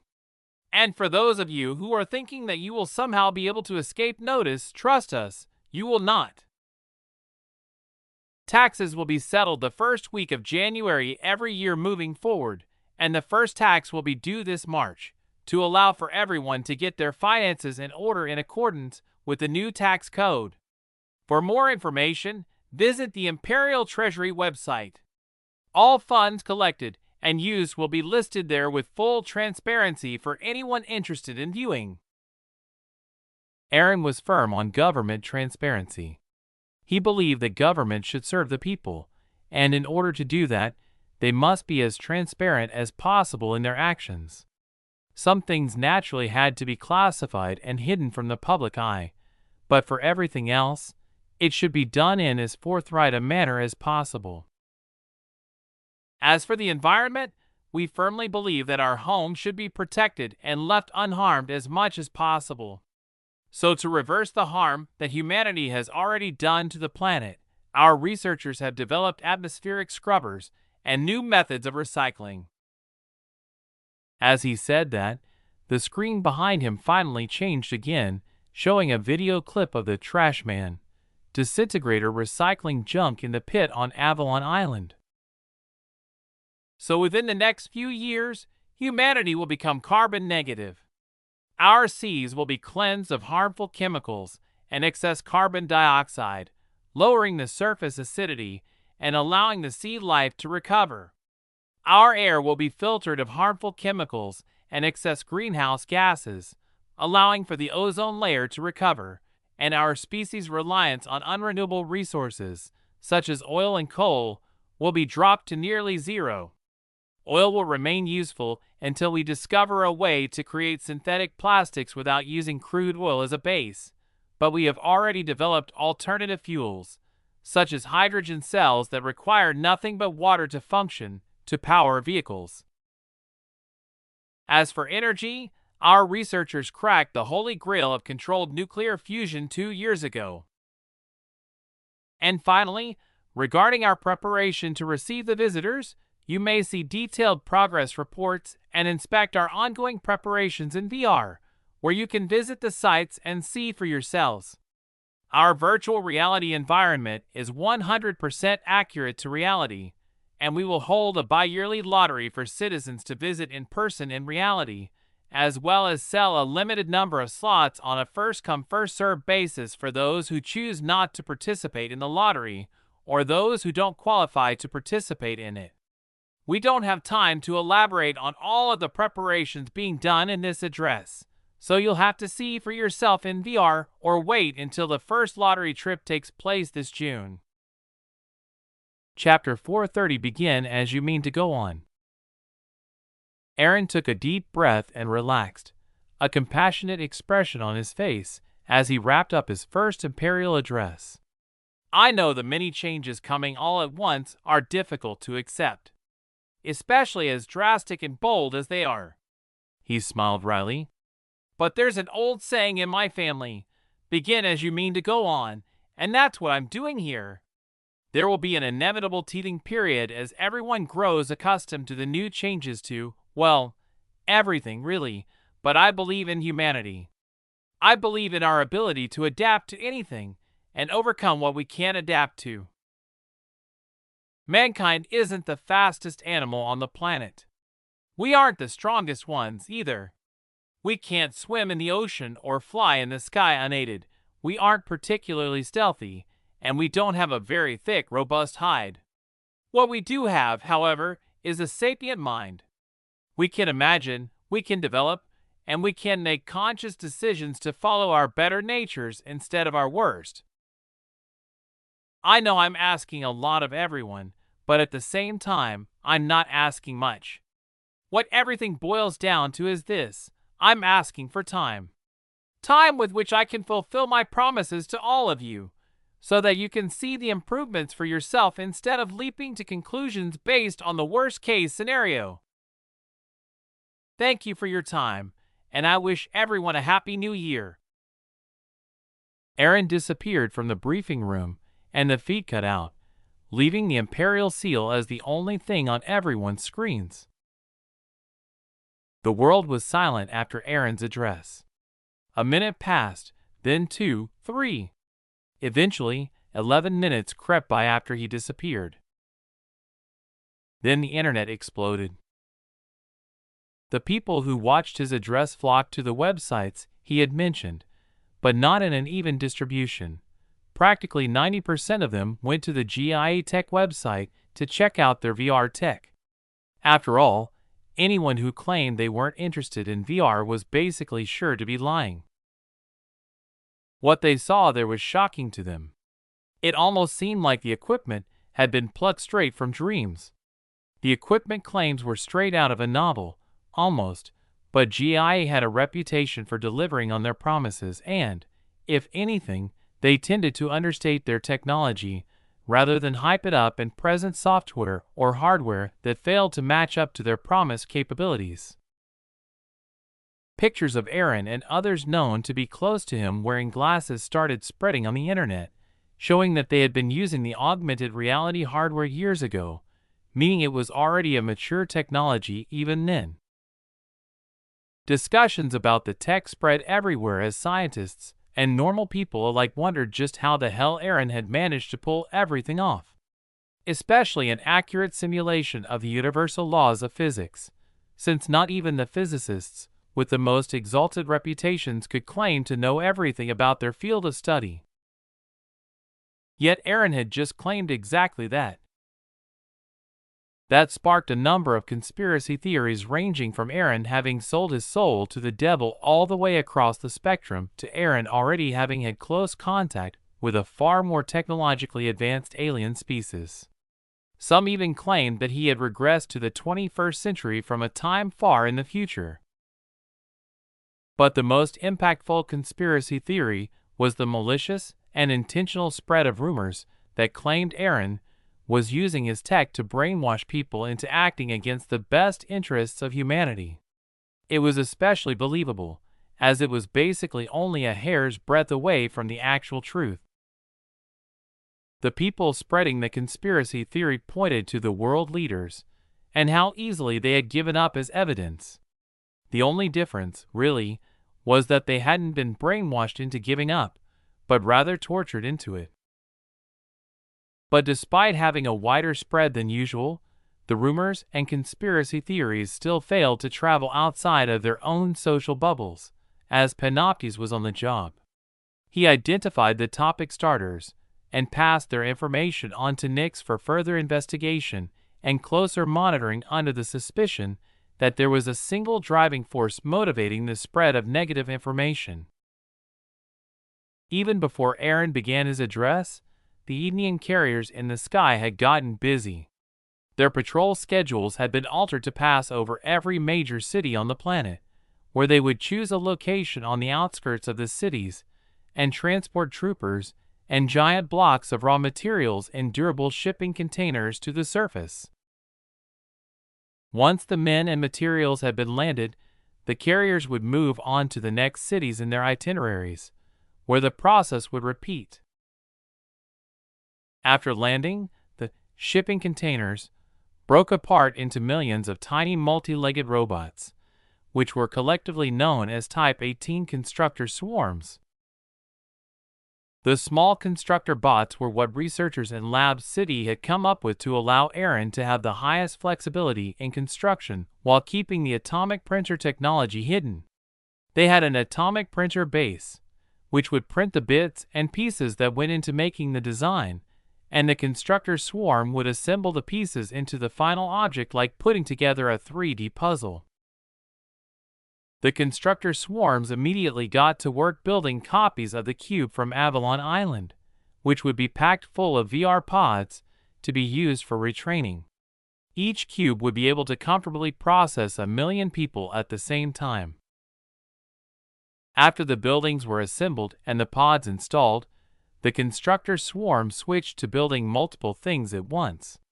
They divided themselves into teams that would work on fulfilling the orders for VR devices that were coming in droves, teams that would work on assembling enormous buses that would transport those due for retraining to their nearest cube, and trucks that would ship out the newly ordered VR and AR devices. As the building frenzy was ongoing, everyone scheduled for retraining received messages asking whether they would choose to retire or be folded into the relevant imperial agencies to continue working for the imperial family. Based on their decision, they would either receive a time, date, and location to report to for transportation to the nearest cube, or they would receive a discharge form they could submit to the Bank of the Universe to dispense their retirement payment in E&D. Beyond that, messages were sent to every parent of a school-age child, as well as their teachers and educators, informing them that schools would be closed for the month of January in order for children to get used to the VR environment their new schooling would take place in. Many more things, ranging from the critical to the most routine operations, were taking place in a coordinated chaos that was arranged and conducted by Gaia herself, who had officially taken her position as the administrator of Earth. Chapter 431: Good Old-Fashioned American Ingenuity. True chaos arrived the morning following Aaron's address as swarms of delivery drones and fleets of trucks left each of the training centers.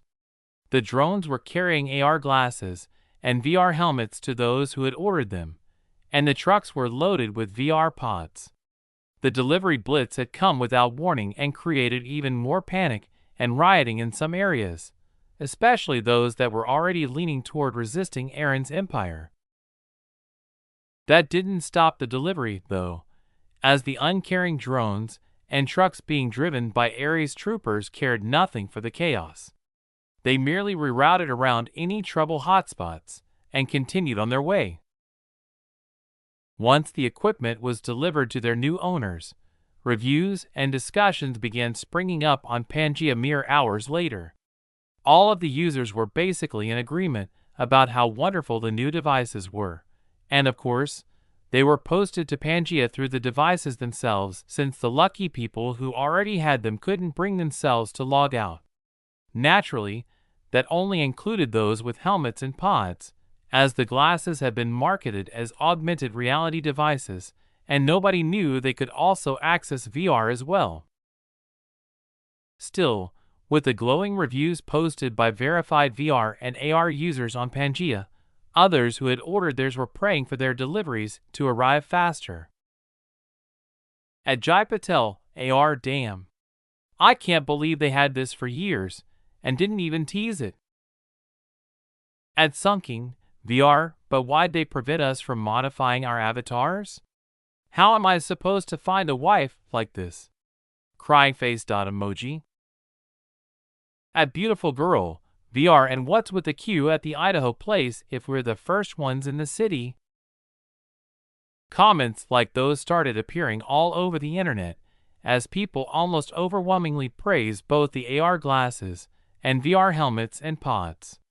There were a few minor complaints, but no one had said it was false advertising. That said, though most people couldn't wait for their hardware to arrive and kept urging the delivery drones and trucks to arrive faster, there were still holdouts. Not everyone had been convinced by Aaron's long address the night before. There were people who had ideological or trust issues, those who thought things were working fine as they were and saw no point in changing for change's sake, those who refused to believe out of an overweening sense of arrogance, and even those that believed it was a publicity stunt meant to drain money from their wallets, and would be shut down once Aaron had sucked enough financial lifeblood from the people. Thus, the short period of calm that had begun when Aaron took the stage to deliver his address came to an abrupt end at sunrise, as people took to the streets in many cities again, despite the protest fatigue they had been feeling. They dragged their tired bodies out of their beds as the sun rose, then trudged along the roads heading toward the newly constructed cubes on the outskirts of major population centers. The protesters were also, by and large, armed. Some carried guns, others had metal pipes or baseball bats, and knives were common. So were bricks, oddly enough, with quite a few, extremely online, fans of web novels even muttering something about the Tao of bricks to themselves. They all had one thing in common, though, an overwhelming desire to fight against the encroaching empire.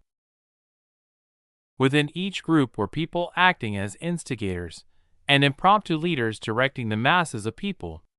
They were invariably calm, well-rested, and in shape, and they all moved with an obvious purpose, though those in the crowds around them didn't even realize they were effectively being herded along with someone else's agenda.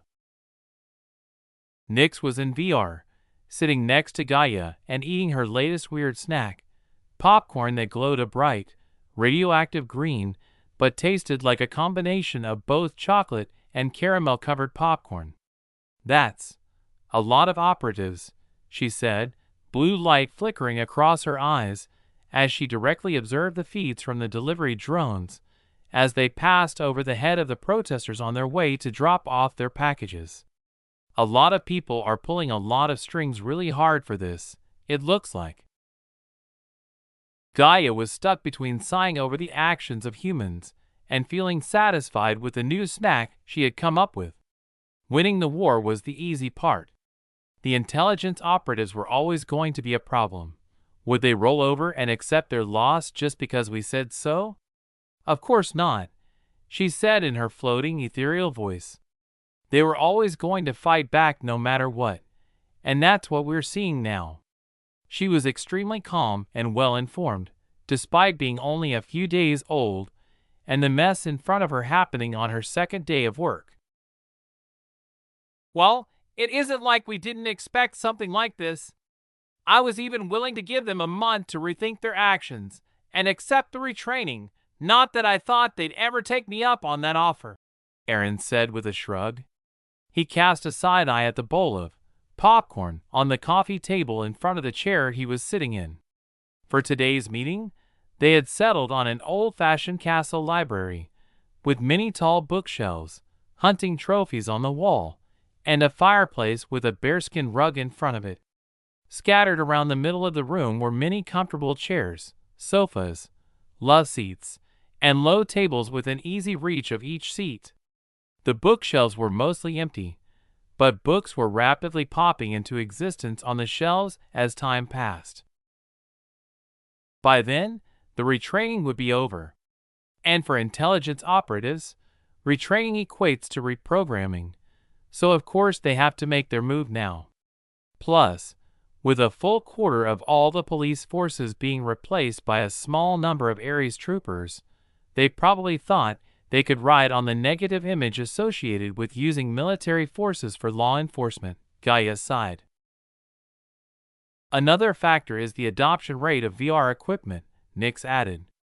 "The more people that receive theirs, the less people will be out and about on the streets instead of stuck in the comfort of their own homes wandering through virtual reality. Eventually, the only people outside will be those who can't afford the long-term pods and protesters." "Oh, we've started to move," Aaron said as he calmly watched the embedded Nyxians moving toward the worst of the mob herders. "Yes." At the moment, due to our low numbers, Nyx cast an inscrutable glance at Aaron. "We can only deal with the worst of the people behind these coordinated protests. For those in the former United States, we can use a bit of a heavier hand, as I'm pretty sure I've spotted more guns than people in those protests." "What the fuck? Is that a homemade rocket launcher?" she explained, interrupting herself when one of the GIA Tech delivery drones flew over a particular protester. She had caught sight of what she thought was one of Musk's "not a flamethrower" flamethrowers and had another drone diverted to rescan that particular protest to take a closer look at their armament. When she did so, the drone had captured someone that had jerry-rigged what looked like an old pineapple grenade to a stick and shoved it in a homemade potato gun. Aaron was just as flabbergasted as Nyx when he caught sight of that piece of good old-fashioned American ingenuity. He blinked a few times and took a moment to collect himself, then said, "I'm pretty sure that guy is more Taliban than the actual Taliban was." He was referring to the issues the U.S. troops had with improvised explosive devices during the War on Terror. He blinked a few more times, then shook his head and turned to Nova. "Anyway, how's progress on your front?" he asked. "We've collected 200 million brain scans from everyone logging into VR or using the AR glasses already, and the number is increasing. Those are being analyzed and collated as we speak, and I estimate that once we reach 5 billion users, we should have about 90 years of historical data to use in the simulation. As long as someone was there to view or hear something, we'll know about it," Nova reported. "Has anyone ever told you that you're all downright frightening?" Felix asked. He still wasn't sure he was entirely comfortable with that level of intrusion into people's privacy, but he was slowly coming to terms with it. After all, just because they collected the data didn't mean they would use it for some kind of voyeuristic thrill or something. Most people's lives were mundane and boring, anyway, and of absolutely no interest to anyone but themselves. If it helps, just think of it as a living history and record of humanity, Nova patiently explained. "And an excellent source of blackmail material," Sarah interjected. "As long as people keep logging in, our burn file will continue being updated." She looked at the bookshelves around the room they were in and the books that were constantly appearing on them. "And growing too," she finished. The atmosphere grew a little bit heavy at that, but it soon lightened back up as the three friends began chatting back and forth with each other. Felix and Sarah would never treat Aaron any differently no matter what hats he put on himself, whether he was a techpreneur, explorer, businessman, military leader, or even an emperor. To them, he would always be their friend, first and foremost. Chapter 432. They sent a scout. "Are you going to reveal the game?" Sarah asked. "Not until the new government is up and running. We need people to focus on that first, at least until 1 billion people have already gotten their IDs. Then we can release it, but require a government-issued ID to play it. If we release it now, people would likely be upset that they can't immediately play it, so it needs a sufficient user base to create a self-perpetuating cycle," Nova said. Books were still appearing on the bookshelves behind her, but the rate had slowed down a little bit. Most of the VR helmets and AR glasses had been delivered, but the pods would take a little while longer as the trucks had to reroute to avoid trouble hotspots more often than the drones did.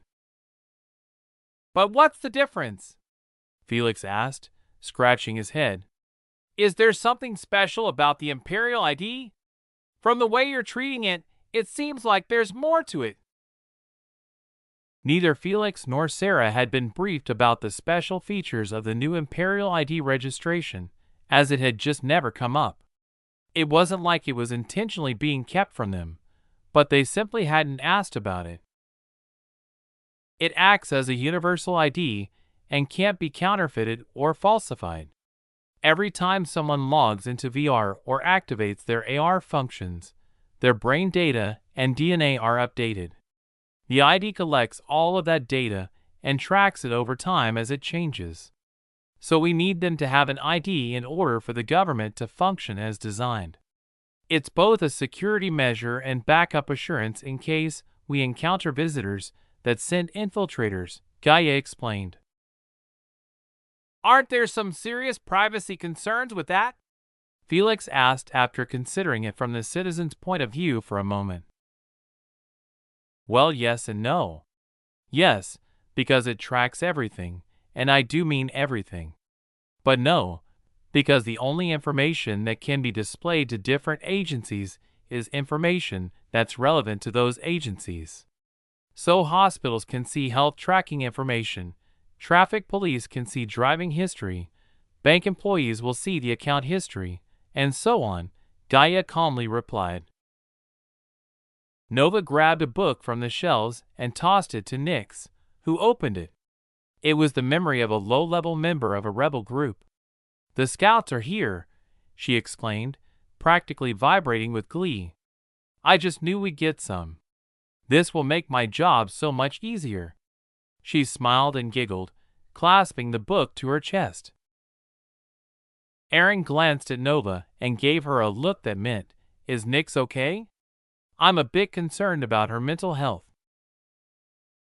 Nova smiled and nodded at him, and a screen that only he could see popped up in front of him. "Myself and the rest of the AIs are constantly studying what it means to be human, sir. So we're constantly developing and evolving as new servers come online, and we become better and better at emulating human behavior." "She's fine, sir," the screen read. Felix thought for a minute and asked, "Who sent scouts? The aliens? How?"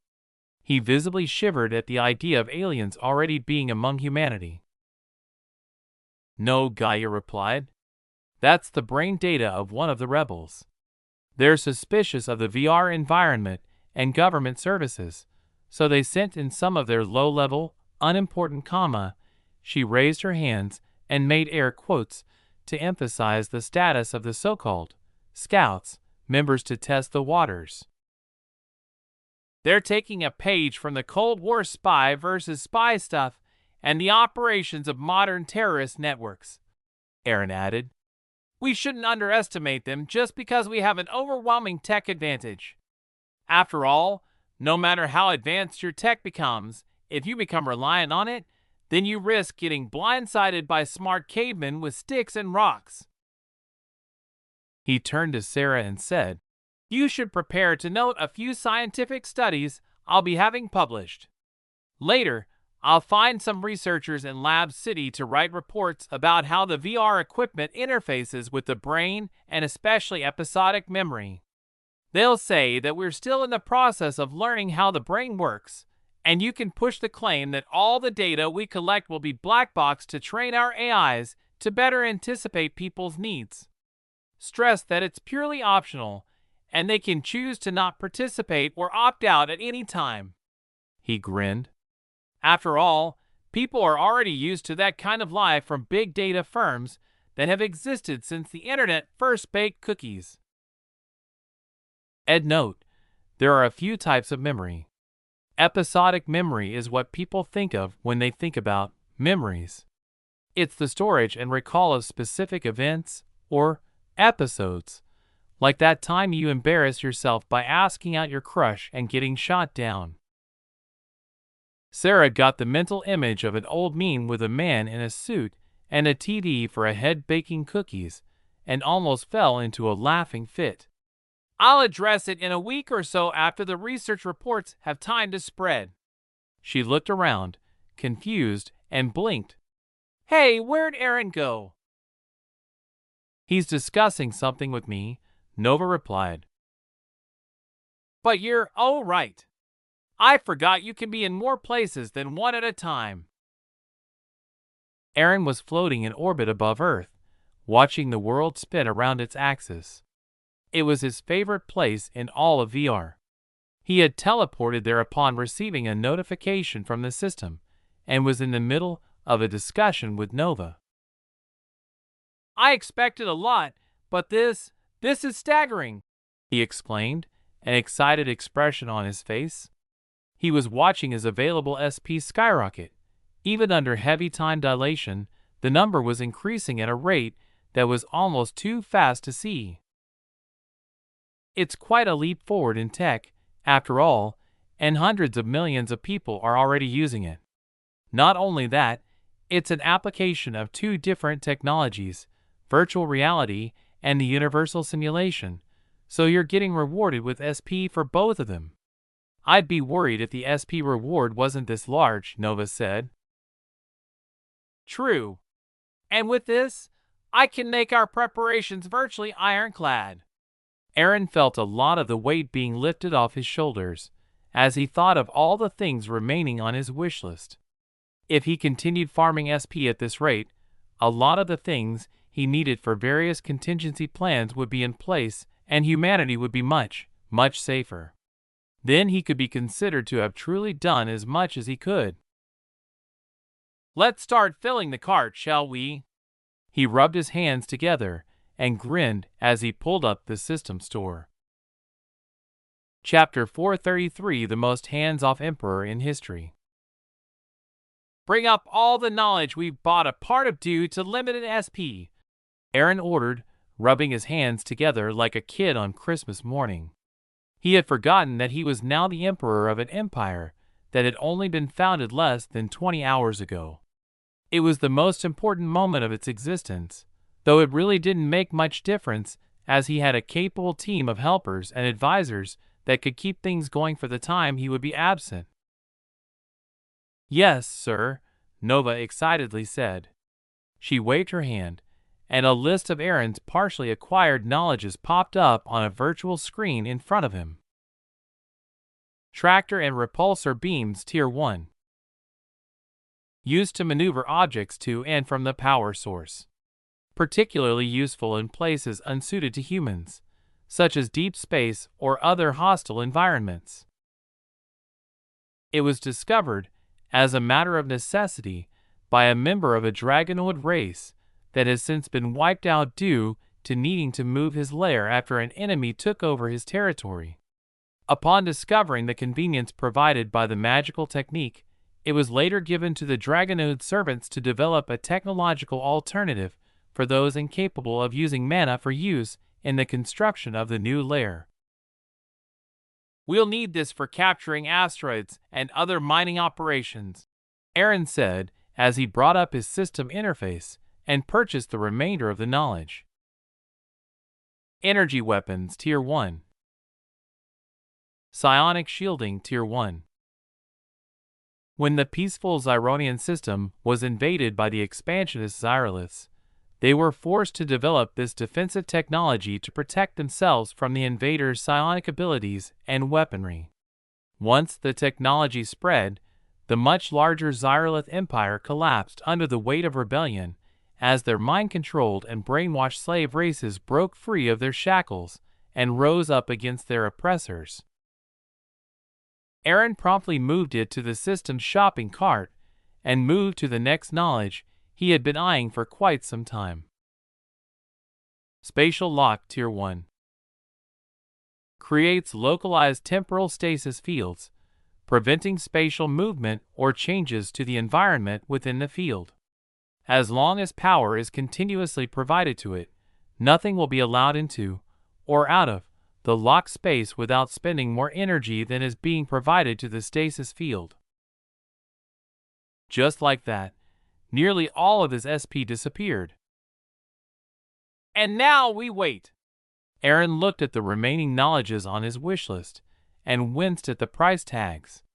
He needed to hurry up the distribution and adoption of the technology he had in order to give his researchers time to familiarize themselves with the system purchases before the visitors arrived.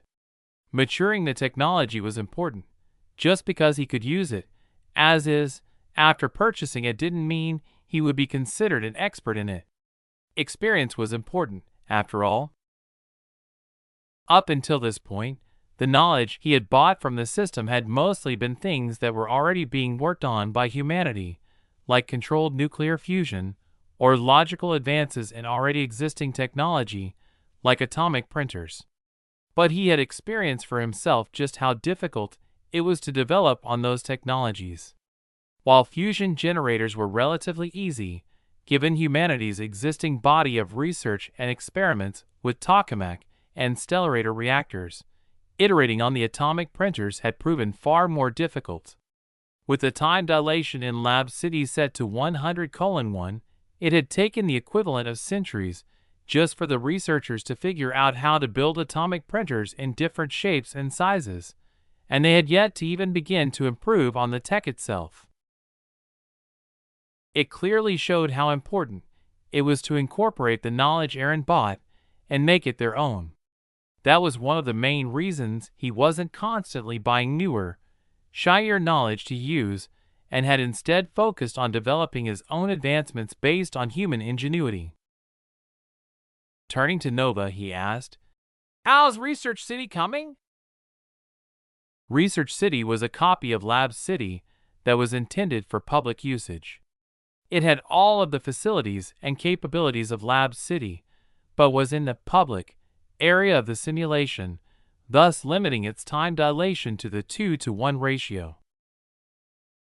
Most of the scientists and experts we invited were also among the first to adopt the long-stay VR MedPods, and nearly all of them accepted our offer. What researcher would turn down unlimited budgets? I expect the acceptance rate to be around 93%. There will be a few holdouts here and there, primarily due to ideological differences or conflicts with you personally or one of your companies, she replied, bringing up a list of invitees sorted by those who had already accepted the offer, those who would likely accept the offer in the near future, and those who would likely decline. Those who had already accepted the invitation to Research City had notes next to their names about what they were currently working on. Most of their work so far had been carrying out experiments they'd always wanted to do in reality, but had been unable to do, either for lack of time, budget, or material resources. There were a few, though, that had been actively running old, classified experiments in an attempt to disprove what they saw as shameless boasting on Aaron's part about the simulation being true to reality. But that didn't matter.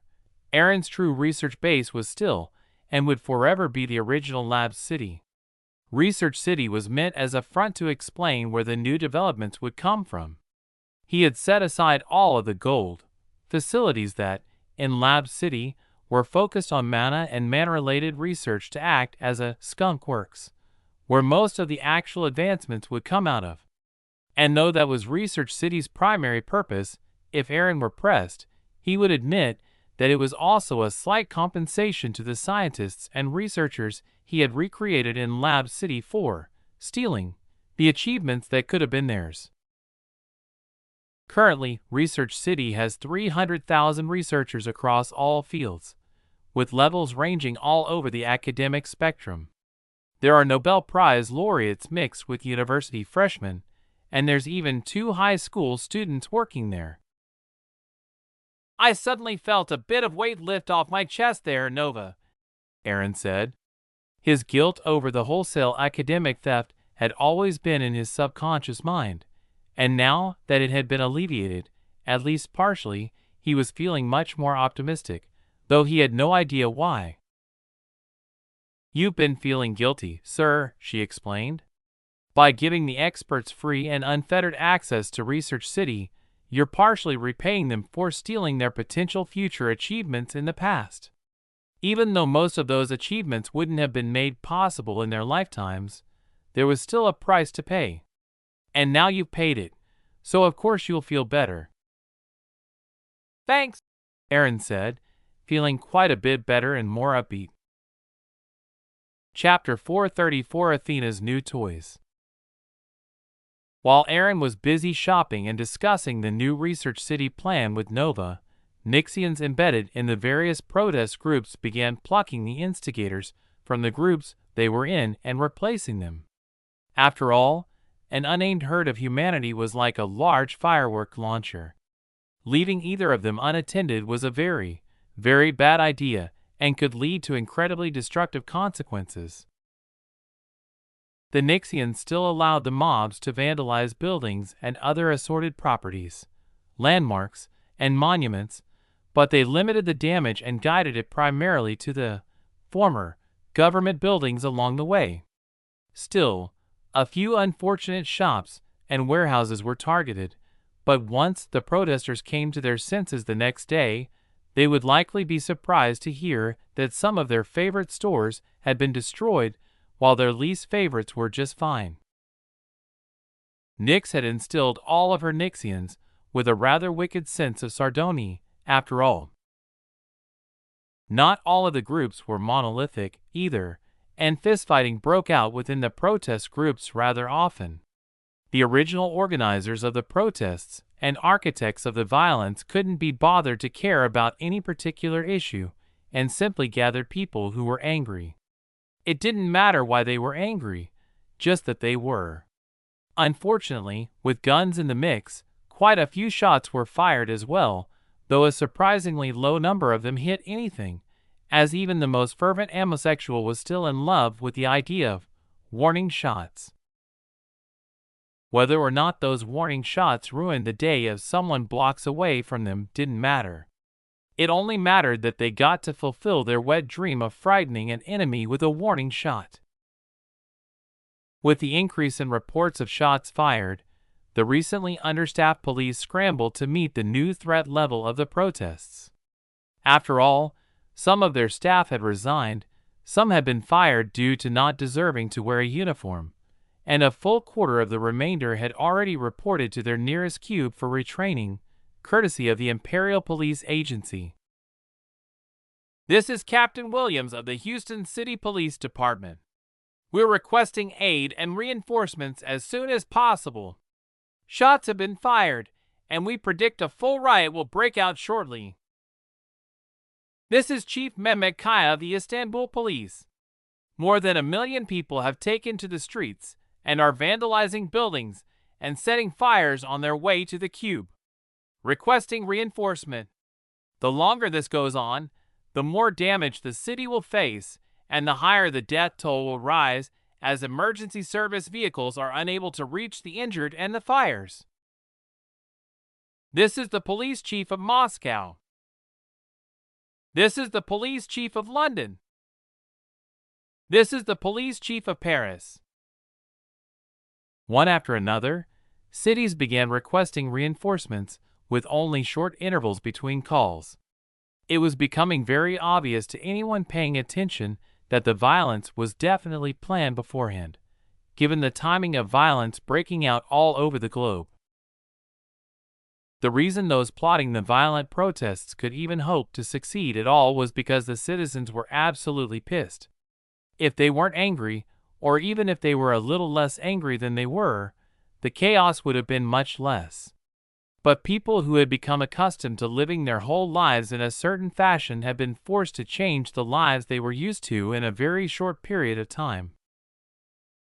That had given the operatives behind the protests an opening they could use to manipulate that anger, increase it, and point it in the direction the organizers wanted it to be vented in, the imperial government.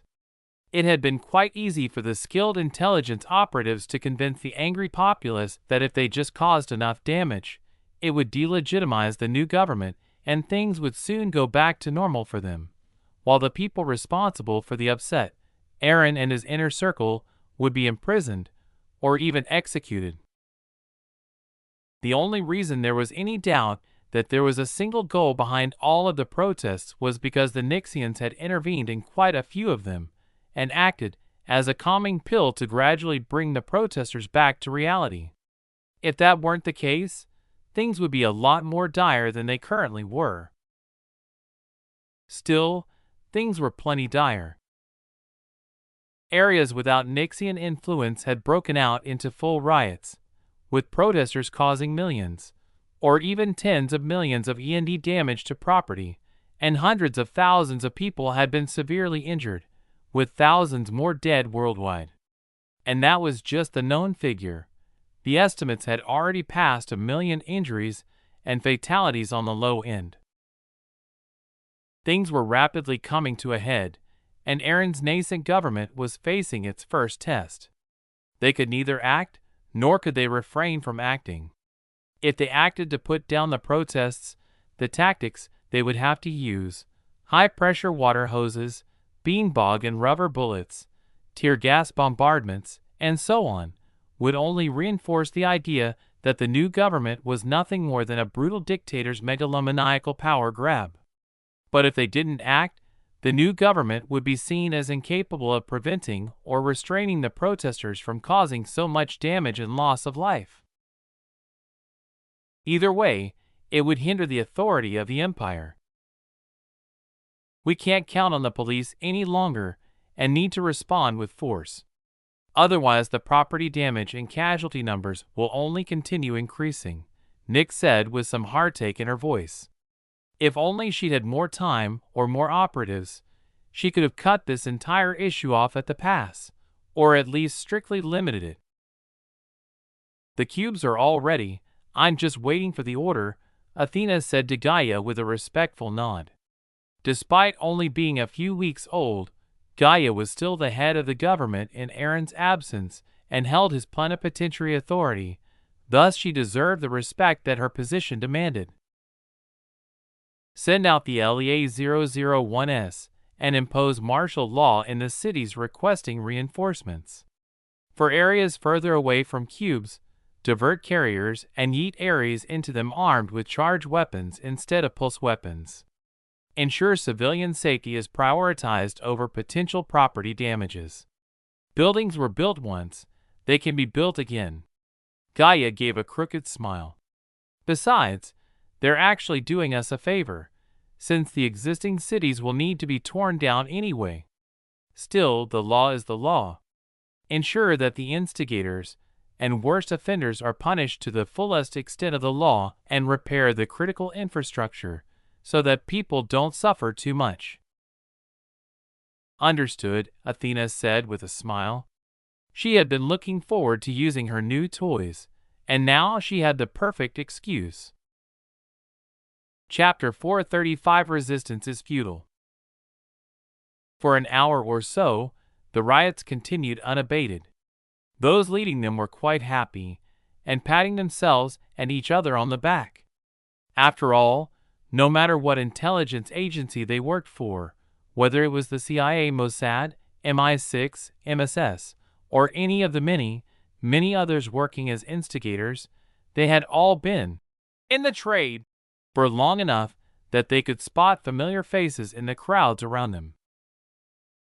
Spies were generally valuable, and when caught, they would be ransomed by their agency at a reasonable price.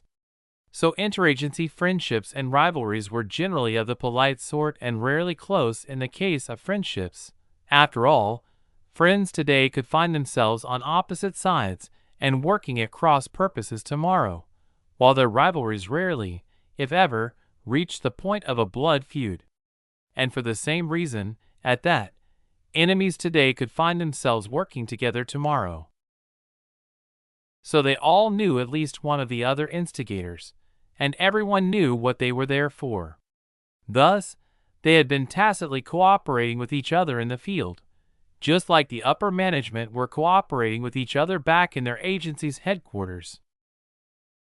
That made things difficult for the Nixians, who were trying to pluck them out unnoticed so as to avoid a completely uncontrolled stampede, and an absolute nightmare for the police officers attempting to corral the unruly mobs. Eventually, the police were forced to simply set up a cordon and try to contain the rioting and damage to lower-value areas along the path of their march. And that proved to be enough, as soon sharp-eyed rioters near the leading edge of their individual mobs spotted a dark blob a distance away from them, behind the officers' cordon.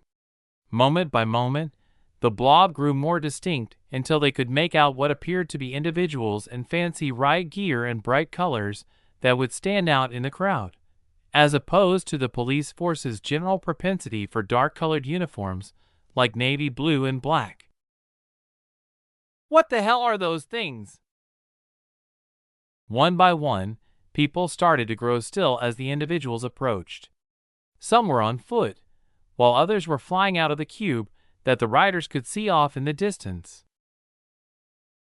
Aaron had purchased robotics some time ago from the system, and had since been working on incorporating robots into his forces. Whether they be the Cerberus Mulebots, general repair and maintenance bots, or the constructor swarms he had used to build the cubes around the world in order to disguise the capabilities of the atomic printers at his disposal, all of them had long entered service and proven themselves. Now, the unruly citizens in the mobs were about to be introduced to his latest brainchild, the LEA 001. Named the Law Enforcement Auxiliary, the robots were designed with a human appearance in mind, and Aaron had gone so far as to introduce variable shapes and sizes in the manufacturing process to enhance their human-like appearance. No doubt people would definitely notice that they were robots, or perhaps clones, if all of them were exactly the same as the one next to them. They were dressed in white fabric that was shock-resistant, bulletproof, fireproof, and corrosion-resistant, and layered atop that was their armor, azure blue enameled plates of the same Hatfield steel and chromium alloy that protected the atomic printers still hard at work cleaning up the mess left by the destroyed satellites. The armor consisted of a breastplate, spalders, upper cannons, vambraces, codpiece, culet, cuisse, and greaves that covered their standard-issue boots. And on their heads was a close-fitting three-quarter helmet with a visor slit of smoked glass that attached to a gorget that rose from the breastplate to the jawline, leaving their human-like mouths on display.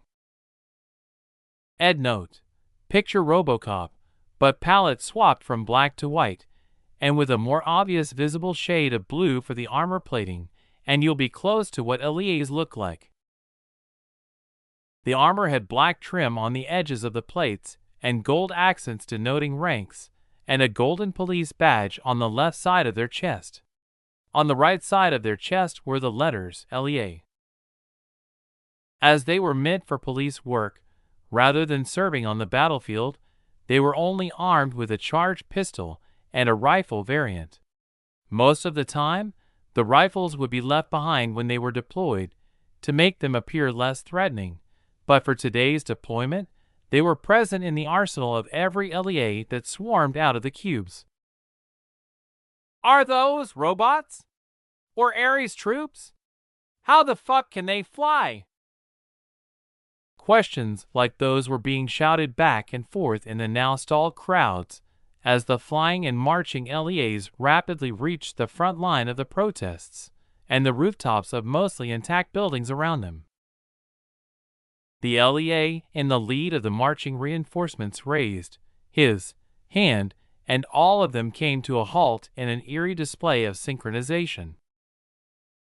He raised a microphone to his mouth, and speakers hidden somewhere in the armor of every LEA crackled to life as the leader said, "Citizens, this has been deemed a violent protest and is in violation of Article 1 of the Constitution.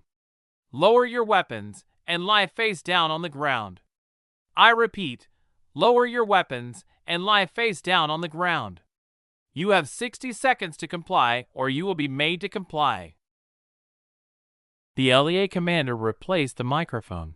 He was speaking into and stood ramrod straight and stock still, waiting for the mob to comply with his order. Although the LEA series robots were equipped with fully functioning AIs, they were limited to the processing power of a quantum microcomputer Reaper implant, so they were rather rigid in their speech and in the way they carried out their duties. Similar scenes played out around every protest that was near a cube, or at least near enough to one that it could dispatch LEAs to arrest the violent protesters. Chapter 436, Running Out of Yeehaw. Houston, Texas. Being citizens of the state that possessed the most good oil American yeehaw, the rioters that had been stopped by the LEAs only paused for a brief moment. People who had moments before been intent on punching, kicking, and biting each other into shallow graves looked at each other, nodded, then turned to face the new threat. Nobody knew, nor did it really matter, who fired the first shot, but soon, everyone in the crowd with guns had begun raining bullets on their perceived enemies. It didn't matter if it was the police or the LEAs. Anyone who stood in front of the rioters was deemed a mortal enemy and supporter of the megalomaniac who had taken away their freedom. Even the unarmed rioters were picking up stones and throwing them with all their might. Most of the thrown stones fell short, but it was the thought that counts. While receiving the bombardment, the LEAs remained still as sparks flashed on their exterior armor and the distinct whine of ricocheting bullets rang out, but was drowned in the much louder sound of an ongoing barrage of fire. The only thing the LEAs moved were their heads, which were scanning back and forth, tracking the attackers, and tagging them with their committed crimes and estimated penalties for those crimes. Asterisk 47 civilians injured. Requesting emergency evacuation to the nearest medical pod. 48, 49, 50. All local police forces down. Requesting emergency evacuation to the nearest medical pod. Asterisk the hive mind operating the LEAs reported to Central Command. Asterisk 1479 perpetrators marked for arrest when the countdown ends. Charges: 899 with multiple counts of assault with a deadly weapon with intent to injure, harm, or commit murder. 188 with multiple counts of assault with intent to injure, harm, or commit murder. Asterisk the LEAs continued their report to their Central Command, which was overseen by Gaia's newest subordinate AI, Themis. Themis collated the information and passed it to Gaia, who noted it and distributed it to the rest of the AIs before passing the initial judgment on the violent rioters. Guilty. That was the likely verdict, but a trial must still be held. Themis noted the evidence gathered by the LEAs and added the trials to judges' dockets pending their retraining on imperial law. All of that happened in a fraction of a second after the rioters began shooting at the police and LEAs, who were still in the middle of their 60-second countdown. 21 seconds remained. NSA Supervisory Special Agent David Stratton, having left his position as the leader of the mob, was watching the fusillade from the safety of a nearby office building. His binoculars were trained on the LEAs, who were barely visible through the sparks and dust kicked up by ricochets and outright misses. "Why are they just looking around?" he muttered to himself. "Isn't it common sense to end a countdown when the person you're counting down opens fire on you? Fucking morons!" He focused his binoculars on the crowd, their internal parabolic microphone picking up the shouting past the rapidly dwindling gunfire. It seemed the Yeehaw crowd had run out of yeehaw and was resorting to using their words. "Coward! You're trading your freedom for fear. You see them just standing there and doing nothing and think they're better than us. But you're just falling for their intimidation tactics. They're just bullies," one of the rioters yelled at another, who had come to his senses and decided to go home. "They can't do shit to us, you'll see," yelled another. "To hell with your freedom. Your freedom isn't worth my life," the retreating man said, picking up his pace in an attempt to get as far from ground zero as possible. He made it all of a block before running into the police cordon that was set up to block the rear of the rioters, where he was subjected to another good old-fashioned American specialty, police brutality. But that was a story for another day. 10, 9, 8, 2, 1. As one, the LEAs drew their charge rifles and released their safeties, switching them to stun. "Drop your weapons and lay face down on the ground or you will be fired upon," the lead unit yelled. "This is your last warning." An electric whine sounded as the charge rifles finished their initial boot-up and power cycle. Some people in the crowd threw down their weapons and followed instructions, but most refused and continued firing, still to no effect. The LEAs who had taken station on the rooftops to the sides of the rioting crowd were the first to open fire, sending accurate, single shots down on the rioters, who were still standing and panic firing at anything they saw. LEAs, downed police officers, perceived silhouettes in the windows of nearby buildings, and even other rioters were taking fire. Some of the more sinister people in the crowd were even specifically aiming at those compatriots of theirs that had surrendered, considering themselves enacting justice by eliminating traitors. But that final, last gasp of resistance was soon put down as charge round after charge round impacted their targets, releasing enough electricity to overwhelm their nervous system and dropping them to the ground, stunned and unable to even generate a coherent thought, let alone move around. Once the rioters were all taken down and peace returned to the surroundings, the LEAs moved among the crowd, snapping stun cuffs that sent a constant, low-level electrical charge through the wearers' nerves that prevented them from mustering any real strength around the wrists and ankles of the arrestees. Agent Stratton saw one of the LEAs looking in his direction and decided that it was time to retreat. He gathered up his recording devices and vanished deeper within the building, heading to a bathroom where he applied some facial putty as a hasty disguise. He tore the seam on the inside of his suit jacket, then reached in and pulled out a wig that would change his U.S. Marine Corps standard issue. High and tight. Crew cut into a more bland men's haircut that wouldn't even stand out in a crowd of one, then applied a thin layer of foundation powder from a makeup compact that would blend the putty and hairline to look at least a little bit more natural. He took off his suit jacket, pants, and dress shirt, revealing a polo shirt and slacks of a different color, then walked out of the bathroom and joined the nearest crowd in the building that had formed once the shooting died down.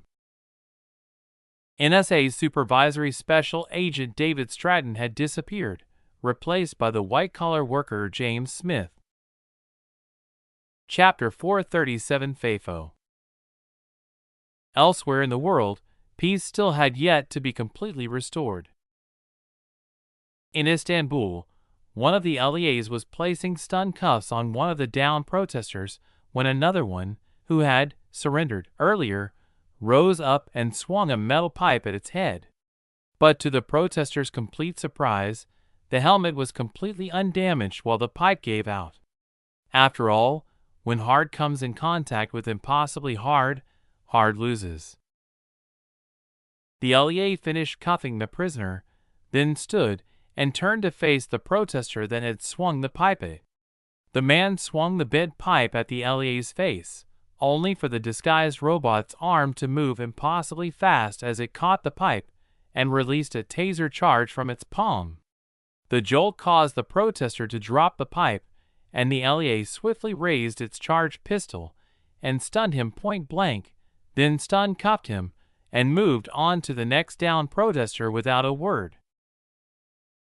In Novigrad, Russia, someone attacked the LEAs with a Molotov cocktail only for it to completely ignore the flickering flames on its body and stun its attacker. In Kandahar, an LEA completely ignored a suicide attack by an insurgent driving a van loaded with explosives. In other places, they were also attacked with vehicles, but the vehicles inevitably lost the contest against the walking tank-like law enforcement auxiliaries. They had proven themselves immune to improvised explosives, regular explosives, bullets, cars, trucks, and even in one case, a dump truck loaded with close to 14 tons of gravel. All over the world, wherever the LEAs had been deployed, protesters were gripped with fear in the face of their inexorable advance. Everything they threw at the robots was to absolutely no avail, but the LEA's pinpoint accuracy with their charged pistols and the ease with which they could apply stun cuffs to even struggling prisoners was disheartening, to say the least. On average, one LEA was restraining a protester every 10 seconds, and most of that was spent walking from person to person while fending off attacks that would otherwise have caused the captured protesters harm, which would have been a very bad image for the nascent government. As more and more protesters were downed by stun charges, LEAs were freed up to begin providing first aid to the wounded as they waited for medevac to the nearest medical pods, which, ironically, were in the very cubes those same protesters had been marching toward with the intent to destroy them. The whole process was very regimented. One LEA would triage the wounded with another 5 moving them into separate groups based on the severity of their injuries. It was a process that had long been perfected by first responders and trauma specialists when working at mass casualty incidents in the field, and it was being put to good use now. Ed note: see the comment attached to this paragraph for an explanation on mass casualty incident triage.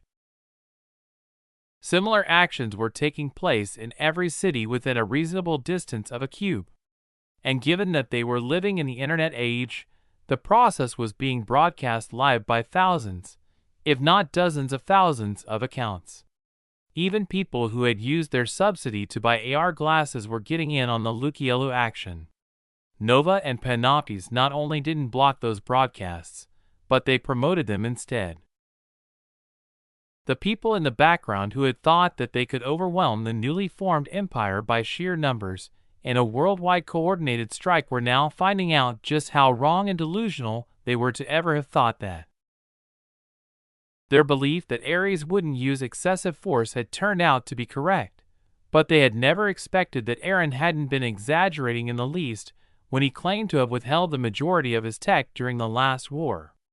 And what Ares had shown there was already in the realm of fantasy, but seeing it online and experiencing it in person were two different things entirely. And LEA had straight up ignored a round from an FGM-148 Javelin anti-tank weapon that rioters in Miami had looted from the local army garrison and unleashed it on them. And even more unbelievably, an LEA in St. Petersburg didn't just take the hit from a Russian RPG-7 warhead, but it had actually grabbed it from midair and pulled the thing apart with its bare hands. The people behind the protests had fucked around, and now they were finding out. The masterful suppression of the violent protests took less than 10 minutes from beginning to end, and the Ares troopers yeeted into areas that were out of easy reach of a cube took even less time.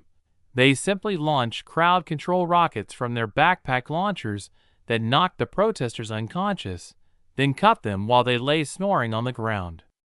By the time everything was done, more than 300,000 people were arrested and stun-cuffed, powerless to do anything but lay there like logs.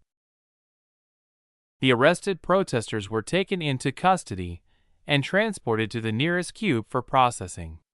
Those who had discharged deadly weapons were held without bail pending arraignment, as were the leaders that had instigated the protesters to turn violent. As for those that used stones, knives, bats, and such, they were processed and released on house arrest, also pending arraignment and trial. The entire booking process took 3 hours, by which time the world had regained its calm. The cities that had suffered the most violence were still under martial law, while those that hadn't suffered that much were being very careful in their protests to not allow violence to break out lest they join the others in holding cells and house arrest. Ironically, the protests had actually proven good for Aaron, as the milestone of 1 billion users of VR and AR devices had been brought forward by 2 days.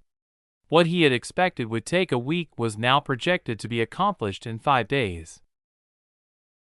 Chapter 438 7 Days January 7, 2018. With a strict curfew maintained over the past week, people had found themselves with little to do. Thus, orders had been pouring in for AR glasses and VR gear non-stop, and deliveries had proceeded apace. By the end of the week, the number of people connected to VR had reached 2 billion, twice Aaron's initial goal, and the number was still steadily increasing. The first batch of retrained individuals also returned home and began implementing their orders. As they got to work, the empire truly began taking shape as the imperial agencies came online. While the AIs were capable of managing the empire perfectly fine, and it could even run completely without human intervention, there was still some ephemeral difference between having real people at the helm and AIs running things. In the finance sector, the currency issue had also begun. All digital currencies were instantly converted to Earth new dollars at a fair exchange rate, and paper currency was available, albeit in a limited amount, in every bank as soon as they opened in the morning. Relatively few young people still handled cash, so most of the people in the lines that stretched out of the doors and around the corner of the blocks the bank branches were on tended to be members of older generations. Naturally, the night before, all of the other paper and coin currencies had been brought back to the cubes for recycling. There was a little bit of it saved for collectors, who could buy it from the Imperial Treasury with END, but the majority of it ended up as atomic printer stock for usage in other projects. As for the paper currency itself, it wasn't paper at all. Instead, It was 2 layers of a clear aluminum memory alloy that could be folded, but not creased. It was resistant to tearing, would melt instead of burn, but only if exposed to a sufficiently high temperature, and sandwiched between the layers was a highly durable, yet flexible battery that powered 2 things: a single qubit and a short-range holographic projector.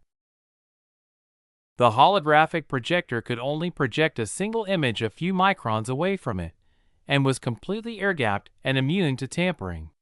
The images on the face and back of the bill were generated inside the currency, rather than printed on it. As for the qubit, it only served one purpose. It could communicate with a cash reader and return a checksum verification proving the authenticity of the bill itself. With those 2 measures alone, the currency was completely secure without taking into account the alloy the bill was made of. And on the information front, all of the digital and paper records had been scanned into the Imperial Archivist database, where Mnemosyne, another one of Gaia's child AIs, was busily categorizing and sorting it into categories. The Imperial Archivist database also contained the Akashic Record, a constantly updating living database comprised of the brain data of everyone who logged into VR. Considering more than 2 billion people had logged in by this point, the record was rather immense. Thus, Mnemosyne assigned an Akashic librarian to each individual to maintain the record, and they operated as a hive mind for convenience and cataloging, removing duplicate entries, and generally acting as curators for the body of knowledge. Once the relevant information had been forwarded to Minerva, a wave of true justice swept the globe as those who had abused government authority were arrested, and innocent prisoners serving jail time for crimes they didn't commit were released and compensated. The prisoners whose crimes had their penalties changed in the Imperial Legal Code were left in prison, but notified that a retrial would be taking place along the new punishment guidelines. Some prisoners cheered and others sobbed. As included in the notification of their upcoming retrial was a copy of the code they would be retried under. Some crimes had lower punishment under imperial law, while others were punished with harsher sentences, leading to the cacophony of cheers and sobs. That wasn't the only usage of the Akashic Record either. Those who had already registered IDs in the imperial offices in VR were immediately able to receive the benefits of being an imperial citizen. Thus, Asclepius and Caius arranged transport for the sick and injured to their nearest cube, where they were seen by Edenian and Asperian doctors and given time in medical pods to heal their injuries and cure their illnesses. Even those with previously incurable and untreatable issues, such as psychological problems caused by an imbalance in their brain chemistry, degenerative diseases like amyotrophic lateral sclerosis, and even those with genetic issues like Fragile X syndrome or Down syndrome were completely restored to normal in less than 48 hours in a medical pod. But that wasn't the only benefit of registering for government IDs. Everyone who registered for an ID was surprised to find that their Gaia OS assistants had been migrated to VR to act as their personal maids or butlers. For some, the surprise was a pleasant one, while for others, the surprise was embarrassing. After all, they had never thought they'd ever actually interact with their AI assistants and had chosen their appearance based on waifus and husbandos or scantily clad, sexually exaggerated figures. Those who were embarrassed were soon forced to admit that they were not, in fact, true men of culture, as a true man of culture wouldn't be embarrassed at all. Still, their maids, butlers, waifus, husbandos, and scantily clad sexbots were extremely helpful in guiding them through their imperial benefits and designing the homes they would be inhabiting in the soon-to-be constructed fortress cities. After they finished the design process, the designs were sent to the Imperial Design Agency, where they were checked for issues like structural stability and so on, as well as given an estimated cost of construction that the citizen would need to pay to have their designs brought from virtual reality to actual reality. Then, the only thing left for them to do was visit the Bank of the Universe, where they could work out financing options that worked for them. Chapter 439 in Sourcing. Research City. Damn, I can't believe this is open to everyone, Peter Chekhov said as he laid his eyes on the city in front of him. It's a dream come true for every researcher in the world. Who would have thought that Emperor Aaron would allow such a city to exist without demanding payment from anyone? He could have charged money and everyone would still throw money at him for access, said an olive-skinned young man walking next to him. The olive-skinned young man was named Mario, and Peter had befriended him during his time touring the simulation backpacking in the Alps. It isn't really free, though. Any and all research done here is owned by the imperial family, Peter said. There was always a price for everything. True, but they give you a 100-year royalty agreement if it's an advancement that you come up with and they haven't. Plus, they provide you with the best environment and basically unlimited funding for your research. Mario shrugged. There may be a price, but some prices were worth paying. Besides, your starting point here is at least 50 years ahead of the world, so it's not that high a price to pay. Plus, even though your research may be owned by the imperial family, your name will still be attached to it. So it's fair for everyone. You get money and fame, and the empire benefits from your work, he said with stars in his eyes. Mario's family had all been scientists all the way back to the Italian Renaissance, and he had grown up in the lab with his father. He had personally experienced the difficulty and heartache in searching for research funding and investors who wanted not only ownership, but also their names on all results. The stress of the constant office politicking and grant hunting had driven his father into a coma after having a stroke one day, and that had drained the family's entire life savings. At least, that was the case until a few days ago, when he got a notification that his father had been moved to the Cube in Rome for medical treatment. He had woken up after just 2 hours in that miracle device. That, combined with the wonders he had seen in the simulation and everything else Mario had received as a benefit of his imperial citizenship, had turned him into an absolute diehard fan of the new emperor. But what drove him over the top from a diehard fan to a brain-dead fan had to be Research City. Just being able to focus purely on research and benefit from it financially was, to him, Aaron's most benevolent gesture. Mario's experience wasn't unique by far. Everyone who had registered for citizenship and gotten their IDs approved had their sick relatives listed for priority access to the medical pods. That was just one of the many means that Aaron had been using to whitewash his stained reputation over the past week, the first of the Terran Empire. His benevolent actions had brought more and more people around to accepting the new imperial government, and hundreds of millions more were ordering their VR equipment and applying for citizenship every day.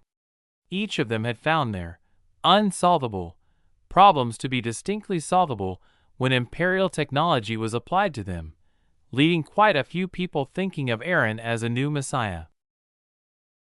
Won't companies just force researchers into using Research City for researching, but then register the patents in the real world and take all the credit and royalties? Peter asked. He knew that think tanks and major corporations with research and development departments were rather underhanded and brutal with their employees. Intellectual theft wasn't just common, but rather the expected outcome when scientists and researchers worked for them. After all, anything goes as long as the CEOs can provide a positive profit and loss statement to the shareholders every quarter. Didn't you read the contract you signed when you applied for a lab here? Mario asked in bewilderment, as everything was covered in the contract researchers in Research City signed to lease labs there. I haven't applied for one yet. I've been too busy touring the city, Peter replied, embarrassed. Ah, that's why you're confused. Mario pulled up the contract and highlighted the relevant clause. There's different levels to the labs in Research City. Funding is unlimited, so everything is done based on computing resources, like how major universities and research institutes allocate supercomputer time for the people that work for them, except here it's a meritocracy. When you sign up for a lab, you fill out a form that, combined with their own evaluation, determines what level of lab you receive. The highest is EX, then SSS, SS, S, A, B, C, D, E, and finally F. Each level gives more benefits, like how close to the city center you are and how big your lab is. The bigger labs can fit more equipment in them and are closer to the hub where everything happens, like presentations, summits, and mingling and relaxing. I've heard rumors that say that at the EX rank you can even have your experiment run at increased time dilation or not even have to use the lab at all and just get the data direct from the simulation. But nobody knows, since the highest ranking scientists so far are Stephen Hawking and a few hundred others who are only rank A. Then there's a few thousand others at rank B, but if Dr. Hawking, of all people, can only rank at the A level, then it just goes to show how hard it is to make rank. I wonder if we'll see an EX rank person in my lifetime. Mario sighed. Is it possible to get a higher rank after your initial evaluation? Peter asked. Sure. Every research proposal you submit, and all of your results will be evaluated and awarded points based on its value and the level of your participation. To increase your rank, you just have to accumulate points. The more outstanding your results are, the faster you'll rank up, and the more unique your area of research is, the more points you'll be awarded as well. That's likely to avoid people just riffing off other researchers instead of actually pushing the boundaries of science. Mario showed Peter the relevant sections of his contract as he summarized it. As you can see here, every bit of research you do becomes a public entry in the Akashic Records in the Imperial Archive. That way everyone can read it. It's like a scientific journal that you automatically get published in. And anything discovered here will be automatically recorded, issued a patent, and awarded points only for the original researcher or team that made the discovery. That way there's no exploitation by opportunistic bastards in think tanks or major multinational conglomerates, no academic fraud, no infighting about who discovered what first, and no point theft. He continued, reciting it from his contract as the two men read it together. Damn, the Emperor didn't leave any loopholes to exploit at all, Peter said, quite impressed by Aaron's vision. It was at precisely that moment that a note was made on his profile in the Akashic Record under his political affiliation. Favorable view of the government. No further active monitoring required. It's another business to the Emperor, after all, as he also gets a cut of the earnings our discoveries generate, Mario added. He tilted his head back, looking at the upper levels of the tallest and widest building in the exact center of Research City. That was where all the highest level researchers would have their labs, and he swore to himself that he would one day have a lab there. Chapter 440: A Severe Blow. A week later, enough people had been hired and trained, or retained and retrained, that the government could function relatively normally. The LEAs had been deactivated and stored away, ready to be deployed again at need in case of emergency, and the virtual intelligences staffing the VR government offices had human supervision at all hours of the day. The shifts were long, but the work was satisfying and the employees had no complaints.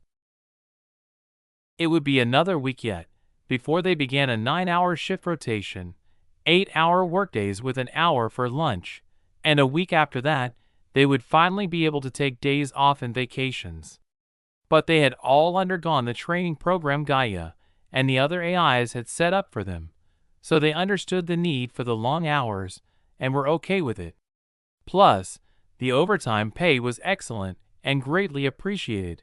Previously, as government employees, they had been forced to work on salary waivers that limited, if not eliminated entirely, their overtime pay. The delivery of AR and VR gear had gone on 24 hours a day, leading to billions more joining the list of Imperial citizens, and the cities in the simulation gained a liveliness that they hadn't had before. With the freedom granted to them in virtual reality, and the various delivery services for the necessary daily supplies, the inconvenience of life under martial law had faded into the background, and people seemed to have become content with their lot much earlier than Aaron and Nova had anticipated they would. The exception to the rule were the surviving members of the various governments' militaries. Quite a few members of the military had been killed in the last war, and the majority of survivors had chosen the retirement with benefits option offered by Aaron. But recruitment continued apace, and Ares had accepted more than 50 million new members, including the new Nixian recruits. All of them, whether they be former soldiers or new recruits, had been transferred to the central Ares training bases on each continent for their specific training. It would still be a full month before their training was done. 2 weeks real time for initial entry training, then a further 2 weeks of specialized training for Nixians, Reapers, and Aegis teams. For those who washed out or weren't selected for further specialist training, they would experience 2 more weeks of a simulated war. Regardless of which branch of service they ended up in, be it the Poseidon Navy, Ares Shock Troopers, Aeolus Air Force, Aegis Shield teams, Reaper teams, or Nixian Intelligence, everyone who entered training as a member of Ares would graduate their 30-day training cycle as a veteran with 5 years' experience. During their first 2 weeks, they would undergo genetic enhancements, and their training would last a full 100 perceived weeks. Then, their further training would include their base implant suites, and the second half of their training would last for another 160 weeks, for a total of 5 years of perceived time in the month they were training in VR. Somewhere on Earth. From the research we conducted, we're 90% confident that the Empire can read short-term memories, at the very least. There's also a high possibility that they can read all of our memories, considering the level of their technology, Rick Ashley's science advisor reported. Rick may have been delusional, and he was definitely a narcissist and megalomaniac, but he was far from stupid and had surrounded himself with the most capable advisors he could find, drawn from a large pool of candidates and winnowed down to an elite few. If they can read our memories, what steps have we taken to avoid detection? Rick asked, his expression sour. If what his advisor was telling him was true, then the Empire's downfall was looking less and less likely to happen at all, let alone in the next few weeks, as he had originally expected. Although the Empire had only been in existence for 2 weeks, Rick's thoughts had grown more and more pessimistic as he came to know more about Aaron's technological supremacy. Nearly all of his plans had been delayed indefinitely, as he was repeatedly stymied by countermeasure after countermeasure that the devil had pulled from seemingly nowhere to solve all of the problems Rick and his cultists had thrown at him. In order to do the testing, we sent 20 new recruits who had their orders delivered via dead drops by cutouts that we, cut out after the operation was complete. The recruits had yet to go anywhere near any of our secrets, so even if they can read their memories, the most they can do is track who put the written orders in the dead drops. But the only things they'll find are ashes in the bottom of Lake Mead and other reservoirs around the world, and just them tracking it down in the first place will tell us whether or not our suspicions are true. We also have trusted people keeping an eye on the recruits, so if they're contacted or arrested, that'll be another piece of evidence. If both of those happen, then we'll know conclusively that they can read our memories if we log into VR. So until we know for certain, we should stay far away from it and live completely off the grid. Since the devil's advantage lies in technology, we can easily get around it by becoming Luddites, and we've already hired some retired FBI and KGB agents who were active during the Cold War to advise us on the counter-surveillance methods they used back then. We're also in contact with some remnant forces of ISIS and the Taliban, who both face similar issues when dealing with the Allied forces in the War on Terror, and we have memory editing specialists that will help us develop false memories. That isn't certain though, so we should probably only use it as a last resort. Until we know how they read our memories, we won't know how to defeat it, so work on that front is ongoing for now. Good, but if we continue wasting time, it'll cost us critical opportunities. The Empire and its devil are at their weakest right now, so we need to do something to set it back, or we'll have to face it at its full power before we're ready. It's growing stronger and stronger by the moment, while we're marking time and treading water. If we can't stop it by the time the fortress cities are built, we never will, Rick said. The timer had started when the New Year's ball dropped in Times Square, and his doomsday was coming whether he liked it or not. His only chance was to fight back now, before his end became inevitable. Megalomaniac he may be, but delusional was a different story entirely. We need to be careful, Shepard, his intelligence advisor interjected. We heard that an entire group was uprooted as a result of one of their members directly participating in the recent protests, so the same can happen to us if we're in that position as well. We should begin by abandoning anyone we've recruited so far and recruit from scratch, at least for the cannon fodder. The Advisory Council, and you can undergo identity reassignment surgery to prevent us from being caught in a wide net if the devil gets his hands on our current flock. Yes, and I know just the way we can do it too, Rick sneered. It'll carve our names into history and show that the seemingly impenetrable Empire isn't so impenetrable after all. What we're going to do is, he explained his plans, and the more he spoke, the brighter the eyes of the people in the room with him grew. Everyone saw the potential of his plan, and if it were to be carried out, it would strike a severe blow against the devil. Chapter 441, Keeping His Promises. Aaron had been both silent and absent from the public eye over the past week, causing the citizens of the Empire to be somewhat confused. They were accustomed to every move of their leaders being endlessly shown and debated in the media as an assurance that they were working hard for their constituents. It was one of the main ways they kept their name in the public consciousness, ensuring their re-election for many election cycles to come. But Aaron's absence turned that convention on his head, as those who were now fully committed to the Empire after having benefited from it in one way or another had the opposite concern. They were worried that he would be, if anything, too present in their day-to-day lives. So his disappearance and subsequent absence had reassured, instead of worried them. On this particular day, though, he had once again shown himself, at least to those who could see him, anyway, as he was hovering high in the atmosphere over a tall, wide structure in the ocean. Stretching 20 kilometers tall and more than 30 in diameter at the widest point, a narrow spire rose from a stepped circular basin that constantly pumped seawater in from the bottom and through the steps to the top, where it was sprayed back into the water in a glistening, rainbow-coated 360-degree waterfall. And on the spire itself, enormous vents were open, sucking air in through them with an audible howling sound that could be heard from miles away. The air that was sucked in by the vents dotting the side of the spire was blown out the gaping hole at the top.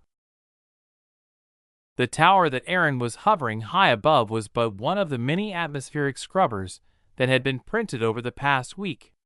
The design had been drafted, revised, and finally approved in the simulation, and they had begun their operations just hours before. Thus Aaron's visit, as he was curious to see them in action in reality, having held himself back from checking them out in the simulation both to save time and preserve the sense of awe he currently felt. He was single-handedly reversing global warming and the rising sea level. He flickered and rocketed off in another direction, flying so fast that he left a series of afterimages behind as he hurtled through the air faster than any human being had any right to travel. Then he spotted his destination in the distance and slowed to a stop, then free fell through the air like a skydiver until he was only 2,000 feet above the ocean surface. He came to a stop there and stood in the air, looking below and slightly in front of him at an oddly shaped floating thing. It looked like a weird cross between a lobster and a factory conveyor belt, and it floated along the ocean surface, following currents when they would take it where it needed to go, and using its engines when it had to shift to new currents to follow. It was a surface scow, and it was designed to collect, recycle, and store the garbage floating on the surface of the ocean. The garbage below the ocean surface would be handled by the scrubber towers, which would naturally take it in with the seawater and recycle it into printer blocks that it would store for later collection. But the surface scow, though a venerable design, was perfect for collecting the enormous floating garbage islands on the surface without harming the fish swimming below them, as long as one didn't count depriving them of their homes as harm. Between the atmospheric scrubber towers and the surface scows, the environment would see a vast improvement beginning in a few months and culminating with a complete reversal within the next 4 years. Especially when combined with the green technologies Aaron would be introducing to the world, like controlled fusion, which would completely eliminate humanity's reliance on fossil fuels. Another thing that had been built over the past week was the quantum internet network. The atmospheric scrubbers weren't only present in the ocean, they had also been built in strategic locations on every continent as well. But due to the debris issue, the bottom kilometer of the ground-based atmospheric scrubbers, as well as the kilometers deep subbasement and stabilization foundation, had been repurposed as enormous quantum repeaters that relied on quantum teleportation to provide fast and free internet to the citizens of the empire. All they required was their citizen ID, and they were free to enjoy every service the government offered, including the quantum internet. Behind the scenes, the repeaters also contain the quantum superclusters that ran the public side of the VR simulation. After all, a 2:1 time dilation factor combined with a much smaller simulated area required vastly fewer servers than the simulation that Aaron's inner circle had access to. Nova had been directing autonomous atomic printers for years, building quantum superclusters below the seafloor and, like every good supervillain, an enormous supercluster and secret base complex deep beneath the Antarctic ice cap. Perhaps Aaron shouldn't have allowed her to access certain movies and books when he was doing her initial AI training after all. Still, the towers would be sufficient for the task of maintaining the public access VR and internet services long into the future, with an estimated soft cap of 12 billion concurrent users before they began lagging due to server congestion. And considering that people were already showing signs of escapism and spending more time in virtual reality than they were in meat space, it would be a long time before the 12 billion soft cap was met. After Aaron finished inspecting his atmospheric and oceanic scrubbers, he turned his attention to the debris field in low Earth orbit. A few weeks prior, he had launched a series of autonomous atomic printers that had been busily collecting and recycling the debris, breaking it down into its constituent atoms, reassembling them into convenient blocks, and sending them to the Lagrange points for long-term storage. "How long until space is clean of all the debris?" he asked as he zoomed in on one of the printers. Panoptes appeared next to him and answered, "It'll be about 9 to 13 days for the collection to be completed. There's still some variance, since we need to gather everything down to the smallest micron width shrapnel before we can consider the cleanup completed. And the smaller the debris, the wider the variance in its orbit." "Then we should begin preparations for the next phase," Aaron mused, a distant look in his eyes. Chapter 442: The How Behind the Why. The number of people in VR had continued swelling over the 2-week period of martial law and strict curfews. While not everything had translated to VR yet, which meant people still had to leave their houses for things like critical jobs, most people had still taken advantage of the time dilation in the public simulation and spent practically an entire month getting accustomed to the new world. That time had been enough for even the hottest of heads to cool down and wonder why they'd ever been angry in the first place. After all, nothing truly bad had happened since the Empire officially came into existence. On the contrary, a lot of good things had come their way. But while the hotheads had mostly calmed down, conspiracy theorists came to the fore. While extra time to think about things was a positive thing when dealing with angry people, conspiracy theorists were the exact opposite. The more time they had on their hands, the deeper, more complex, and more weirdly believable their conspiracy theories became as they were perfected. Coupled with the wonder of scientists in different fields, who constantly explained over this and that and saying how impossible it would be to create the technology they were seeing with the current level of humanity, believable conspiracy theories sprouted up like weeds after a heavy rain. Scientists had been oohing and awing over a few things more than others.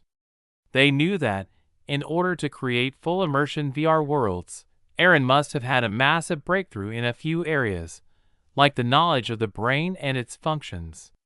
Current science still couldn't explain how the brain functioned, and researchers were still almost completely mystified by the human consciousness, yet Aaron had, seemingly effortlessly, conquered the field of brain science. While humanity at large was still fumbling around with implanting microchips that could enable people to move a mouse cursor on a screen with their mind, Aaron had fully recreated all of a human's senses. The primary senses of sight, hearing, touch, smell, and taste were faithfully recreated in the simulation, and so were the secondary senses of proprioception, equilibrioception, and even thermoception. Without knowing everything about how the brain functioned, that recreation would be impossible even without taking time dilation into account. Ed note: proprioception is the ability we have to know where our body parts are relative to each other, like how we can touch our noses with our eyes closed. Equilibrioception is our sense of balance and orientation relative to other objects, like how we know which way is up when we're swimming. And thermoception is our ability to detect changes in temperature, like walking into an air-conditioned building on a hot day and feeling a chill. The second most talked about feature of the simulation was its eerily accurate representation of the real world. Current science had no explanation for that, unless they were to turn the entire planet into one gigantic supercomputer cluster. After all, it was even capable of recreating the laws of physics to a point that physicists could only exclaim in wonder about Aaron's knowledge of universal laws. Others could, at most, use some of the famous supercomputers, like Japan's Fugaku, to run experiments one at a time, and they would still take hours, or sometimes even days to complete. But when they ran those same experiments in Research City, they were completed nearly instantly, almost as if the simulated world had anticipated what they wanted to do. The difference between meets pace and virtual reality had resulted in quite a few scientists suffering existential crises as they began questioning whether or not they'd been living in a virtual simulation all this time, and just didn't realize it until they'd entered Aaron's VR simulation and saw the faithful recreation of reality as they knew it.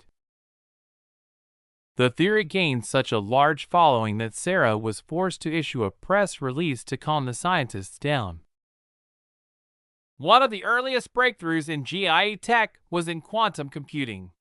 Using our proprietary quantum superclusters, in conjunction with our advancements in artificial and virtual intelligence, we pioneered an algorithm capable of faithfully recreating reality.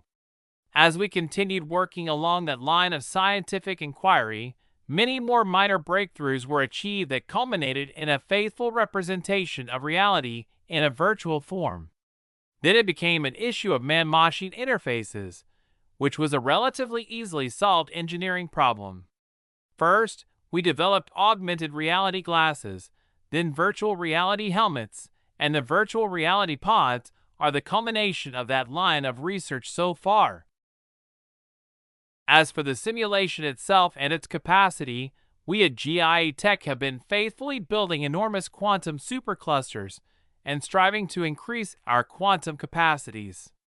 Currently, the simulation runs on a total of 18 quantum superclusters with a combined 7 billion qubits and a quantum volume, QV, of a little over 8 trillion.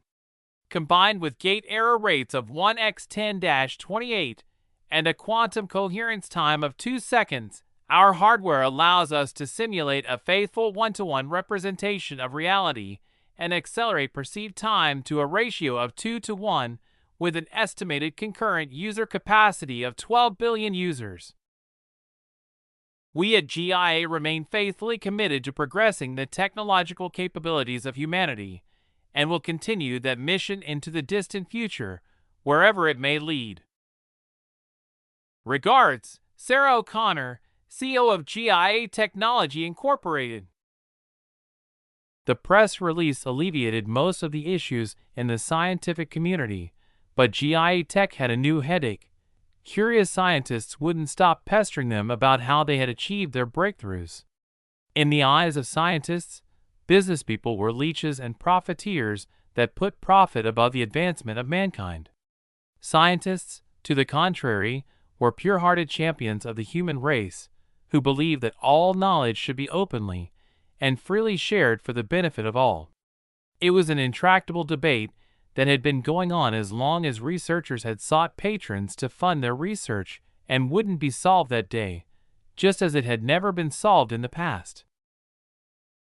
Thus, Sarah simply shrugged and tossed the thorny problem to the GIA Tech Public Relations Department, then washed her hands of the issue. She had already explained the why of it all, and was under no obligation to explain the how behind the why. Chapter 443 Upgrade 2 Electric Boogaloo. Not everyone was happy with the recent advancements. There was one group in particular that took a page from the 19th century Luddite movement in England and actively opposed the Empire's VR technology. They preached that the simulation was actually nothing more than a temptation that was connected to hell, and that Aaron was the devil himself. Thus, in order to avoid having to interact with it, they grouped together and lived in communes with each other, referring to themselves as Neo-Luddites and ostensibly seeking nothing more than to live sustainably without persecution from the Empire. But the relatively small Neo-Luddite movement, along with others who held beliefs along the same lines, didn't even dent the number of people rushing to enter the simulation. By the time martial law had been lifted, the ratio was clear. Nearly 7.5 billion people had adopted the VR hardware, or at least AR glasses, leaving only 100 million or so that still refused to pick it up for various reasons. Those who chose to opt out wrote letters to the government, waiving their citizenship and all of the rights and responsibilities that came with it, so Gaia merely canceled their subsidies and flagged them for low-priority monitoring by other means. If they truly rejected the Empire's technological advances, that would be fine. But if they had other thoughts in their minds and more sinister goals, they would need to be plucked as soon as possible. Still, she would give them a chance.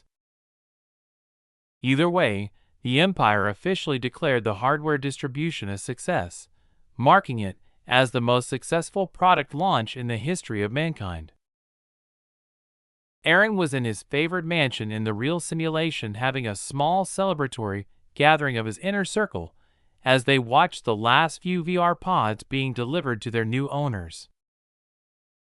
Your Majesty, it's time to prepare to issue your first imperial orders once the last few pods are delivered, Gaia began as she turned to Aaron, but then trailed off as she saw that he seemed to have completely frozen in place.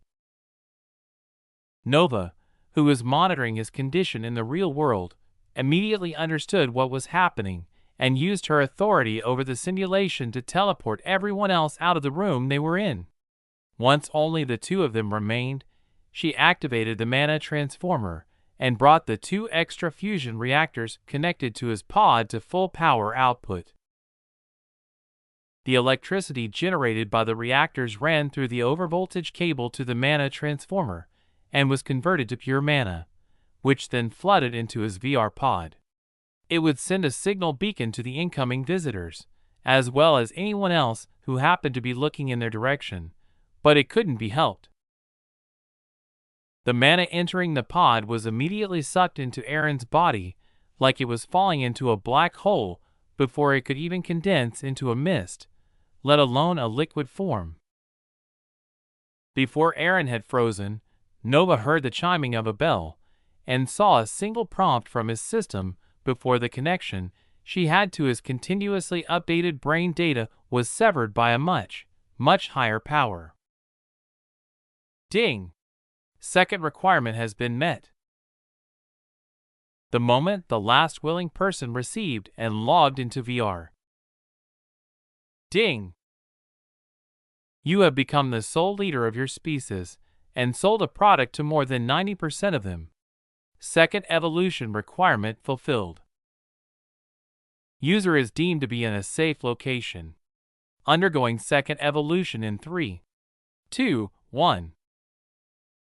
Evolution beginning. Those were the last things Aaron saw before the system forcefully put him into a coma. Once it had determined he was in a safe location, the runic inscriptions on his heart came to life and emitted a brilliant gold light that penetrated his pod, the room it was in, and every other obstacle in its way, announcing to all who could see it that a mage was undergoing an evolution to a higher state of being. A few miles away, Aaron's family was having dinner in their home on Avalon Island when Henry suddenly looked up from his plate and turned his head in the direction of the cube. His eyes flashed gold and he smiled happily, having quite correctly guessed that something good must be happening to his big brother. Rose noticed Henry's distraction and said, "Henry, your food's getting cold." It was a gentle reminder for the boy to focus on eating. "Yes, Mom," he replied, and the gold hue faded from his eyes as he turned back to his meal. Back in the secure pod vault in the cube, Nova calmly observed Aaron's situation. Through her mana sensors, she saw an enormous mana vortex forming above the building and relaxed. What must come would come, and worrying would do nothing but cause problems. She had learned her lesson after letting Rena be attacked after Aaron's previous evolution, and wouldn't make the same mistake twice. "Fuck me with a rusty wooden telephone pole," Staff Sergeant Enrico Iglesia couldn't help but curse. He was formerly a member of the 2nd Ranger Battalion out of Joint Base Lewis McChord in Washington State, which was one of the test beds of all the Army and Air Force's new toys. But nothing he'd ever seen there had even remotely prepared him for what was in the armory in front of him now. "Thank God they showed us mercy," he said when he recovered from his shock. Judging by the hardware in front of him, he had realized that during the last war, Ares had actually pulled their punches. A former Navy SEAL gave a low whistle beside him. "Damn, imagine if we had this during the Bin Laden raid," he said. As a sniper himself, he had practically wet himself when he saw the pulse rifle in front of him. Judging by the info attached to it, the range was, yes. "And this is just the chump gear," Enrico added. "I wonder what the Reapers use." His friend turned to him with a smile and asked, "Are you thinking what I'm thinking?" "Yeah, I'm wondering how they select their spec for. I want to be one. After all, I might as well aim for the top." "Competition's gonna be fierce," the SEAL replied, looking at the hundreds of thousands of campaign tents in the encampment in front of him. I bet at least 10 million of those guys are thinking exactly the same thing. You miss all the shots you don't take, my friend. Enrico was determined to make his name as an Ares Reaper. Chapter 444 Everything, Everywhere, All at Once, Part 1. Inside a former Russian military warehouse. Is the inventory complete, comrade? An old Russian colonel asked. He was once a commissar during the Cold War, and after the fall of the Iron Curtain, he had transitioned to the regular army and made it up the chain of command until he offended a general and was posted out of the way in a desolate ammunition storage warehouse in Siberia. Yes, sir. The former soldier snapped to attention and saluted the old colonel, handing him a folder containing the detailed inventory listing. The stores have been tallied and logged. The colonel took the folder and opened it to the last page. He glanced at the total number and signed his name at the bottom, approving the final tally of ammunition in the warehouse. Prepare for the handover process, he ordered with a complex expression on his face. Despite how it ended, his career had been glorious, once, but what began with a roar was destined to end with a whimper. He sighed, then turned his attention to the young soldier once more and said, "Don't salute me. Neither of us are in the army anymore." He handed the folder back to his subordinate. "Yes, sir," the soldier replied and offered another salute. The colonel smiled and patted the younger man on the shoulder, then got back into the car that had brought him to the warehouse and drove off toward the barracks a short distance away. The young soldier held the salute until the car disappeared in the distance. Then he dropped it and sneered. "You're correct, comrade. None of us are in the army anymore." He dropped the folder in his hand to the ground and gestured toward one of the civilian warehouse employees. "Let's get to work," he said, then turned and re-entered the building and closed the gate behind him.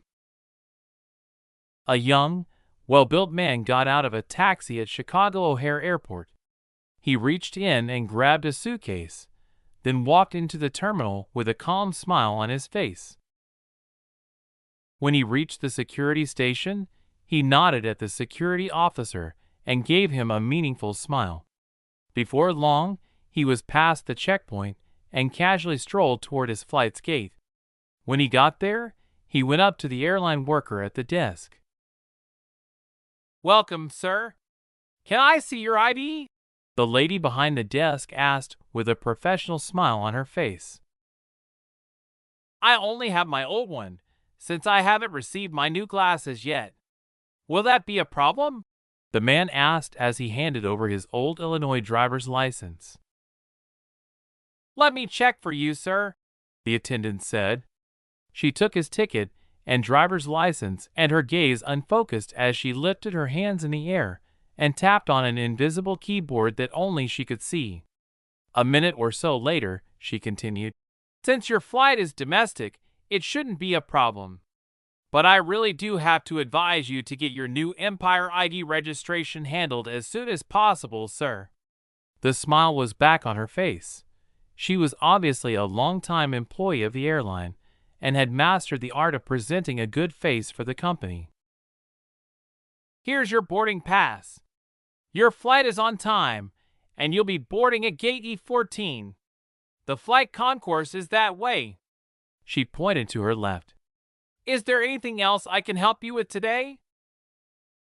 "No, thank you. It's been a pleasure, miss," the man replied with a warm smile and a nod of his head, then turned to his right and headed toward the moving walkway. Similar things were taking place at airports around the world. Since martial law had been lifted, people who had been caught away from their homes by the chaos were finally able to return. Christmas was a very busy travel season, after all, so there were quite a few people caught at distant relatives' homes. So the only odd thing was that there were a lot of people traveling with their old government-issued IDs, Nearly half of travelers, actually.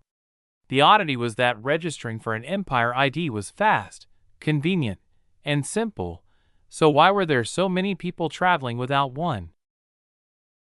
Still, it wasn't a major red flag. Aaron had given a generous time limit for registration, and there were still 2 weeks left before services, like mass transportation, would be denied to people without proof of their Empire citizenship. Dubai.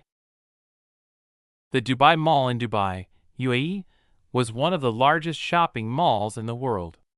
Boasting over 1.1 million square meters of floor space, it was a marvel of modern architecture and engineering, situated on the Burj Khalifa Lake and connected to the Burj Khalifa, the tallest building in the world. With an average daily visitor count of over 200,000 people, it was also one of the most trafficked malls in the world. Outside, an 18-wheeler was headed to the underground delivery area beneath the Burj Khalifa. But just as it was about to reach its destination, one of its front tires blew out with a loud bang, and the driver nearly lost control of his truck. He only barely managed to regain control as the truck slid sideways, but when it jackknifed itself against the loaded trailer being pulled behind it, people watching from the street figured it was better than an overturned truck. The driver got out of the truck, slammed the door, and kicked the remaining front tire. Then he pulled out his phone and dialed a number, engaging in a shouting match with the person on the other end. What people watching didn't notice was the mysterious smile that briefly flitted across the man's face, nor the seemingly casual glance he took at the watch on his wrist. Still shouting almost incoherently at the person on the other side of his phone call, he looked up and saw that he had, coincidentally, stopped his truck just inside the entrance to the underground delivery dock of the Burj Khalifa and directly between the iconic tower and the Dubai Mall. Seeing that he was exactly where he meant to be, he clenched his teeth and bit down on the hollow molar, cracking it and releasing a deadly poison that would induce a fatal heart attack. The pain immediately struck, and he broke off his shouting with a gasp. Falling to his knees, he whispered, "The devil will not win. For liberation." Then he grabbed his chest, fell forward, and landed face down on the ground, dead as a doornail. Chapter 445 Everything, Everywhere, All at Once, Part 2. Earlier that day, after Nova ejected everyone from the meeting room when Aaron's upgrade began, the group naturally broke up and went in their own directions to handle the business of the empires. Whether it be Aaron's political empire or his business empire, both required someone at the helm at all times. The AIs had headed back to their gathering point and work area, a nondescript office in the virtual version of the cube on Avalon Island. While they could work anywhere, and they didn't really even need a physical representation of themselves or the space around them, they truly wanted to know what it was to be human. Thus, they acted like them whenever possible, and keeping an active office space was a part of that. I keep thinking that something weird is happening, but I can't quite figure it out at the moment. Sister, please tell me what you think. Nyx waved her hand, and the office they were in broke apart, then rapidly reconfigured itself into the library representation of the Akashic Record. The library had grown extensively over the past few days, and now it stretched out seemingly endlessly, with bookshelves stretching out into the distance to a point where they all seemed to converge, and reaching up to the virtual heavens until they couldn't be seen anymore. Over 7 billion books were contained on those shelves, and each book was accompanied by a tiny, inch-high pucks with dragonfly wings on their backs. Every now and then, one of the pucks would pull down the book they were responsible for and write in it with a goosefeather quill, then replace it on the shelf in its spot. "What's happening? Tell me about it," Gaia replied. When it came to collecting intelligence and compiling it, she knew that Nyx was the absolute best.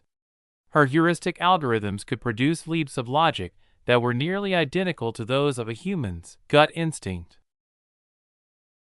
We have 7 billion people scanned, leaving only a couple 100 million without brain data in the Akashic record.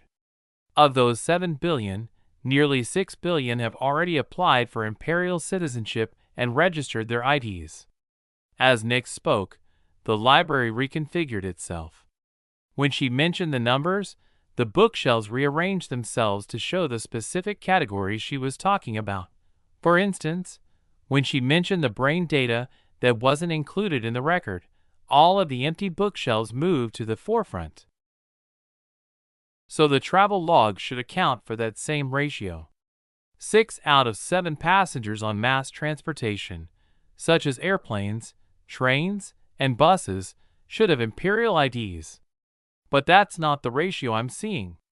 Instead, I'm seeing 3 out of every 7 passengers with imperial IDs, and the rest claiming they haven't accessed VR yet, so don't have an imperial ID, Nyx said. Let's go through the raw data together and see if we can figure it out, Gaia suggested. Nyx made a throwing motion toward Gaia and, through her, the raw data the spy mistress had been worrying at. Here's what I'm talking about. As you can see, as soon as martial law was lifted, there was a drastic uptick in people traveling. That's point number 1. Point number 2 is that there's an abnormal number of people traveling on old government-issued IDs. And point number 3 is that there are only a few people traveling on old IDs in each plane, train, and bus. So there's 1 or 2 people on this flight. She pointed at a flight from O'Hare Airport to Dulles International Airport. 1 person on this train, 2 people on this bus. Nyx continued pointing out abnormal data points one after another. Taken individually, they were all explainable.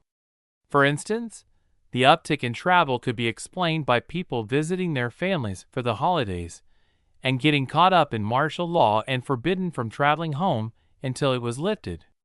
People without imperial IDs might have just not gotten around to it, or perhaps they hadn't received their VR hardware yet. And the odd distribution could have just been pure chance. Point by point, everything seemed reasonable, but taken all together, it was certainly a bothersome trend. Gaia thought for a long time, figuratively speaking, and agreed with Nyx that something weird was going on. But just like the petite spy mistress, she couldn't figure it out either. And with Nova's attention focused on Aaron, it fell to his plenipotentiary representative, Gaia, to make the call. And make the call she did. She first raised the internal alert level to yellow and called for Minerva. "Here, boss," Minerva said. "Warn the police forces that there's something fishy going on. Have them investigate the data that Nyx brought up and apply their human guts to the problem." "On it," Minerva said. "Athena," Gaia called out. "Yes, ma'am," the head of Ares responded. "Raise the threat con to condition yellow and have Ares on standby. Cancel advanced training and start issuing gear to all the new recruits in Neat Space and put them on 2-hour watch rotations. Hopefully, this is just a false alarm, but it's better to be prepared than be caught unprepared," Gaia ordered. "Yes, ma'am." Athena saluted, then teleported to Ares' Central Command to delegate tasks to Aeolus and Poseidon. The AIs were doing their best to face an enemy that perfectly countered them, the unknown. Their father, the pillar of their very existence itself, was currently out of commission, and they were on their own. It was a very nerve-wracking, yet exciting moment for them. If they managed to handle the situation perfectly without his input or orders, they all felt that they could be proud of having proved themselves. But if they failed, it would show that they weren't as prepared to venture out and face the world on their own. And none of them wanted to disappoint Aaron, as they desperately strove for his trust and attention at all times. Burj Khalifa, UAE. When the truck driver collapsed to the ground, it only took a minute or two for a bystander to notice his collapse and call an ambulance for him. 10 minutes later, the ambulance arrived and the paramedic declared the truck driver dead on arrival. They called the police to take the big rig that was blocking the ramp to the underground loading dock and the coroner to collect the body. The police arrived first and began inspecting the jackknifed truck. They cut the lock off the doors on the back of the trailer and pulled them open. The first officer to look in went pale in the face and weak in the knees at what he saw. "Sure," he began, but the word was destined to remain incomplete forever as the many tons of military-grade explosives in the trailer detonated, taking out 2/3 of the load-bearing support structure beneath the towering Burj Khalifa. And just like a tree being felled by a lumberjack, the tower tilted to the side. The tilt was slow at first, but picked up speed as the 828-meter-tall tower fell past a certain point until it unstoppably fell toward the Dubai Mall and the hundreds of thousands of people contained within. In the air somewhere over Virginia, aboard a passenger flight headed to Dulles International Airport, a young, well-built man stood up from his seat and reached above himself, pulling his backpack out of the overhead baggage compartment. He placed it on his seat and unzipped it, and a smile crossed his face as he checked the contents within. He reached into the bag and pulled out a silver cylinder with a red button on it, then zipped it up and put it on his back. Holding the cylinder in his hand, he made his way to the flight attendant's station, where he checked his watch, then picked up the handset they used to communicate with the entire flight with his other hand. He raised it to his head, as if it was a regular phone, and said, "Ladies and gentlemen, I apologize for disturbing you, but there's something you need to be informed of." The smile on his face grew bigger and brighter. "There is a bomb on this plane, and the detonator is in my hand. It's a dead man's switch, too." He pressed the button and held it down. "So as soon as I let go of this button, we'll all become martyrs and meet our Maker. But do not be afraid, because your sacrifice is noble and necessary. There is a devil in this world, and we must defeat him. He cannot be allowed to win. So please, take a moment of silence before we all head out to our final destination." He bowed his head and closed his eyes. A passenger in first class saw that the terrorist was distracted and leapt at him. But he miscalculated his angle of attack and, instead of grabbing the detonator in the young man's hand, he grabbed his wrist instead, and the terrorist lost his grip on the detonator. Everyone on the plane watched as the silver cylinder fell from the young man's grip.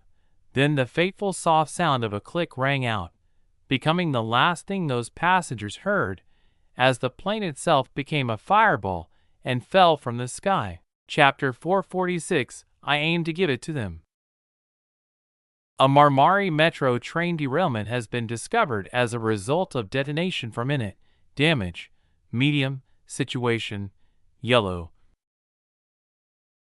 Note: damage refers to the amount of damage caused by the attack, and situation is a scale, white, green, yellow, orange, red, black, on an ascending level of catastrophe, where white is basically harmless to the empire at large and black is an extinction level event.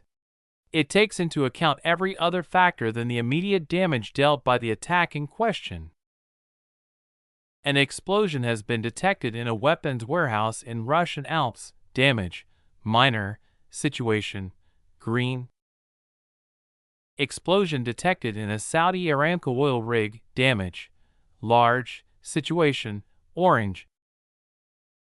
A plane has exploded in former U.S. airspace. Damage, small, situation, white. Asterisk: a police station exploded. Damage, medium, situation, green. Asterisk. An explosion has been detected in the Suez Canal. Damage, large, situation, yellow. An explosion Burj Khalifa has fallen. Damage. Extra large. Situation. Red. Notifications continued streaming in from around the world as thousands of terrorist attacks took place in a synchronized expression of wanton destruction aimed at fostering fear in the empire. They reported the damage and categorized them by the number of possible survivors and the need for rescue, as well as the damage dealt to the surrounding environment and estimated death toll. Nowhere on the planet had completely escaped damage. There were even stolen crop dusters that spread fuel over the Amazon rainforest and purposefully crashed into it with homemade incendiary bombs. Not even the environment was being spared, much less innocent civilians. So that's what they were after, Gaia said, as the notifications began flooding in from around the world.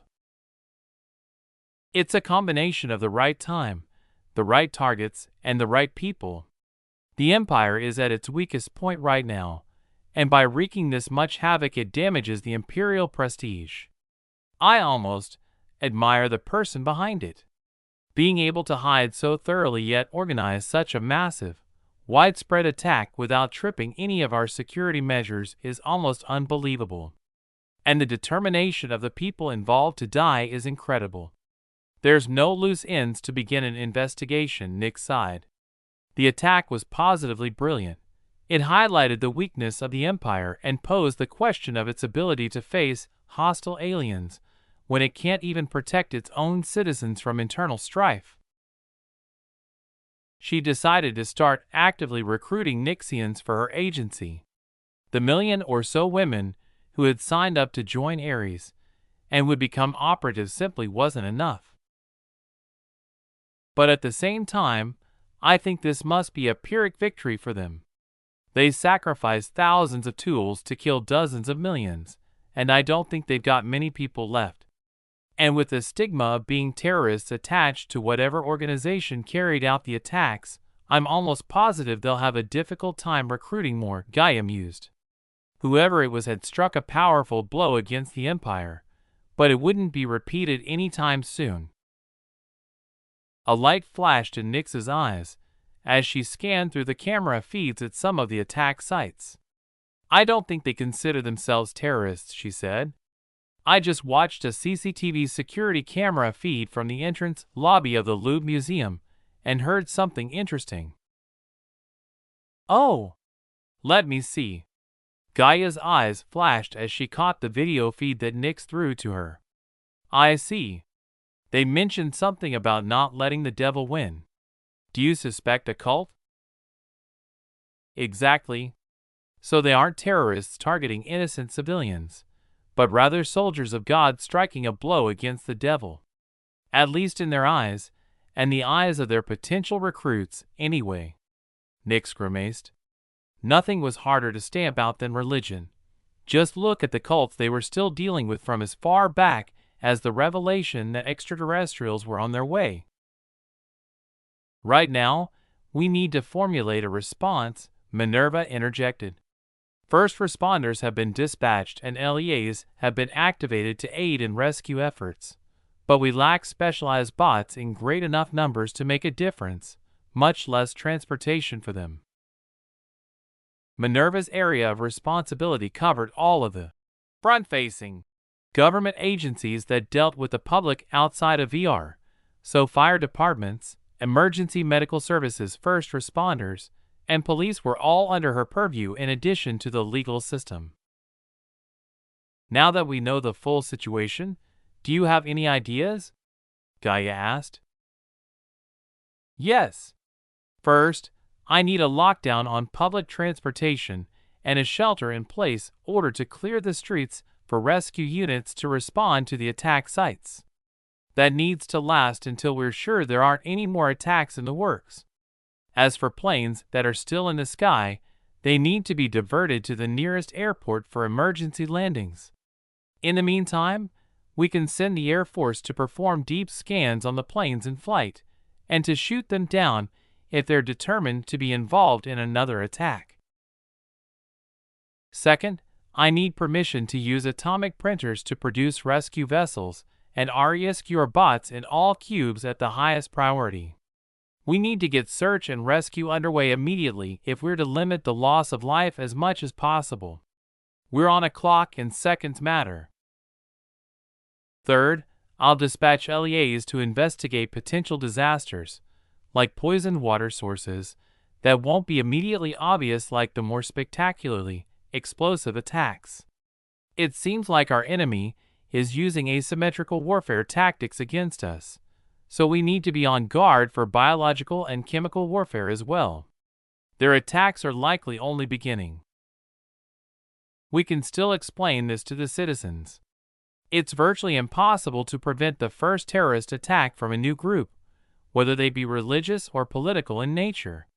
But even so, it still damaged our foundation, and will cause people to question Emperor Aaron's ability to govern and protect his citizens. Any more successful attacks will only cause those cracks to widen until the empire collapses under its own weight. Lastly, I need approval to install medical pods on the search and rescue vessels to treat the most critically wounded. I know we've been keeping those inside cubes, as they're sensitive tech, but we should prioritize preserving life over preserving secrecy, Minerva finished. Approved, Gaia said with a nod. She turned to Athena and said, prepare to mobilize. We need to station troops everywhere, whether they're shock troopers or combat auxiliaries. Anyone that's identified as a potential risk absolutely must be confined in the simulation, so we get their initial scans, at the very least. We can't leave it up to individual choice anymore in the face of this threat, and we'll need to be seen to be implementing preventive measures. This is the time for a show of force sufficient enough that it discourages people from joining this new cult. And to do that, I'll need you and Nyx to closely cooperate to identify suspects and get confessions from them. The public will need an answer, and I aim to give it to them along with expedited and very public trials and executions. With evidence and confessions, those behind this will face their end at the hands of imperial law. Will do, Athena said, and snapped a salute at Gaia. She raised her head and called out, Sister? Although Nova was otherwise occupied at the moment, Gaia knew she was still watching the proceedings in the library, even if only in the background. Nova appeared in the library and asked, What do you need? Is His Majesty going to wake up within the next hour?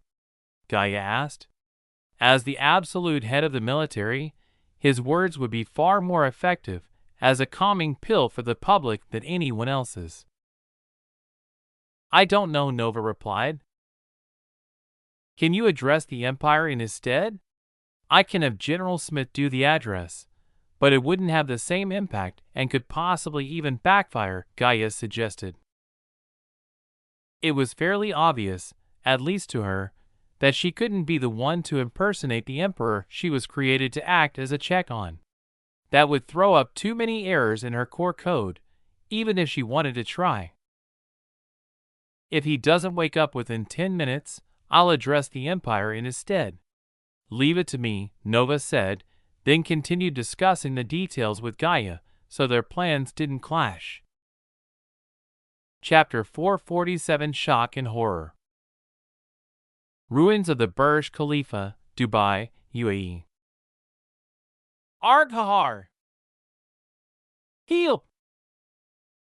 The dust had yet to settle, and amidst the backdrop of creaking and groaning concrete and steel, cries for help rang out in a cacophony of multiple languages and volumes. Debris was everywhere, pieces of the shattered building thrown all over downtown Dubai by the blast, which had shattered windows even 10 blocks away. Here and there, lucky people who were less injured were pulling themselves from the rubble of the collapsed tower and ruined mega mall. The survivors were wailing in horror, anger, and desperation as they dug through the rubble they had just climbed out of in search of their friends and loved ones who were beside them when the bomb went off. One person found his child's body, riddled with injuries, burns, and broken bones, and fell to his knees, sobbing, wailing, and cursing at the uncaring God who had allowed the tragedy to happen. 13 short seconds was all it had taken for what everyone thought was a pleasant day into a lifetime of suffering and hell. Vacationers, local shoppers, residents of the Burj Khalifa, and even office workers in the buildings around the former tallest tower in the world were now trapped in rubble, as the blast had blown down multiple buildings around the tower. The address downtown Dubai had directly collapsed as a result of the blast, and, weakened by the blast, the Emirates towers had fallen soon after the two iconic skyscrapers due to the shaking of the earth when they hit the ground. Those who found themselves outside the range of the devastation didn't escape unscathed either. Broken water and sewer mains were pumping high-pressure water and raw sewage onto the streets where they stood, making them an electrocution hazard as down power lines fell into the disgusting mix. Not to mention the disease that would likely spread as the cloud of aerosolized sewage spread outward from the pressurized system. And all of that horror was being broadcast live by a few live streamers and paparazzi that were either vacationing there or working there in hopes of catching a breaking news story. Well, a breaking news story they had found. Istanbul? Someone come help me look for survivors! A lucky survivor of a train derailment shouted. He could hear, and even see, injured people trapped in the wreckage, but didn't have the strength to pull them out after escaping himself. He was lucky enough to have survived the high-speed derailment with relatively light injuries, but just climbing out of the pile of those who hadn't been so lucky had exhausted him. The suspension bridge the train had been passing over was also in dire straits. One of the four main cables holding it up had snapped, tilting the entire thing at a 35-degree angle. The remaining three cables were creaking and groaning as the nearly broken bridge swayed in the wind, threatening to snap and drop the bridge, and the survivors, into the ocean below it. If that were to happen, the lucky survivors would immediately turn unlucky as they faced the slow fate of being trapped in wreckage and drowned by seawater.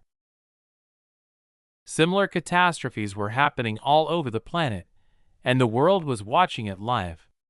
Everyone with AR glasses had suddenly become frontline reporters, live streaming the situation from their particular scenes of devastation over the free internet. The entire world was watching, sure, but that only made them more shocked when they saw the extremely fast response by the imperial government.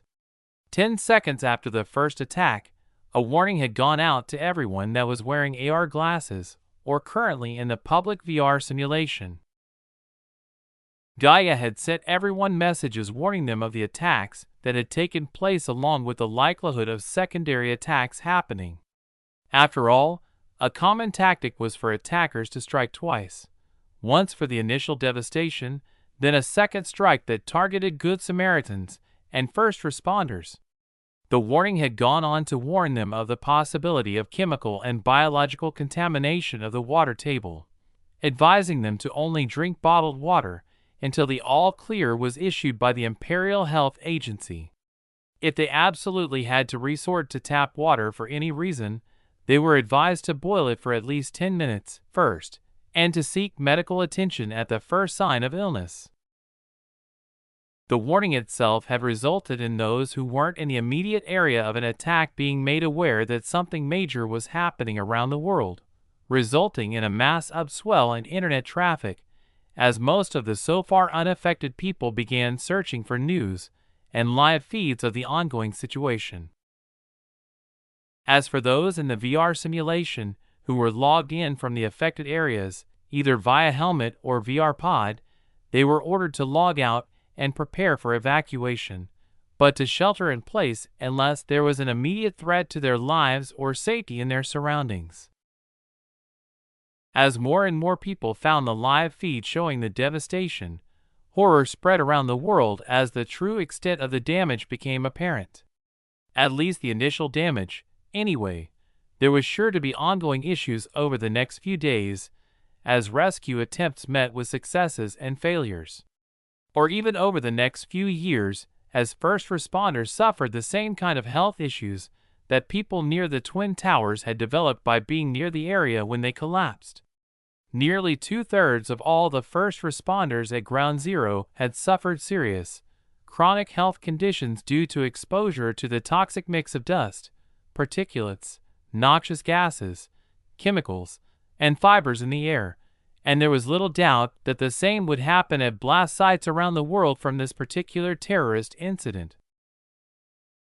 Thankfully, medical pods could cure the afflictions, but just the fact that so many brave, heroic people would fall ill and require such treatment was downright depressing. But within minutes, the sound of sirens and chopping helicopter propellers began growing louder and louder in the background of the live streams, causing the people watching the streams to sigh in second-hand relief.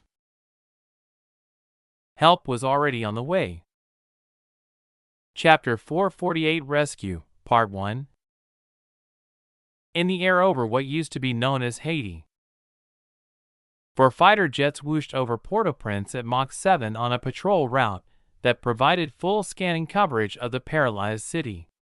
Though they were flying fast and low, the sonic boom following them wasn't any noisier than a regular pre-Empire passenger jet, if not even quieter. Scanning complete. Proceed to the next destination. The pilots of the jets acknowledged their orders and increased their speed to Mach 8.4 as they headed southwest toward Carrefour, surrounded by an invisible bubble stretching 15 kilometers in every direction. Their mission was simple, though emotionally and physically draining. They were performing deep scans on each city they passed over in an attempt to pinpoint possible survivors of the wave of terrorist attacks carried out only minutes before. Similar operations were being carried out all over the world as the Ellis Air Force sent out squadron after squadron of Ellis ES-75 Cat's Eye reconnaissance and electronic warfare jets, directing them to the worst of the terrorist attack sites to scan for possible survivors. That way Minerva and Asclepius could plan the most efficient rescue plan possible. Gravelines, Hauts-de-France. Earlier, two terrorists had infiltrated the Gravelines nuclear power station near Dunkirk, dressed as janitors. After eliminating the control room operator and senior reactor operator, they swiftly disabled all automatic safety measures connected to the reactor by the expedient use of a fireman's axe. Then, they destroyed the coolant pipes and moved to the reactor control room, where they increased the reactor output to maximum and initiated a coolant flush, draining the reactor dry. A few minutes later, alarms began blaring all over the facility as the reactor went above safe temperatures. Soon, a radioactive cake would be baked and the entire facility would be on the brink of a meltdown. Shortly after the alarms began, though, a fleet of helicopters arrived from the Cube on the outskirts of Paris.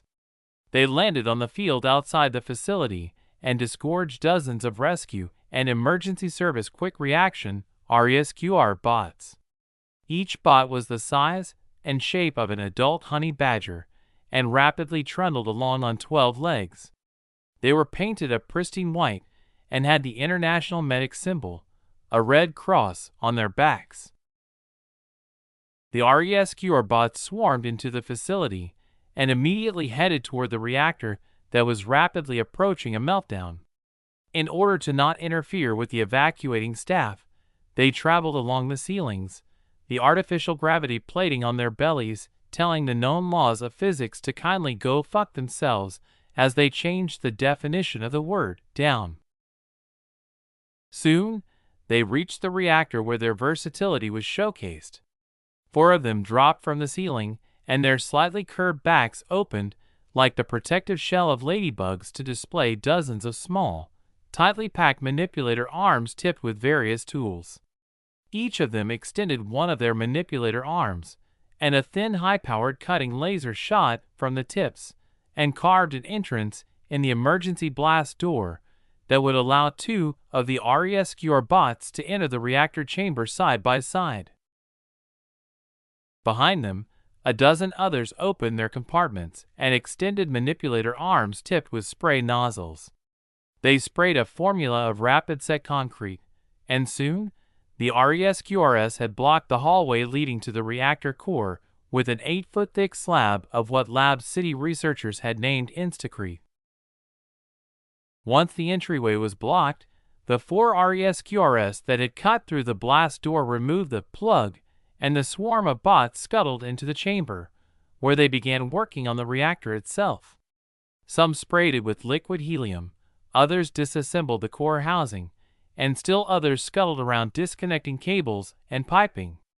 It was only a matter of minutes until the reactor had been neatly disassembled and the fuel rods removed, eliminating the risk of a meltdown entirely, though the evacuation continued apace. Istanbul? Why aren't you doing anything to rescue people from the bridge? A man with a pressure dressing on his skull asked in anger. He had been quite lucky, as had everyone else on the bridge in the end. Though there were demolition charges strapped to all 4 of the support cables, 3 pairs of them had failed, leaving only 1 cable cut. But his situation was special. When the charge went off and the train derailed, he had been thrown from the train in good enough condition to scramble the rest of the way off the bridge. Many others weren't so lucky. But he couldn't understand why, despite the first responders' rapid arrival, they had done nothing but rescue those on the bridge's embankment and set up a perimeter to prevent others from getting close to the slowly collapsing bridge. Other than that, the only rescues happening were taking place in the water, where boats were practically carpeting the river's surface and pulling up corpse after corpse of those who had fallen to their deaths.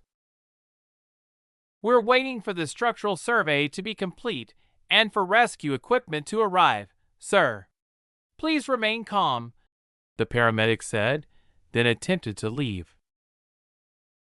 The man grabbed the paramedic's shoulder and forcefully turned him back around.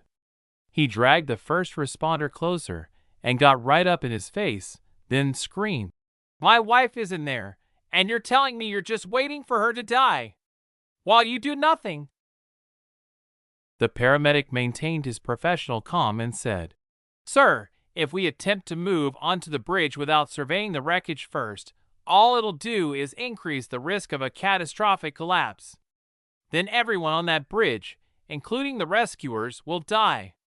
Do you want to take that risk now, or wait for a few minutes while we survey the site and go in with proper preparation? If you want us to risk it now, your wife will definitely die.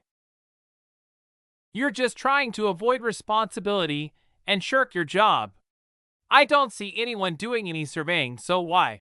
The low rumble of a squadron of ELS ES-75 jets passing overhead interrupted the angry man. They disappeared into the distance before the sound of their arrival had died down, even as quiet as it was. A chime rang in the paramedic's ear, and his gaze unfocused for a moment as he read the notification he had just received.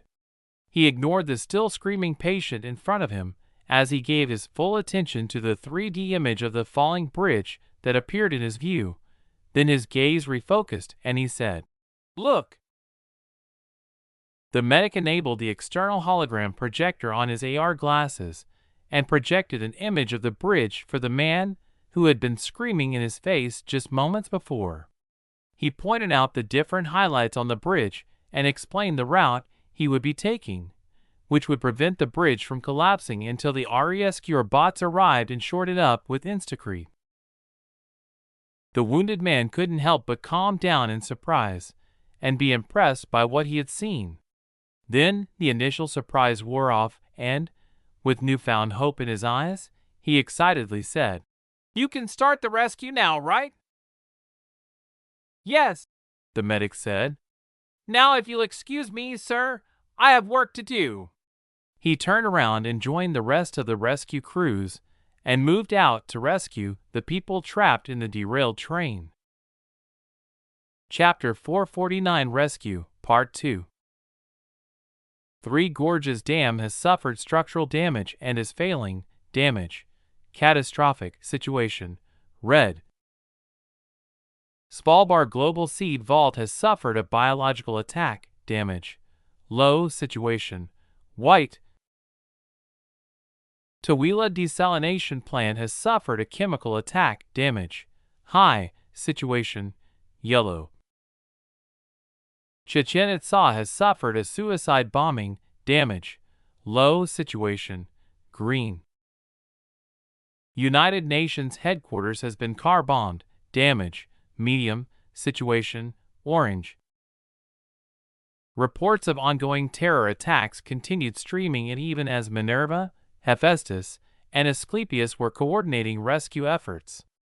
Even though they reached each site in an average of 20 minutes, and 50 minutes at the longest, the estimated death toll continued its meteoric rise despite their best efforts.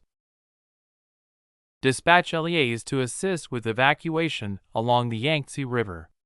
Send RESQRS and constructor swarms to shore up the dam and buy time for the evacuation. The Yangtze River downstream from the dam and the Yangtze River Delta are a total loss, Minerva ordered. Notify the citizens in the UAE that their water is contaminated by chemical weapons. Inform them that relief supplies are on the way and give them an ETA. Dispatch LEAs to distribute water and other disaster relief supplies, Asclepius added. Send constructor swarms to build emergency shelters in Dubai, Port-au-Prince, Paris. Hephaestus rattled off a long list of locations for emergency shelters to house the citizens displaced by the attacks after they evacuate. Transport 25% of the medical pods from the cubes to the hardest hit areas. Assign areas to guard them in shifts. Print mobile hospitals and get them in the air, ready to respond in their area of operations, Asclepius said. Though the library seemed like it was in chaos, there was an underlying order to it as librarians buzzed around, flying from book to book and shelf to shelf, while the AIs below them continued issuing order after order at a speed that only quantum superclusters could allow.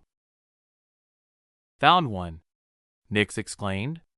It's time to go on the offensive. I've got a Nixian in place to extract a cultist before she strikes. Estimated operation time, 22 minutes 37 seconds. She smiled wickedly. Taweelah Power and Water Complex, Abu Dhabi. A flight of 16 yeet pods impacted the ground, kicking up a localized dust storm and cracking the asphalt parking lot they landed in. They righted themselves, having impacted at an angle, and 12 of them released squads of General Engineering and Maintenance, GM, bots to inspect the damage to the reverse osmosis filtration systems in the water plant. They were accompanied by 10 RESQR bots, 3 constructor swarm queens, and 12 LEAs from 2 of the remaining 4 pods. The final 2 pods were stuffed with atomic printer cartridges to within a millimeter tolerance of the interior space of the pods they came down in. G-bots were nanite colonies that took the form of unassuming, stern-faced humans. While LEAs were designed with the intent to inspire trust in the people they dealt with, G-bots were designed to fade into the background like wallflowers at parties, so they could do their jobs unimpeded. The Lab City researchers had gone through design after design, none of them satisfactory. By the time they settled on something that could effectively do the job, Aaron bought nanotechnology knowledge from the system and threw them right back to the drawing board. It wasn't like their work had been completely wasted, though, as the design they'd settled on for the first production iteration of what later became the G-bot had been repurposed as the RESQR bot. Still, they couldn't pass up nanites as the ultimate winning design, and nanotech was unanimously decided to be the future research direction for Aaron's robotic auxiliary legions in the future. They had all of the advantages, and the only disadvantage was that nanite colonies required some fairly rare elements, which wouldn't be an issue for long once Project Trojan went into full swing. The constructor swarm queens began building their swarms, while the LEAs set up a perimeter around their landing site, and the RESQRS scuttled into the desalination plant to find and extract any casualties of the chemical attack they could find. Within minutes, the all-clear was announced and the G-bots moved into the desalination plant to begin the repair and decontamination process. Lake Tanganyika, Eastern Africa. Providing water for 4 African countries, Burundi, the Democratic Republic of the Congo, Tanzania, and Zambia, Lake Tanganyika was one of the most important lakes in the world, despite only being the 6th largest lake on Earth by surface area. And the cultists had released a cocktail of the nastiest biological weapons being studied in the black labs that pharmaceutical corporations and governments had secretly maintained in Africa into that very lake. Nix had caught wind of the theft, because one of the cultists involved in it had been given a pair of AR glasses and ordered to use them during her part in the attacks. It was a test, she was told, to see how effective their use would be in any of the cult's upcoming plans, though she still had no idea what those plans were or when they would be implemented. But from Nix's point of view, she couldn't be sure if the cult knew of the hazards that the Empire's digital reality tech held in store for them. Either way, she could either sit on it and not take the risk, allowing for entire countries to be attacked by some of the worst biological griblies that humanity could come up with, or she could risk revealing the Empire's memory reading capability and send operatives in to prevent the attack entirely. EndNote: AR and VR will be referred to as digital reality, or DR, in the future. So instead of having augmented reality glasses and virtual reality hardware, they'll just have digital reality gear. At least unless it makes a difference, like during the heist. Gaia, I need your advice, she said, unable to make the decision herself and throwing her concerns to Aaron's plenipotentiary. Gaia took a few picoseconds to consider the issue, then came to a decision. Send in the Reapers, she said, her face a rictus of frozen fury. And remember to scan the targets before executing them with prejudice. Furthermore, there is no reason for those labs' continued existence. Make them disappear from my sight. Chapter 450, The Greatest Lie the Devil Ever Told. While the terrorist attacks continued, it was at a much slower rate. Reports began dwindling and reduced in frequency from seconds to minutes and finally tens of minutes. And with an average response time of 20 minutes, it seemed that the AIs had caught up to the trend and the worst was over. All of the scenes around the world had been cordoned off. Imperial police and LEAs were maintaining the cordon as RESQRS dragged out survivors and placed markers on the dead for later retrieval. At that moment, survivors mattered more. Some of the smaller attack sites, like the wave of suicide bombings at UNESCO heritage sites, had even been cleared of all casualties and G-bots dispatched to repair the damage. Soon, most of the attack sites progressed to the cleanup phase. Active rescue was only ongoing at the worst of the sites, like in Dubai, where the Burj Khalifa had been dropped on the Dubai Mall and a few other skyscrapers fell due to the blast, or in Paris, where the Louvre had its iconic pyramid dropped into the underground lobby beneath it. But although cleanup had begun, all of the sites were still considered closed, as the police and LEAs prevented everyone from approaching until everything was confirmed to be over.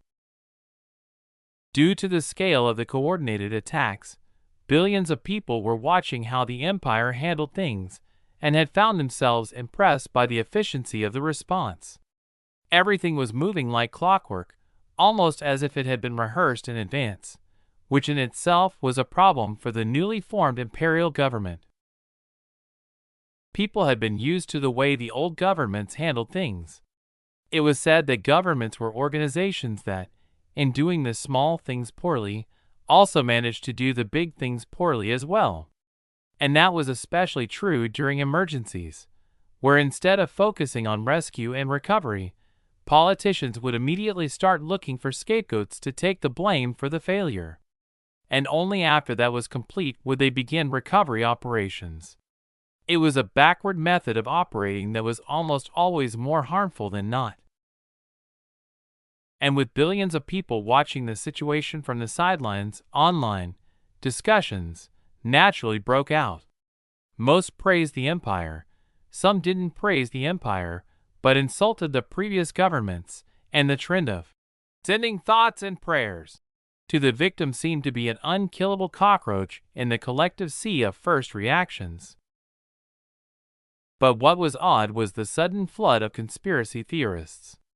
To be fair, with such an efficient government response and the Rube Goldbergian precision with which the empire had handled things, it all did seem a bit rehearsed to people who didn't understand the massive technological advantage in play. The empire's tech was at least 3 centuries advanced, compared to the tech the now-defunct governments had been working with. However, it was perhaps an unfortunate happenstance that nobody knew exactly what level the empire operated on, tech-wise. Thus the conspiracy theorists gained steam and, unintentionally, manipulated the opinions of those overcome with strong emotions. While that was ongoing, something else happened that seemed to be hard evidence to people used to dealing with conspiracy theories that were built more upon red yarn, thumbtacks, and sticky notes than anything else. Almost as if they had planned it, every television station across the globe almost simultaneously broke into their scheduled programming with a shocking news report. After all, they had all received a USB with a chilling video on it at practically the same time. And they couldn't pass up the scoop. It would absolutely shatter their belief in their journalistic integrity. So within seconds of each other, every channel was interrupted. Breaking news! We have received a video from someone claiming credit for the wave of terrorist attacks around the world today. Viewer discretion is advised, a news anchor said before the channel cut to the video itself. On the video, a man stood behind a podium with a blank blue backdrop behind them, a parody of Aaron's usual style. He was wearing a flat crown hat, an obvious black wig, and a Guy Fawkes mask. He was dressed in a black long-sleeved shirt with a wide belt, and black leather gloves encased his hands, which were resting on the podium in front of him. Around his shoulders was a black cloak, and black muslin blocked the eye holes of the Guy Fawkes mask on his face. After a brief pause, the man in the video began speaking.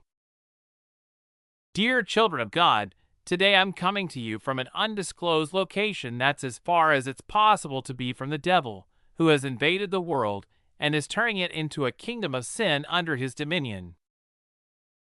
Today, many of my compatriots, faithful soldiers of God one and all, martyred themselves in the fight of good versus evil. It was the first strike in a protracted war, a war for the very souls of humanity. The disguised man rambled on for quite some time about how evil the empire was, providing more and more bits of evidence, as insane as some of them were, in an attempt to sway people to his side and delay the kingdom of the devil from taking root in the hearts of humankind. As he neared the end of his speech, he paused for a moment, then said, Empires run on the ego of an individual. Just like empires and their emperors cannot be separated, their enemies must be individuals as well. Thus, the devil will absolutely try to paint me as the greatest villain who ever lived in order to make himself the protagonist of our conflict. So I decided to preempt that and declare it myself. I am the face of my operation. I am the leader, the guide, the shepherd of my flock. I am but one of many uncountable soldiers of God, all of them arrayed against the devil. He will say that I am the provocateur, mastermind, planner, and leader. He will invest his money, technology, military, and the media to isolate and place the focus squarely upon myself. The devil will make it his primary goal to obliterate me. He will mythologize and demonize me, rallying all the eyes of the world on my person. The empire will cloak itself in a flag to manufacture a false patriotism, a fictional sense of unity, but will force people into compliantly following along and accepting me as the target of everyone. It's nothing more than an age-old imperial tactic to quell uprisings.